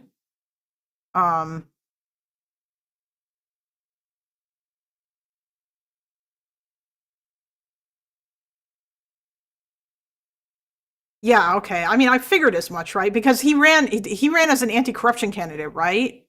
And a lot of the times anti-corruption candidates will like run populist platforms. And yeah, I know that unfortunately Zelensky still has some corruption issues now. But I mean, like, for fuck's sake, you can see the difference. Like, I remember when he wanted to abolish that anti-corruption agency, and Ukrainians were fucking out on the streets as soon as that got announced, and then they had to pull it back. And he's a funny and charismatic guy. Yeah, I know. Like, look at how, in some ways you could say he's similar to Trump, but he's also not at all like Trump because he's a smart guy. And he cares about his country way more than Trump cares about the United States. Yeah, I don't know. Zelensky is like, he's clearly an excellent wartime leader, but not necessarily a great peacetime leader. Look, he was an actor. They're always populist. But he is 5 times better than I expected. Yeah, I mean, people didn't like him a lot, apparently, when, before the war started. But now, obviously, people quite like him. I think his approval has dropped, but yeah. But yeah, to cap my thoughts on Hungary, we can blame MSZP and for Fidesz getting Trump the fuck everything up. You mean like Trump was inspired in some ways by stuff in Ukraine? Yeah, it makes sense. Anti-corruption, LOL Zelensky was in Pandora Files. No, yeah, but I mean, he ran on an anti-corruption platform though, right? That doesn't necessarily mean that he himself doesn't have corruption issues. Obviously he does. Like, I think he had his own media company, and I believe that at least some of the people that wound up, or like, he also had the support of, I think, one of the Ukrainian oligarchs too. So, because yes, there are oligarchs in Ukraine as well, or people who are referred to as oligarchs. I'm not saying that Zelensky doesn't have corruption problems. He does. I guess the main difference that I find is that Ukraine's people are animated and angry about their corruption. And they will be out on the streets like trying to stop it, and they don't want it, and they actually want it to be dealt with. Whereas in Russia, I imagine people are probably upset about it, but they kind of just don't say anything, and the corruption is just a thing that happens. Because they also can't say anything, because if they do, then they'll get thrown in prison. Ilhor Kolomoisky, the same guy who funded Azov, ironically enough. Is that the, okay, yeah, that's the, he was the, he's been friends with Zelensky for a while now, yeah?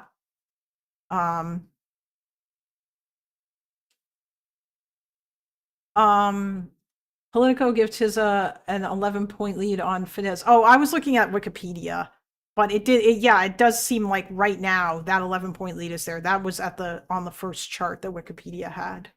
Hopefully they'll win, but we'll see. Respondents were also asked about blah blah.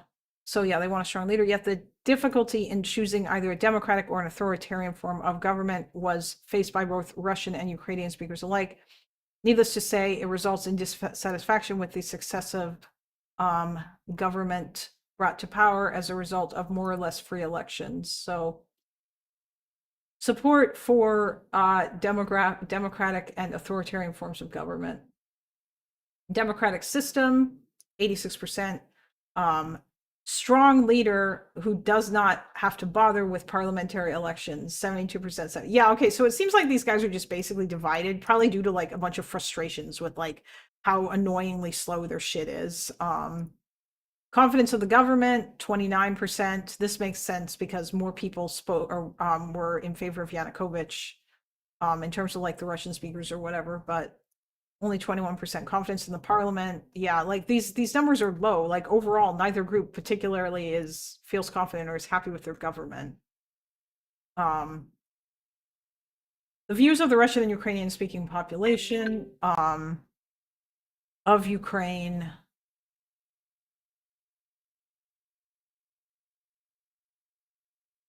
do not differ considerably regarding their trust towards authorities.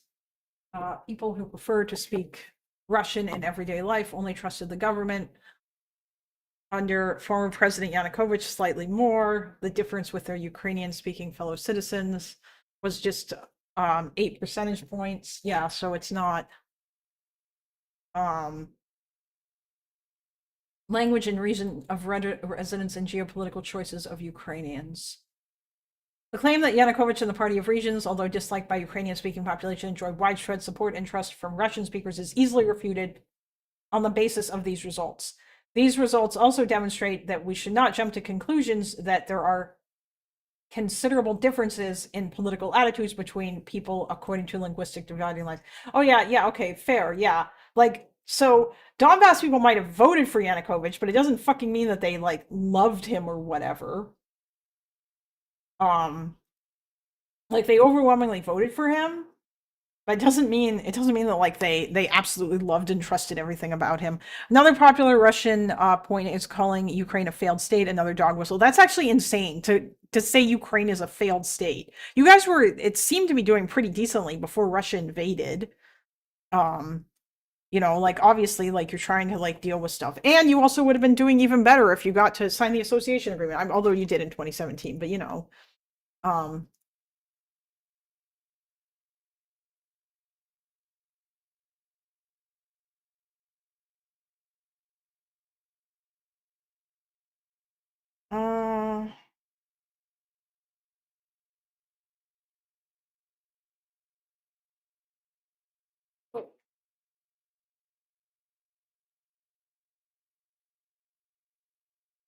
Luigi Mangione is not getting the death penalty. I guess they just couldn't get that. Oh yeah, it was a judge that ruled it. Justice Department releases more records from its so the Justice Department dropped more Epstein shit. More than 3 million pages of Epstein files released. Well, hey, at least they're doing that, I guess.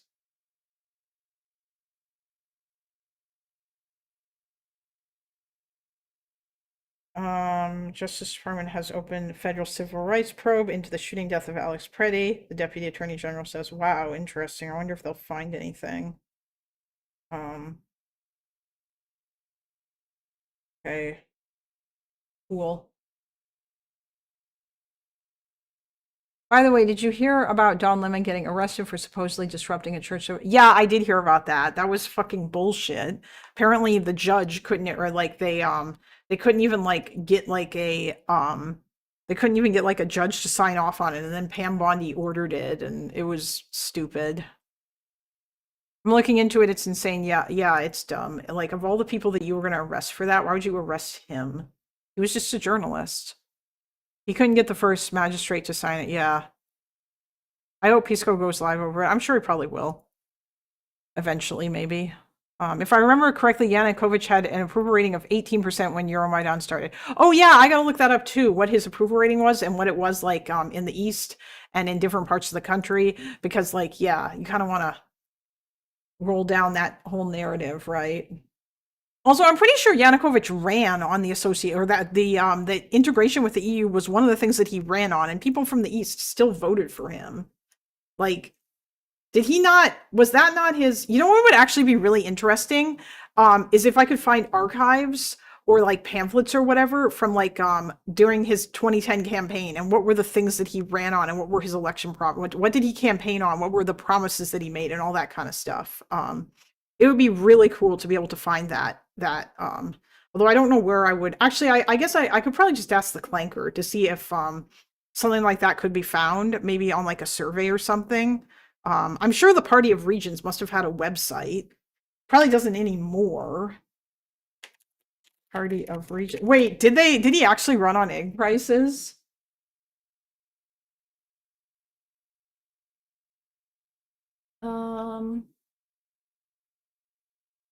Wait, no. Okay, so this is.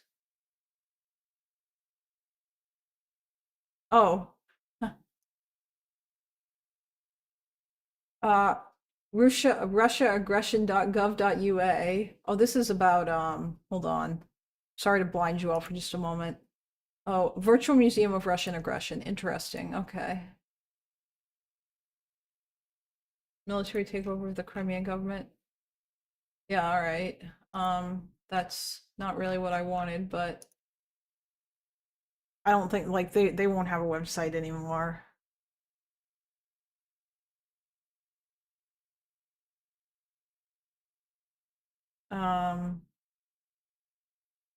Maybe ChatGPT would be able to find this information for me. I'll have to ask it.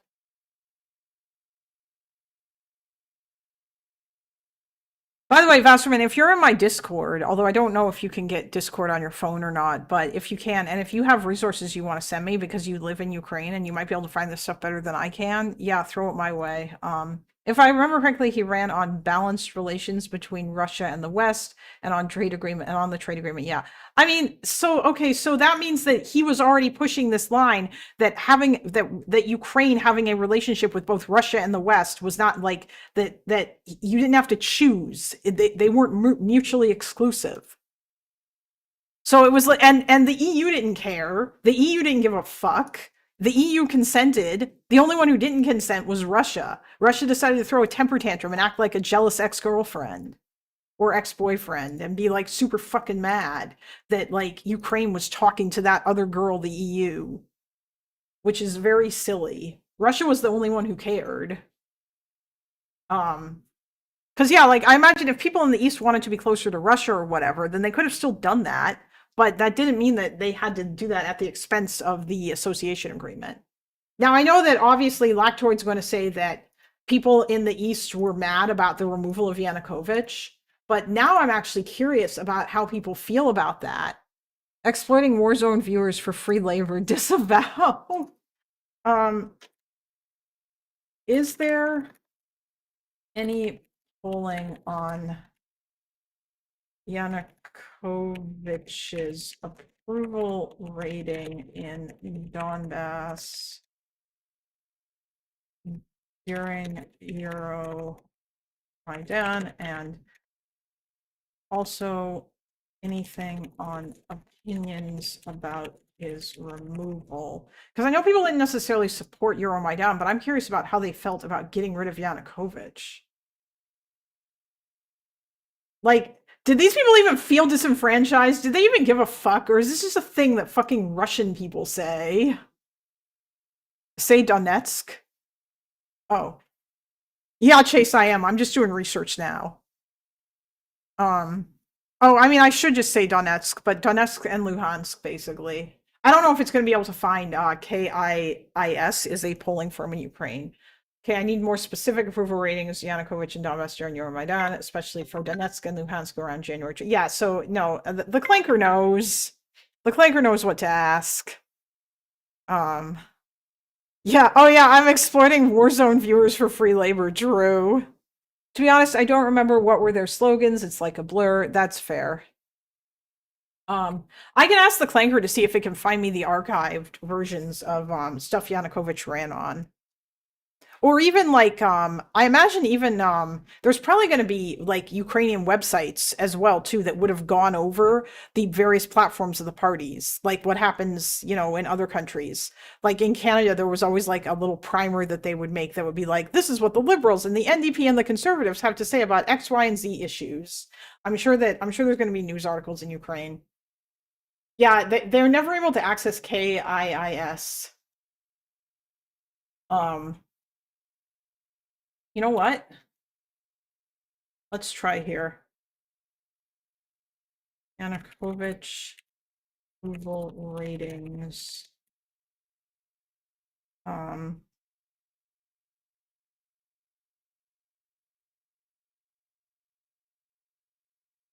Opinion polling for the 2014 Ukrainian presidential election.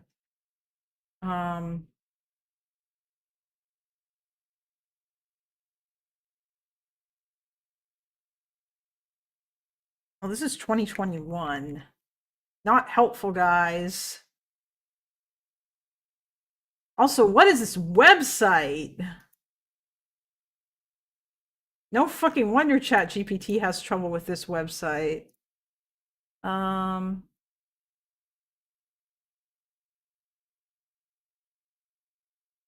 Month, any, January, show. Sorry, nothing found for, oh, press releases and reports. What? Data. Data bank.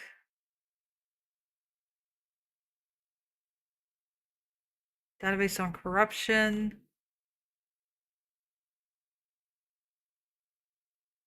I just want polling, you guys. Can you show me your polling? Ah, it's not English. National Bank for Social Data.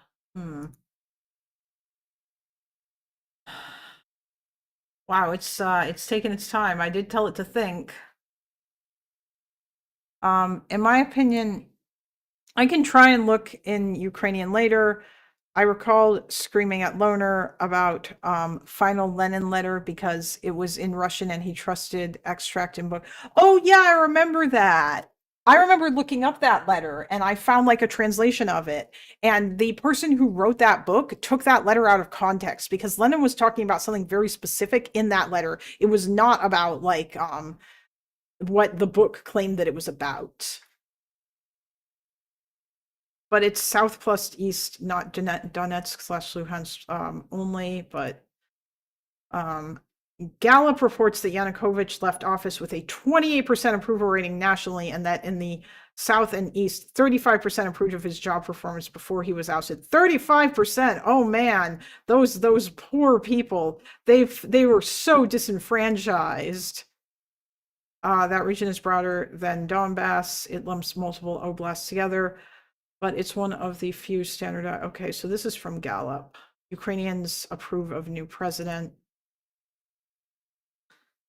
Support signals. Support for Yanukovych using force against the Maidan protesters.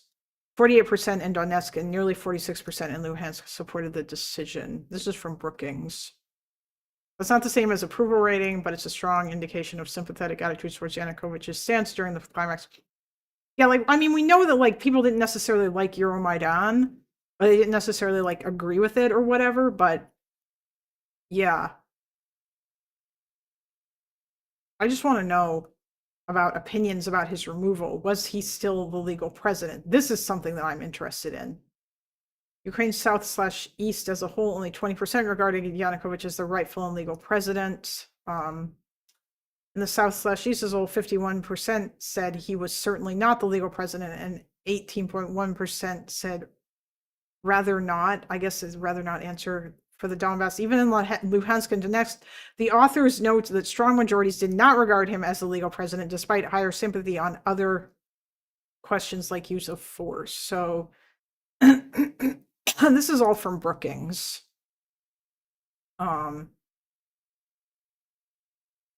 That's much higher than the Clanker told me. Wait, which Clanker told you that, Alex?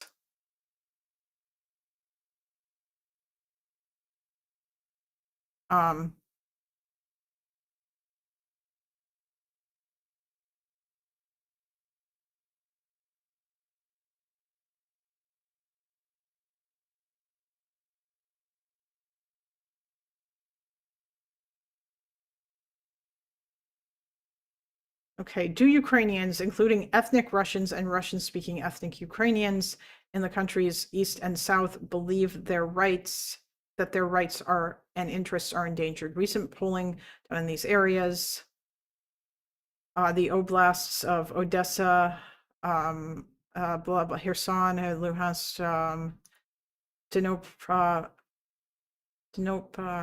Petrovsk. I'm not even going to try. I'm sorry. Some of these sounds, they paint a different picture from what Mr. Putin describes. The polling project carried out from April 18th to April 16th by the Kyiv International Institute of Sociology revealed a far more diverse region than the pro-Russian monolith that is commonly portrayed by both Russia and Western media.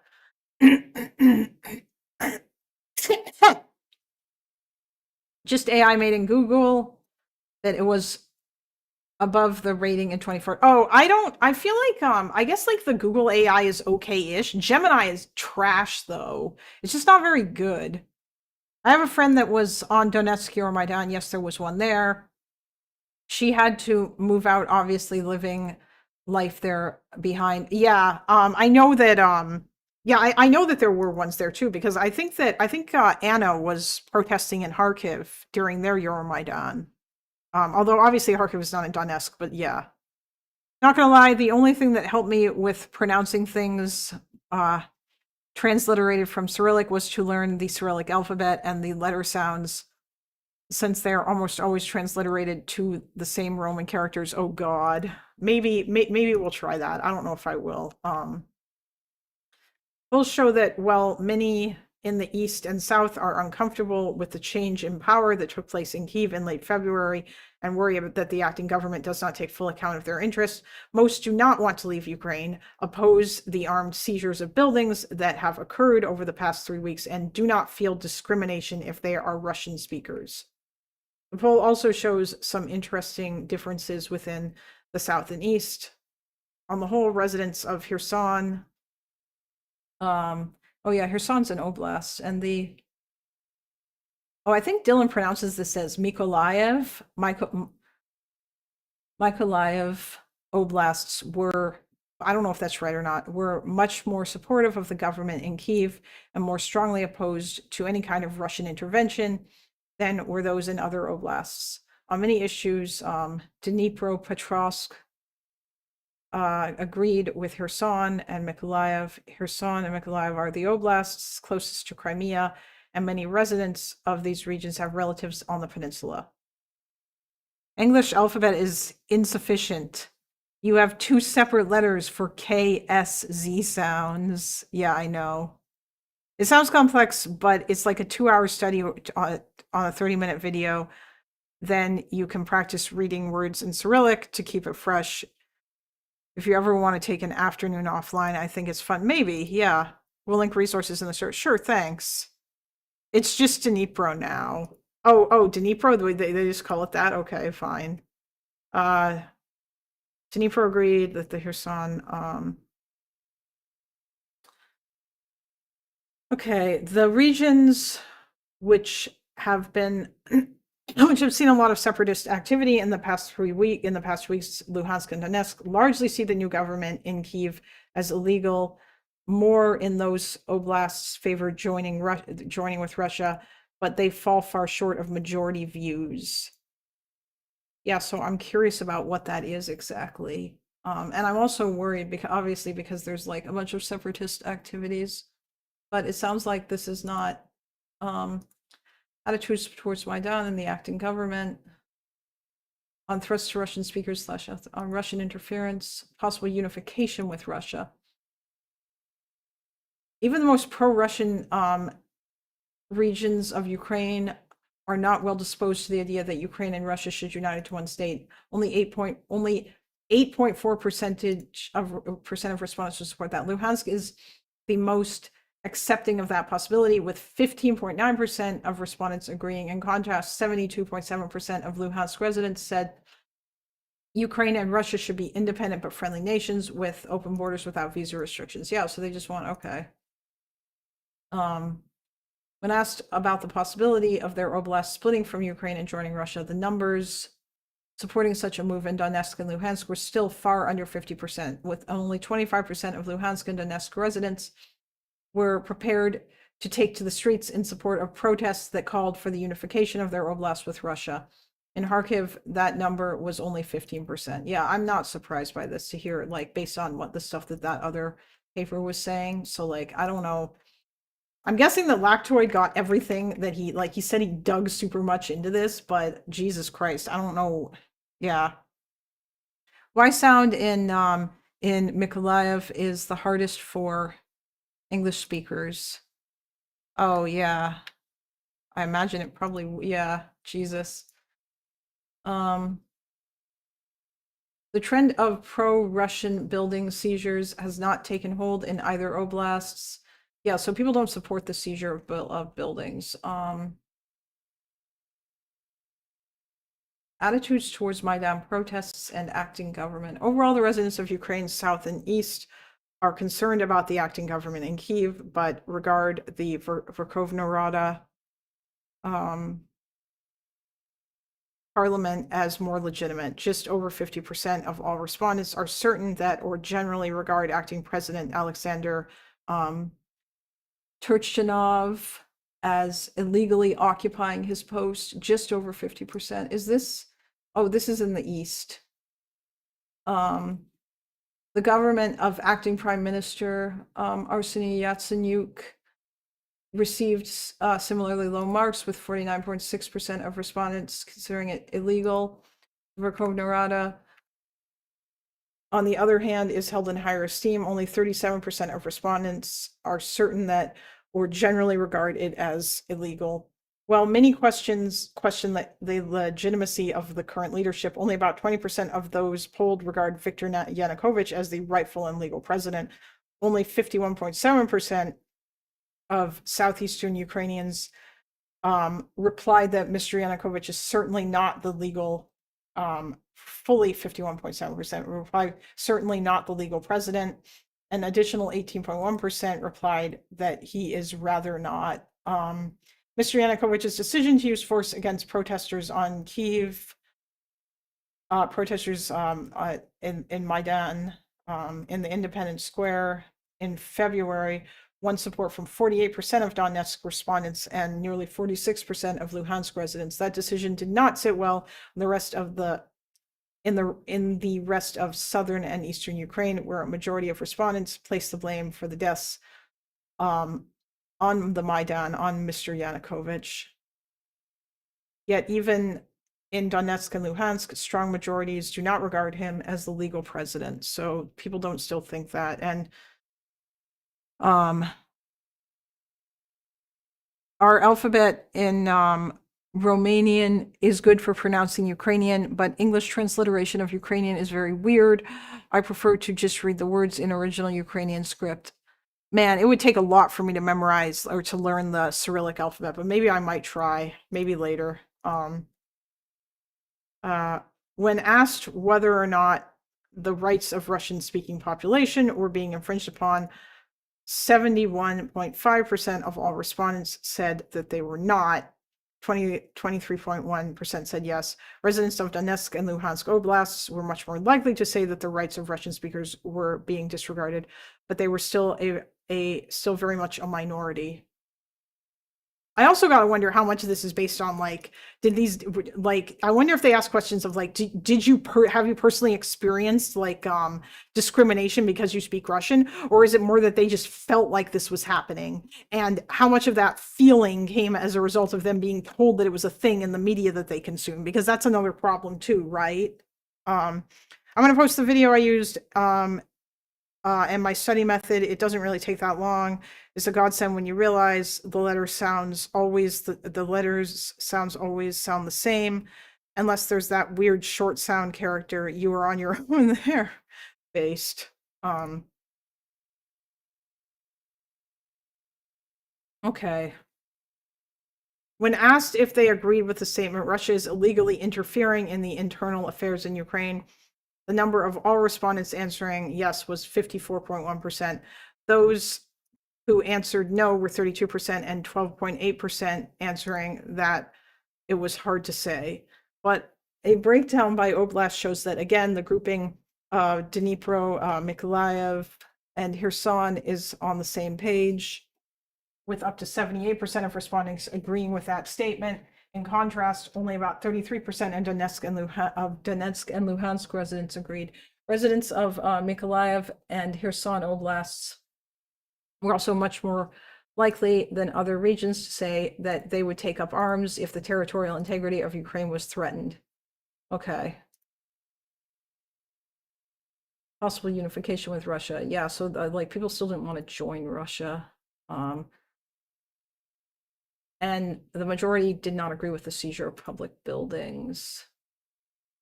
Significant portions, 8.4% of Donetsk and 15.6% in Luhansk, were sometimes supportive and sometimes not. In neighboring Kharkiv, support for building seizures is at 10.1%. European Union versus Customs Union. When given a choice between the two, the Russian-led Customs Union was by far the most popular choice. 46.8% of all respondents chose the Customs Union, while 24.7% chose the European Union. Fully 28.5% considered replied either would not take part in a vote on the matter, or that it was hard to say, or refused to answer the question. The European Union was the more popular than the Customs Union in Mykolaiv, Kherson, and Dnipro oblasts, which align more with views of Western and Central Ukraine on this issue, while the Customs Union was the favored option in Donetsk, Luhansk, Odessa, Zaporizhia, and Kharkiv. Okay. So, yeah, that's interesting. Although, again, this is when you force people to choose between the two, and I imagine Ukraine probably could have joined both of them. I know that they were like trade agreements, or they could have signed like a trade agreement with Russia. Y is not a real letter. The Angloids made it up. So that wasn't a problem for me. Y is not a real letter. The Angloids made it up. RIP. Okay. What's Lerner doing right now? What is he talking about?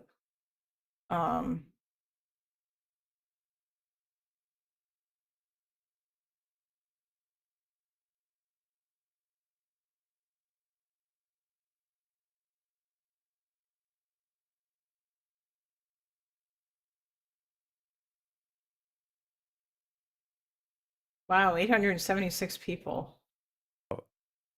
As much. How did you find?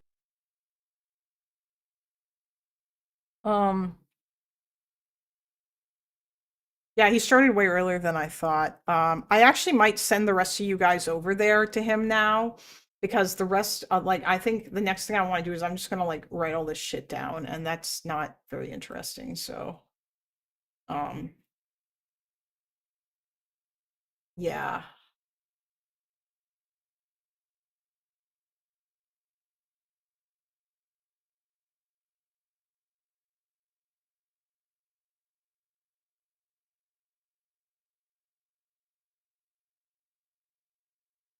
Hello, kitty.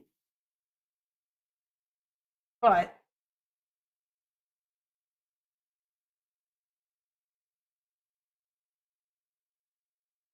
look at the baby.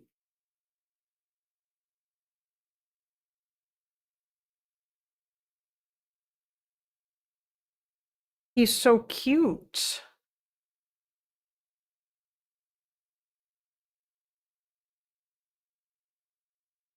Finding good rhythm for offline note-taking and digesting information versus having us all throwing stuff at you on stream is good. Yeah, he is. He's a big boy. I think honestly he's always like he's got like very large paws, and I remember when he was a kitten too, his ears were really big. So, you know, oh, it's okay, bud. Yeah, I know. The kids are making noises out in the hallway. I don't know what the hell they're doing. Also, you're a stinky kitty, baby.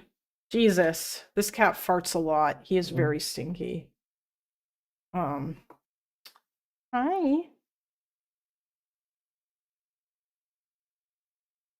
We have unique letter I. Oh, you have like a letter with an umlaut on it? That's interesting. Finding a good rhythm for offline. Yeah, the offline note taking. Oh geez, I don't even know what that letter is. I'm not even gonna try. It looks like an R, but it's not. Hello.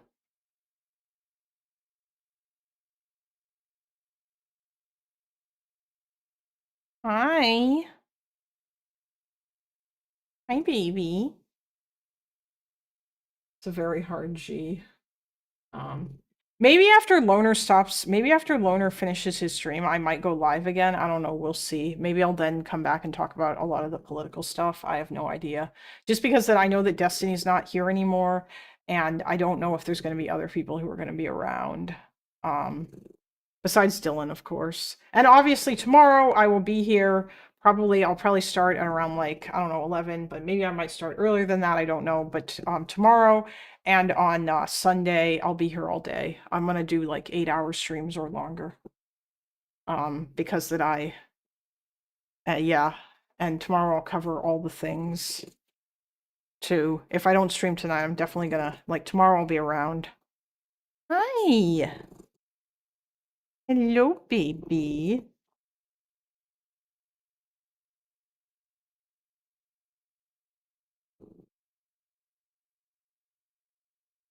Okay. I think probably that's what I'm gonna do. Because yeah, I just want to fill in a bunch of stuff. With regards to this note stuff. And I am gonna share this stuff too.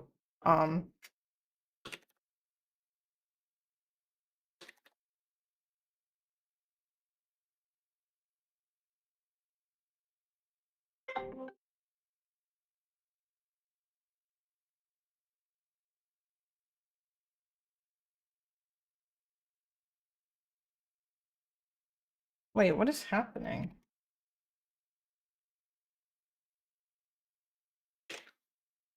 Oh, there he is. Okay.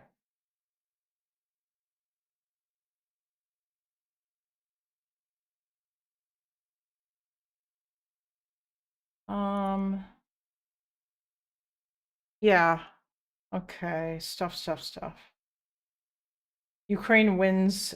Be back with that. Yeah, I mean, I really want, if you're ending your stream, that guy also started and we can rate him. Oh yeah, you're right. You know what? I think that's fair. I think I should do that. Why not? I'll send you guys to him instead, because Loner doesn't need my, you know, Loner don't need my host. Hold on a sec. I don't know why I wouldn't think to do that. Yeah. I don't know if he's given me redirect privileges, but we'll see. That guy. Oh God. What the hell is his name is spelled in such a weird way.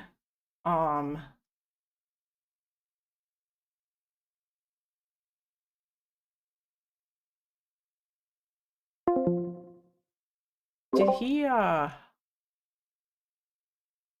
Did he post? Wait, did he actually just start? Oh, he is. Okay, he's just about to do it.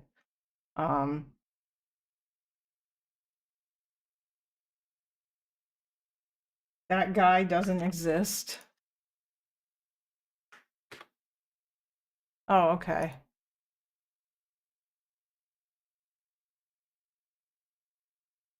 All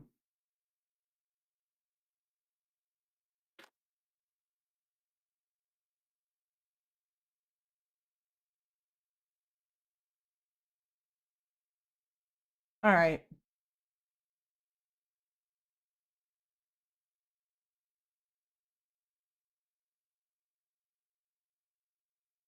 Oh, okay. Well, I'm glad that he got the redirect privileges. Oh my god, people are speaking Ukrainian in my chat now, or posting Cyrillic stuff.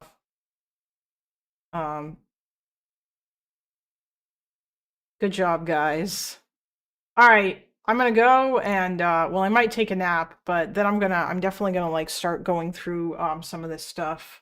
I have to decide exactly what I want to focus on. I think for now I'm just gonna like get the general history, the order of events, opinion polling, and that stuff down, and then I'll figure out other stuff later on. Right now I just want to focus on like the facts, and then maybe later on, aside from the facts, then I can start maybe thinking about like, do I want to talk about illegality and all this other kind of shit?